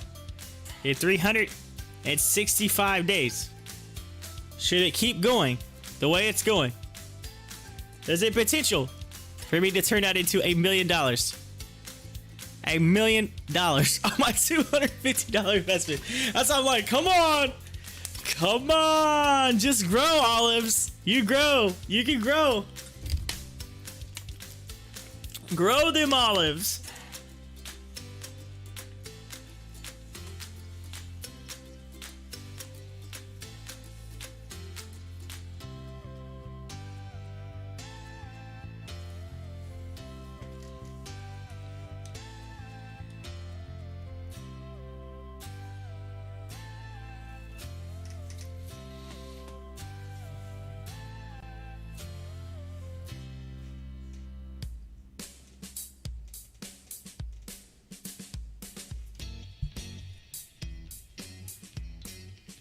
All right. This came across the news feed. It said the gun industry is the only industry in America with immunity from civil lawsuits. It's an insult to victims of gun violence. Today, I'm signing legislation to reinstate public nuisance liability for gun manufacturers in the New York State. This is from a tweet from the New York Governor Cuomo. So there you go. Governor Cuomo is putting out legislation and signing legislation to reinstate a public nuisance liability for gun manufacturers. So there you go. There's increasing the restrictions. Reinstating it. I guess they had it in the past, decided to reinstate it.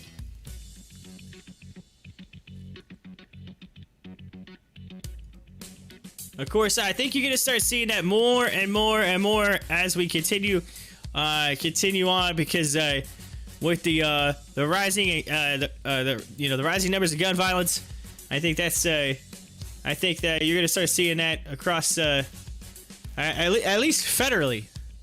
I mean, I know some states might be a little lax depending on where their political that state politically lies, but I think.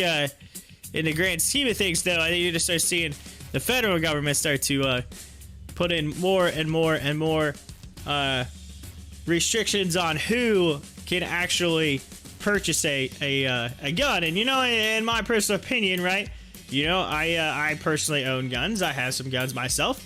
But I 100% agree with it, because here's the thing. I've always thought, like, people, here's the thing.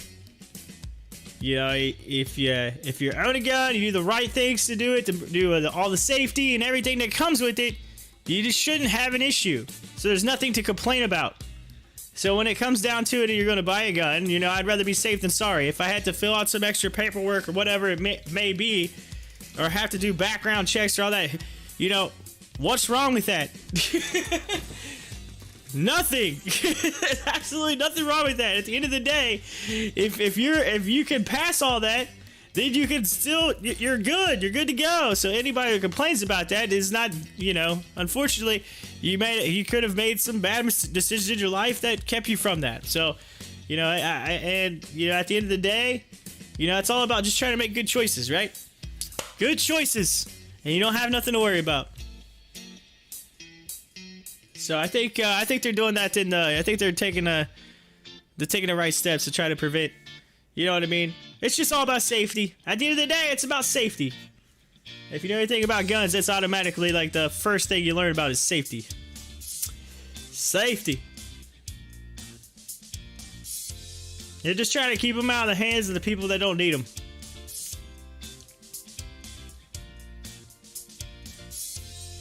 Although I have been looking into it, and I did see a report where they were saying now that there's more safety more measures coming into play, that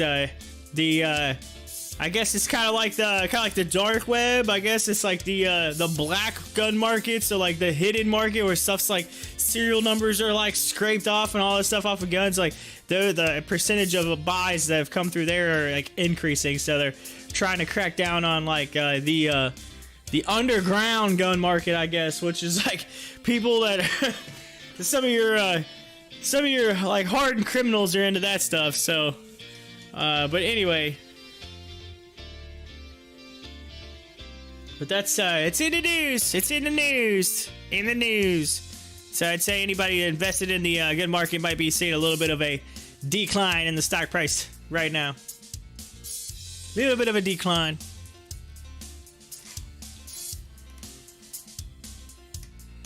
Zila's in the news. Zila Technology shares are trading higher, not seeing any company-specific news, though, from the session. It just happened to be moving up, and they say it's 29% right now. It's $2.42.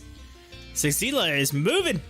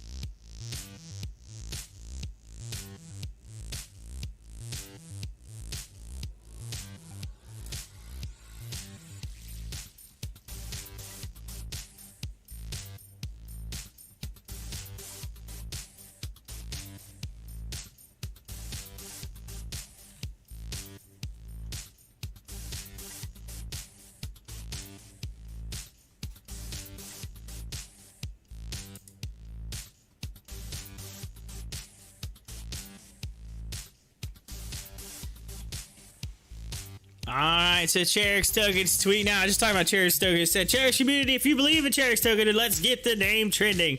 This is one way everyone can help raise the price. More exposure equals more investors. Who is with us? And then I quoted that and said, ask and you shall receive. Hashtag Cherick's Token, hashtag Cherick's community. Ask and you shall receive.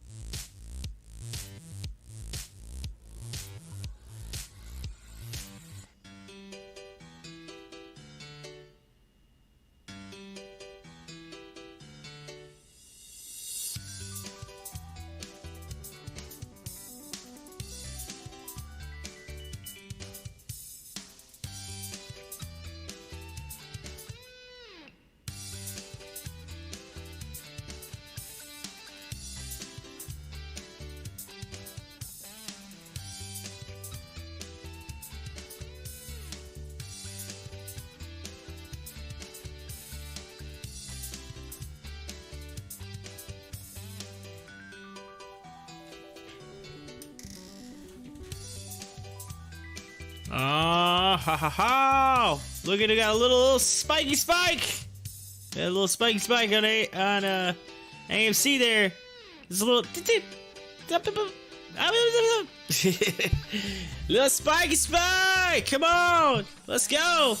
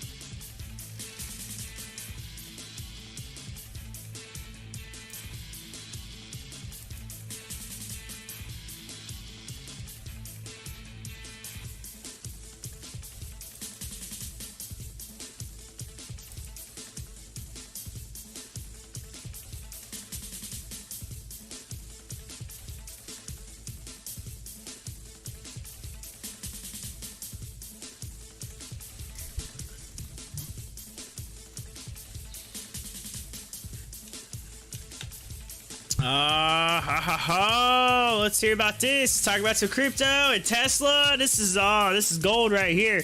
Here we go. DeFi innovators are tokenizing Tesla Apple stocks to trade them on blockchain.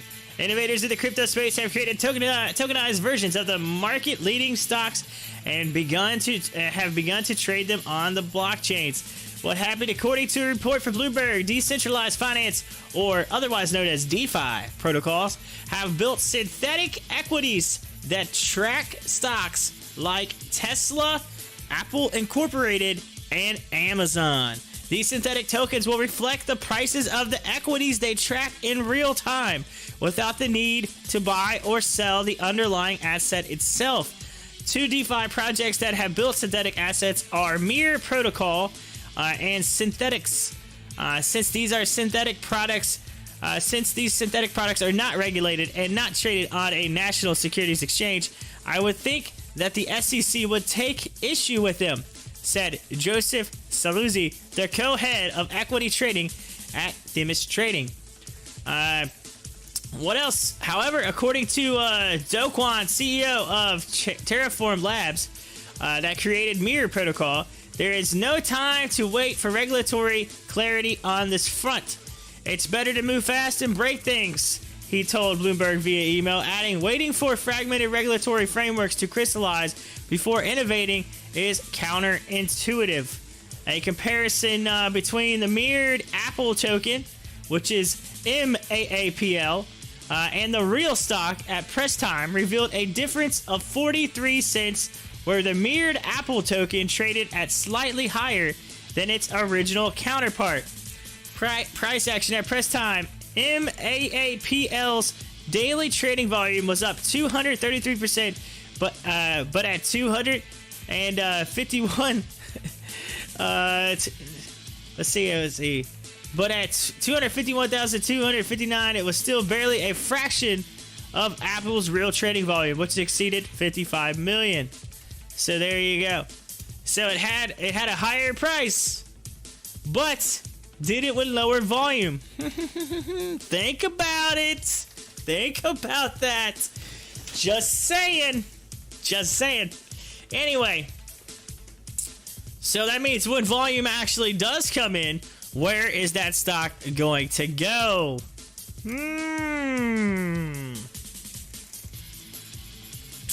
Then again, that's the big difference between the regular market and crypto market, is the fact that not everybody trades crypto, because we talked about this earlier. Not everybody understands it or knows what it is.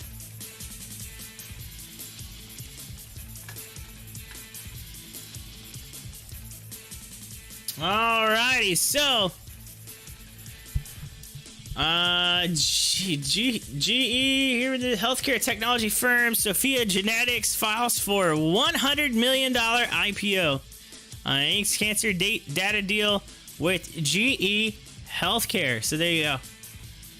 Thought something with GE there. Cancer data deal. All right, we got a little over 30 minutes left today in today's market. 30 minutes, and then we'll be getting we get you to the end of the day and all of the rundown and the whole 9 yards coming up. We'll have the countdown.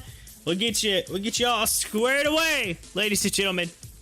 And if you haven't had a chance, I know there's a few people still out there listening and hanging in, whatever. More than welcome to come up into the live chat. Hit it up. I know we got a little quiet. I know we were killing it earlier. We had all kinds of peeps up in here today, especially we did the MMAT call. But hey, you're more welcome to come in and chat it up. All right, it's open. It's there. It's there. Just say hi. Come on, people. Hit the buttons on the keypad. Just go like, hello, how are you? Come on, you want to. You're thinking about it. All right, what's going on Twitter? What's happening? Looks like they're talking about Tropical Storm Elsa right now. Tropical Storm Elsa. Looks like it is off the coast of Florida, down by Key West and Miami there. And they're showing it moving up. So this is, I guess this is a live video or something. I don't know. But they're showing it heading into, looks like up past Tampa, all the way up over to Jacksonville, and right over top of, yo, Rebecca, it's coming your way. Right over top of Savannah and up through Charleston area. It looks like it's just going to zoom right across Florida there.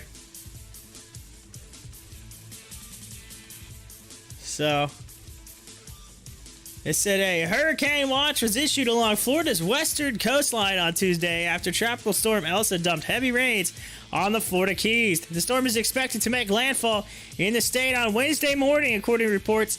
Elsa, the first hurricane of the 2021 Atlantic season, was downgraded to a tropical storm on Saturday. It had maximum sustained winds of 70 miles an hour, according to the National Hurricane Center. So the National Oceanic and Atmospheric Administration, otherwise known as NOAA, encourages people residing in states along the Atlantic coast to download the FEMA mobile app and learn about how to prepare for hurricanes by visiting ready.gov and listo.gov. The Atlantic hurricane season began on Tuesday, June 1st, and ends on Tuesday, November 30th. So there you go. There's a little update on the weather that's coming in to the Florida area for those of you that are in Florida, and also heading up towards Georgia and the Atlantic coastline once it crosses over Florida. So be prepared. It is a tropical storm at this point, but weather's weather, Mother Nature's Mother Nature, and you never know. So there you go. So you got to prepare, be careful for those that are in those areas. All right. That means it's heading right past Carlos. Get ready for Carlos. It is headed up from Carlos over north of Bryan and up towards Rebecca. 3 of the peeps on my show is about to get hit in this one storm.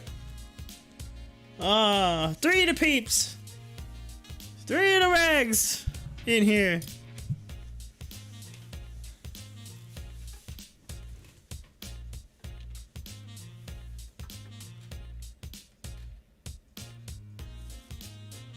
Rebecca's like, I heard my name, oh man, oh Rebecca, yes, Tropical Storm Elsa's current path takes it from the Florida Keys just up the coastline past Tampa, from Tampa, Florida, over across Jacksonville, and right up the coastline over top of Savannah. So it's heading towards you. It's coming in hot. It is a tropical storm though, so there you go. But y'all about to get some weather up in that area. Just saying, it's literally going right past Carlos, crossing over just north of Bryan there. It's Bryan's over on that area. It's actually going right over top of my family, where my family lives, and then heading on up the coastline and over top of Rebecca. So like literally 3 people that come into my show, plus some of my family members, are all about to get hit by the same storm.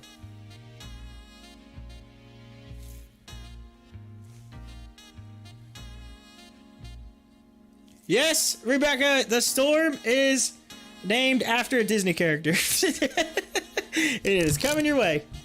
Rebecca's like, oh, it's just a little old thunderstorm. Oh, it's okay. It's all right. No, I get it, but I'm just saying it's in the news and it's trending and it's coming your way. Boom, boom, boom.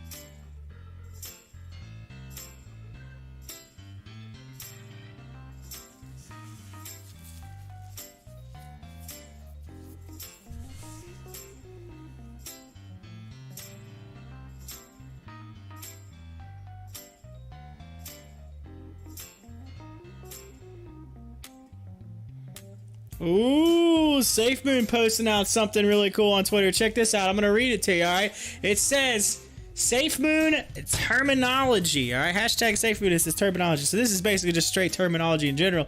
But I'm going to read it, okay? Here we go. Oh, hang on a second. Hang on. Go back. I can't have the audio playing here. Here we go. Let me play it. All right, here we go. Terminology. What is HODL? HODL is a term used for holding a coin, often used to encourage the community when the market is down. What is ATH? ATH is short for all-time high. This is used by the community when a coin is at an all-time high. What is bullish and bearish? Bullish means the market is expected to rise. Bearish means the market is expected to fall. What is fiat currency? Fiat currency is centralized government-issued currency. Fiat value is determined by market and regulations, whereas crypto is determined by supply and demand. Oh, what is FOMO? FOMO stands for fear of missing out. This is used in various different situations, such as buying a new coin out of FOMO. What is FUD? FUD stands for fear, uncertainty, and doubt. This is used when a coin is unstable and it creates FUD amongst the community. What is mooning? Mooning is an expression used by the community to express a sudden growth of a coin. What is a crypto whale? Whales are investors that hold a large portion of a coin. A whale has the power to alter a coin or token's value if they sell all their holdings. Boom! And that is terminology brought to you by SAFEMOON. There you go. Check that out. So there's some terms I just threw out there for those of you that might be like, oh, wow, I didn't know that. Honey. Wow, that's cool now. So there you go. Boom, boom, boom, y'all. 22 and a half minutes left, ladies and gentlemen, of today's show. Market. Yes. And the market closed on the inbounds. It's currently 600 mil to the buy side. 600 mil to the buy side.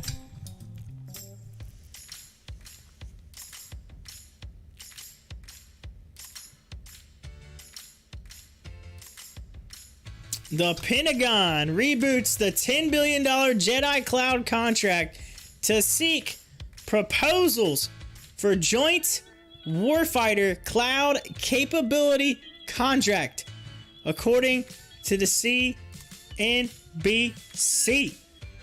CNBC posting that out there. Check that out. $10 billion Jedi Cloud contract. That's right, you heard him. It said Jedi. All right, for those of you that are Star Wars fans, woo! We're about to use the Force. The Pentagon is using the Force, ladies and gentlemen. Jedi Cloud contract.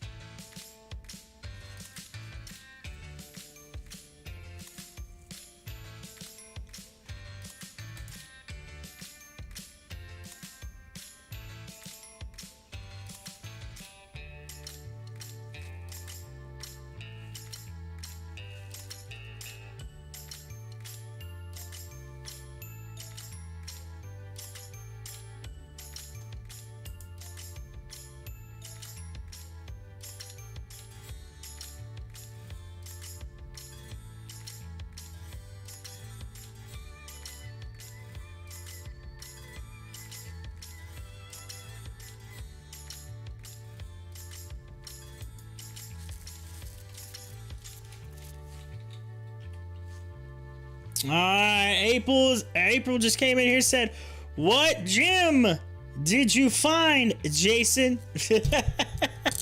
April, he was talking about MMAT. So we did that call on earlier, and he sent me out. You're giving him a hard time about ORPH, aren't you?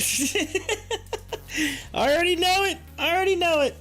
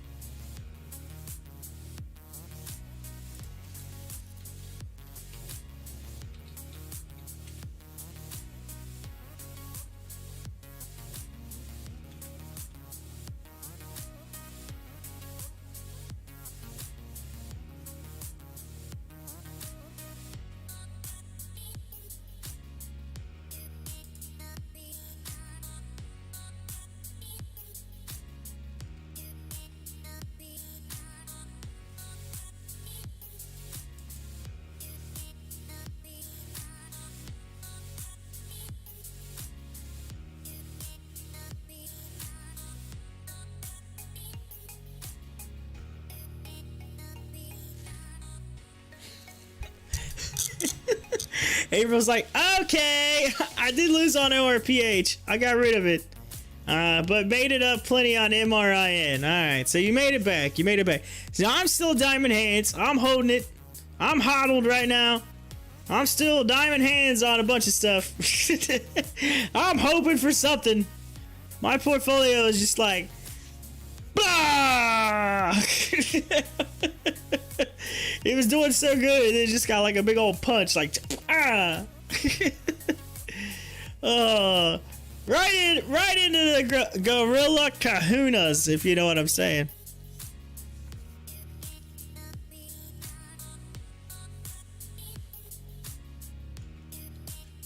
So I'm looking into this. I'm trying to find the. I need to go back and just look at this. Where was it at?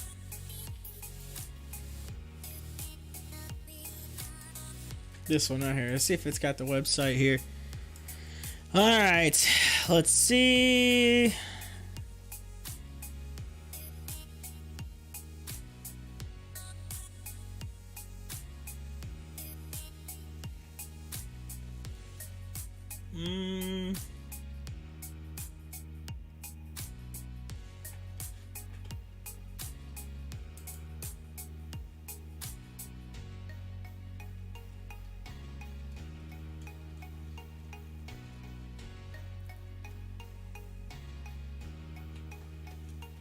Mirror Protocol. I'm gonna check this out. Mirror Protocol. MIRROR Protocol. Mirror.finance.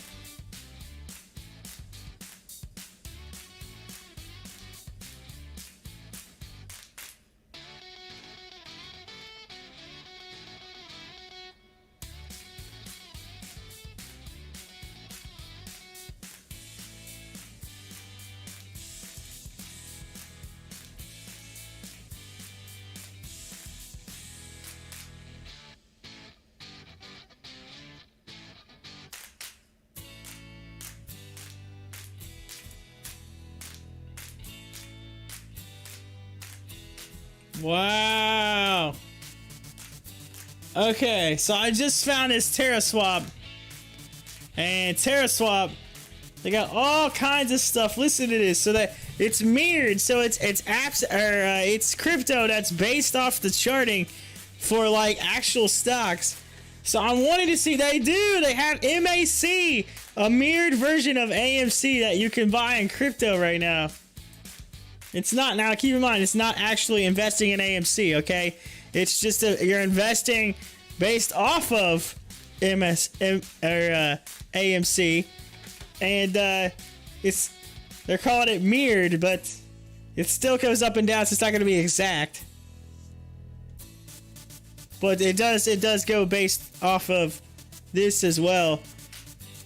But they got all stuff. They have mirrored AMC, mirrored Bitcoin, Coinbase, Airbnb, Microsoft, Apple. Let's see here. Alibaba, they have it. Netflix, Tesla, Google, QQQ, Amazon, Twitter, Facebook, GameStop.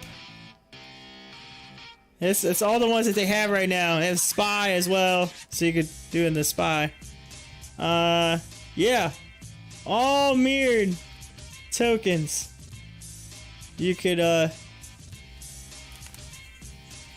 invest in. That's on TerraSwap, by the way. TerraSwap.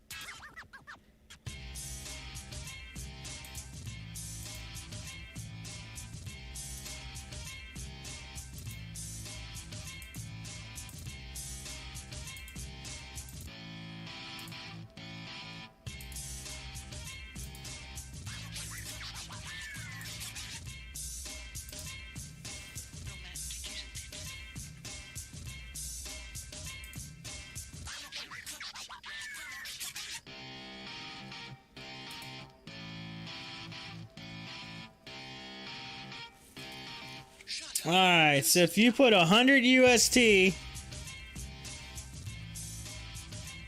you would get 1.96 shares. Almost 2 shares. As of right now. So like if I put 5038, it'd give me almost 1 share. So it's very similar. It looks like it is pretty well mirrored, I guess. Minus your trading fee. by the way, because you have to do your trading fee and the transaction tax that they require. But yes, you can now invest in these companies. You can invest in them. Not in the actual company, but like invest in this, in crypto. You can just use your crypto. You like, you say, oh, hey, I want to invest in AMC, but I don't want to, you know, conversion. Okay, well, I can just do it in my crypto now. All right, I'm going to invest in AMC. But it's not actually helping AMC, though. That's the negative. So keep that in mind. If you really want to help AMC, invest indirectly into AMC. Do not just say, I'm investing in this because I think it's going to work. Okay, keep that in mind. That's great. It's cool to do that. It's cool to make money off that, but that's not actually helping AMC. Keep that in mind. It does not go on their books. Let's see here. April says, I'm still in Exila. It's starting to take off. Yes, they were talking about it. I seen them talking about it.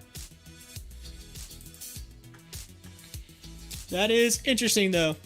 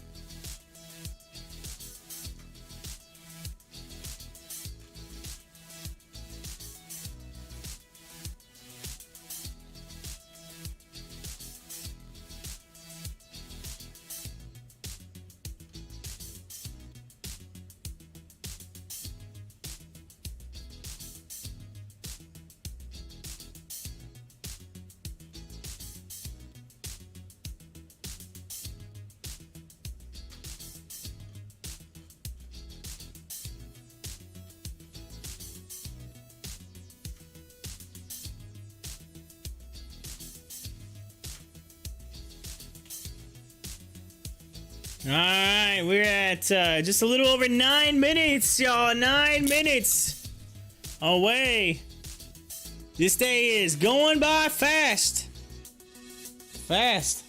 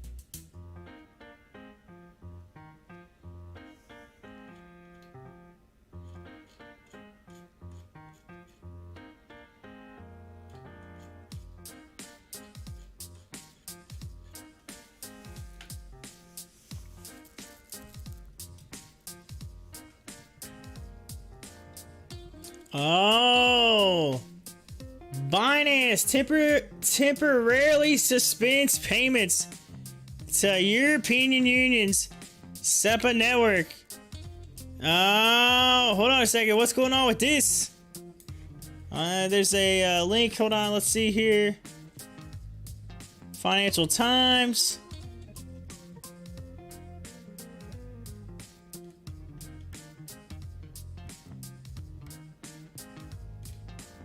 Oh, you have to be a subscriber. Wait, hold on a minute. Maybe, maybe not. Hold on a second. Online.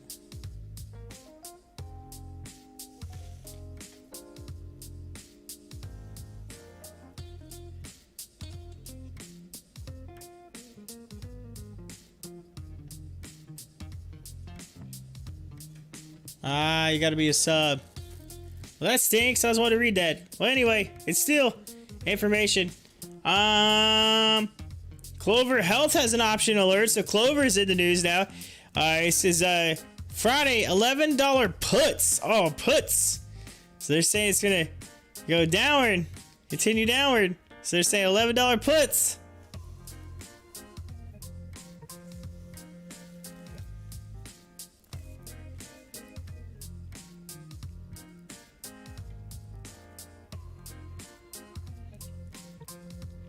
All right, we're just over 5.5 minutes. Well, we're gonna get in real tight here. Keep an eye on this, on these as we get closer to the end of the day. AMC really fighting, by the way. Really fight.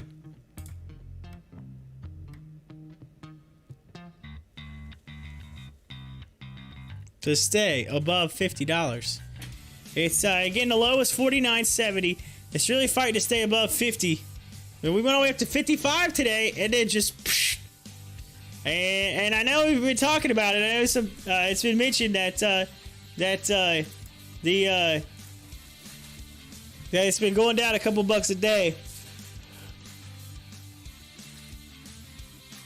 And again, it's partly because it fell out of that channel it was in. It was in a nice channel, and then it kind of just came out, and that's a lot to do with volume.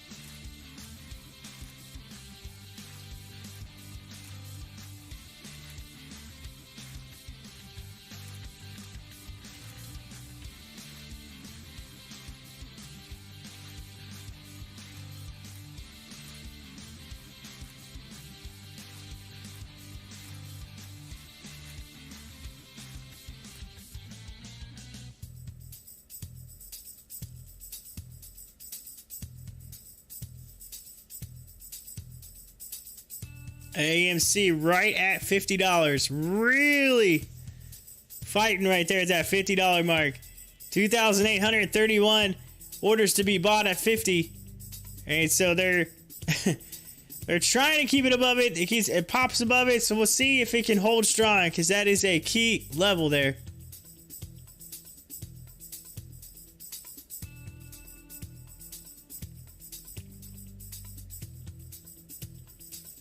JW Mays shares halted on a circuit breaker.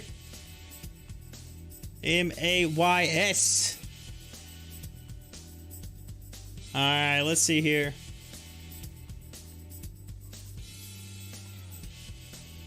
It's hanging above there. Looks like I got a little green candle bar pushing up right here just at the end of the day.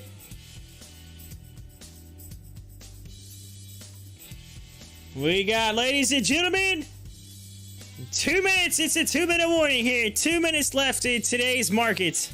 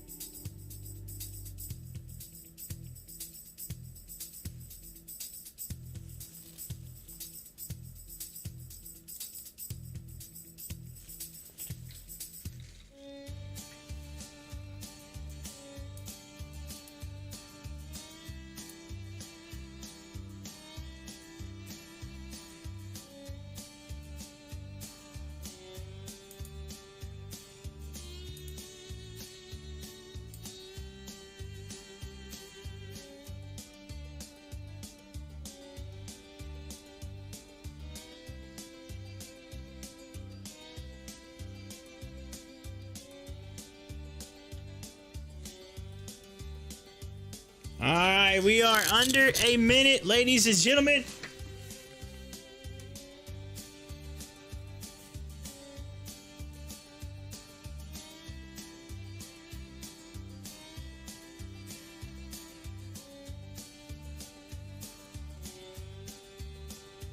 Thirty seconds.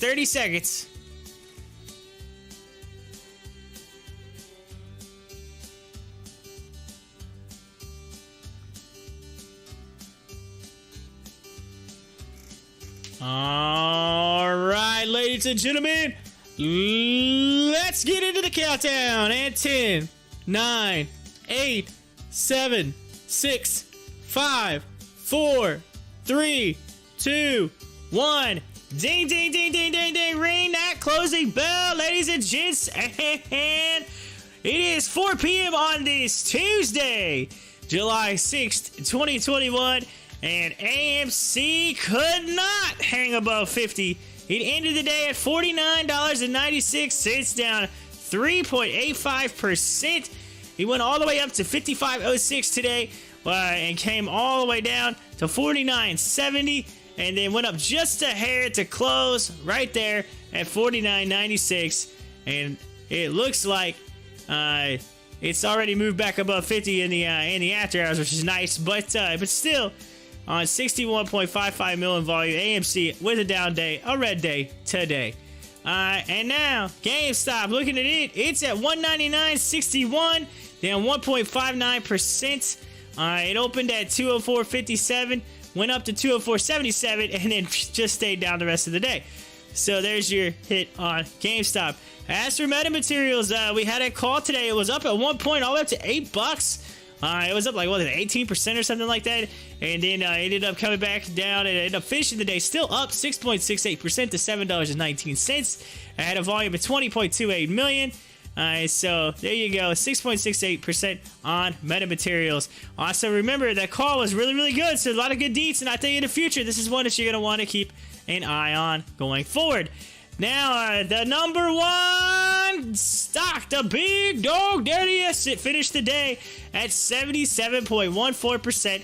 BSQR at $7.05. Previous close $3.98, all the way up to $7.65, but finished at $7.05. So this stock had one beep of a day. Great job on BSQR. And now looking at some of the other stocks today, because you're going to see a lot of red, but here we go. It's Savara's down 4%. BlackBerry was up just about 0.5%, so it did have a little bit of green. Cost was down 2%. HOFV down 1.3%. DLPN down 0.69%. Cinedigm down 2.4%. CSCW down almost 1%. WiseKey was up today. It had a nice little green day of 2.65%. And then PLTR was up 1%. Rocket was up 0.11%. Viacom down 2.92%. Ship 0.93%. And then, ladies and gentlemen, let's look at Coinbase. Coinbase was down 2.2%. And Tesla It was down 2.85%. So a lot of red today, a lot of red across the board. And then taking a look at the crypto market, it's a little bit of a mixed bag, ladies and gentlemen, but Bitcoin's down 0.12%, Ethereum's up 3.65%, Litecoin's down 1.4%, or 1.07, percent. Doge 1.7% down, BNB's 5.2% up, and Hex 2.79% down, and Shiba Inu 2.83% up. So there you go. So it's a lot of down, up, down, up, down, down, up, down, up. It's a mixed bag. It's a little bit of everything. So it just kind of depends on what you're in there. One of those weird odd days that we have where it's a mixed bag, because usually it's either all up or all down, and today it's kind of like, whoa, hey. So anyway, there's that, ladies and gentlemen. And now, you know, we always do it. Let's get it. And hit that refresh button for the top 4 at 4. Trending on Stocktwits, number 4 is NEGG, which is Newegg Commerce. Newegg's up 40.57% today. Newegg's getting a big pop. BSQR, number 3, B Square. We talked about it. It was the number 1 big mover at 76.8%. And then number 2, AMZN, Amazon. It's 4.67% up. And number 1 was actually technically the number 3 stock of the day, but it was number 1 trending, and that was OSAT, which is Orbsat Corp, was up 55.53%. And that is your top 4 at 4 according to Stocktwits. And ladies and gentlemen, that brings us to the end of the day. That's right. All right, and I want to shoot a big thank you to all the peeps that came in here today. We had a whole bunch of them. We had a big crypto conversation today. We had MMAT on today. We had all kinds of deets. We even learned about how they have mirrored versions of Apple and AMC and GameStop and all Airbnb, all these stocks on a crypto platform now, which is kind of interesting. But we did talk a lot about crypto today, but regardless, I still want to shoot a big shout out to all the peeps that came in here today. April was in here, Rebecca was in here, Nick, Jason, Carlos, Casey was in here, Bill was in here, Ken was in here. Thank you so much to each and every one of you being a part of the show. Paul came in here, and then we had, let's see here, Joey. Joey was in here. Let's go up through and see if we can get everybody that was in here. Dustin came in today. Timberwolf was in here. Ollie Stein was in here. Yeah. Keep on going up. Bobby stopped in for a minute. Yes, Bobby did. And then, let's see. Anybody else? Let's go through. I'm not missing anybody. Am I missing anybody? Maybe yes, no, maybe so. Nick was out there. If I said Nick, but Nick, we got you in here now. Regardless, each and every one of you came in, you hung out, and I appreciate it. Y'all are awesome. You're the reason I do what I do. Thank you so much. Now remember, tomorrow, same bad time, same bad channel. It's the Wednesday. That's right. Tomorrow is Hump Day, and it's only the second day of the week, technically. How weird is that? We're gonna have Hump Day tomorrow. Right here, 9:25 a.m. on, ladies and gentlemen, Pop the Chart. Your host, Corey, out of here. Have a good evening. Bye.